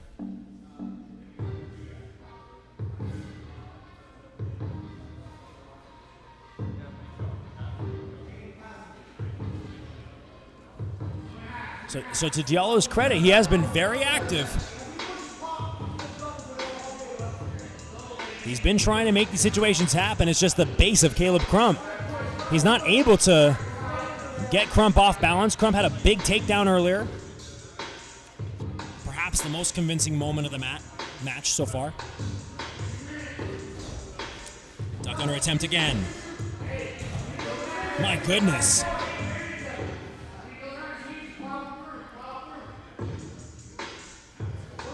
Referee Aaron Wilson calling them to keep it in the center of the mat.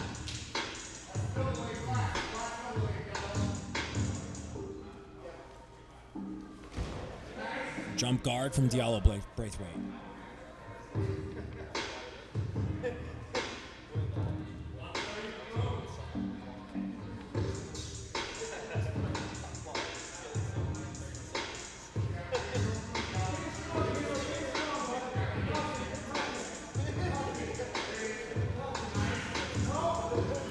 Diallo trying to ride those legs high.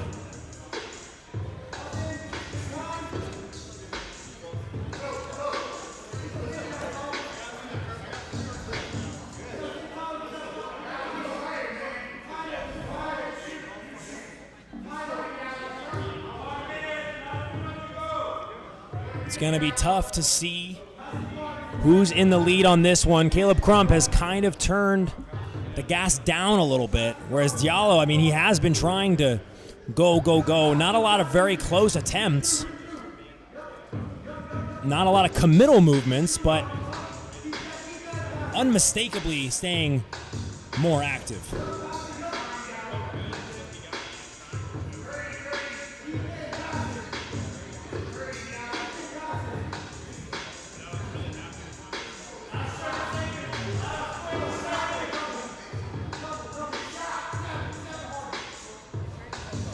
Diallo sitting back down, looking for an armbar.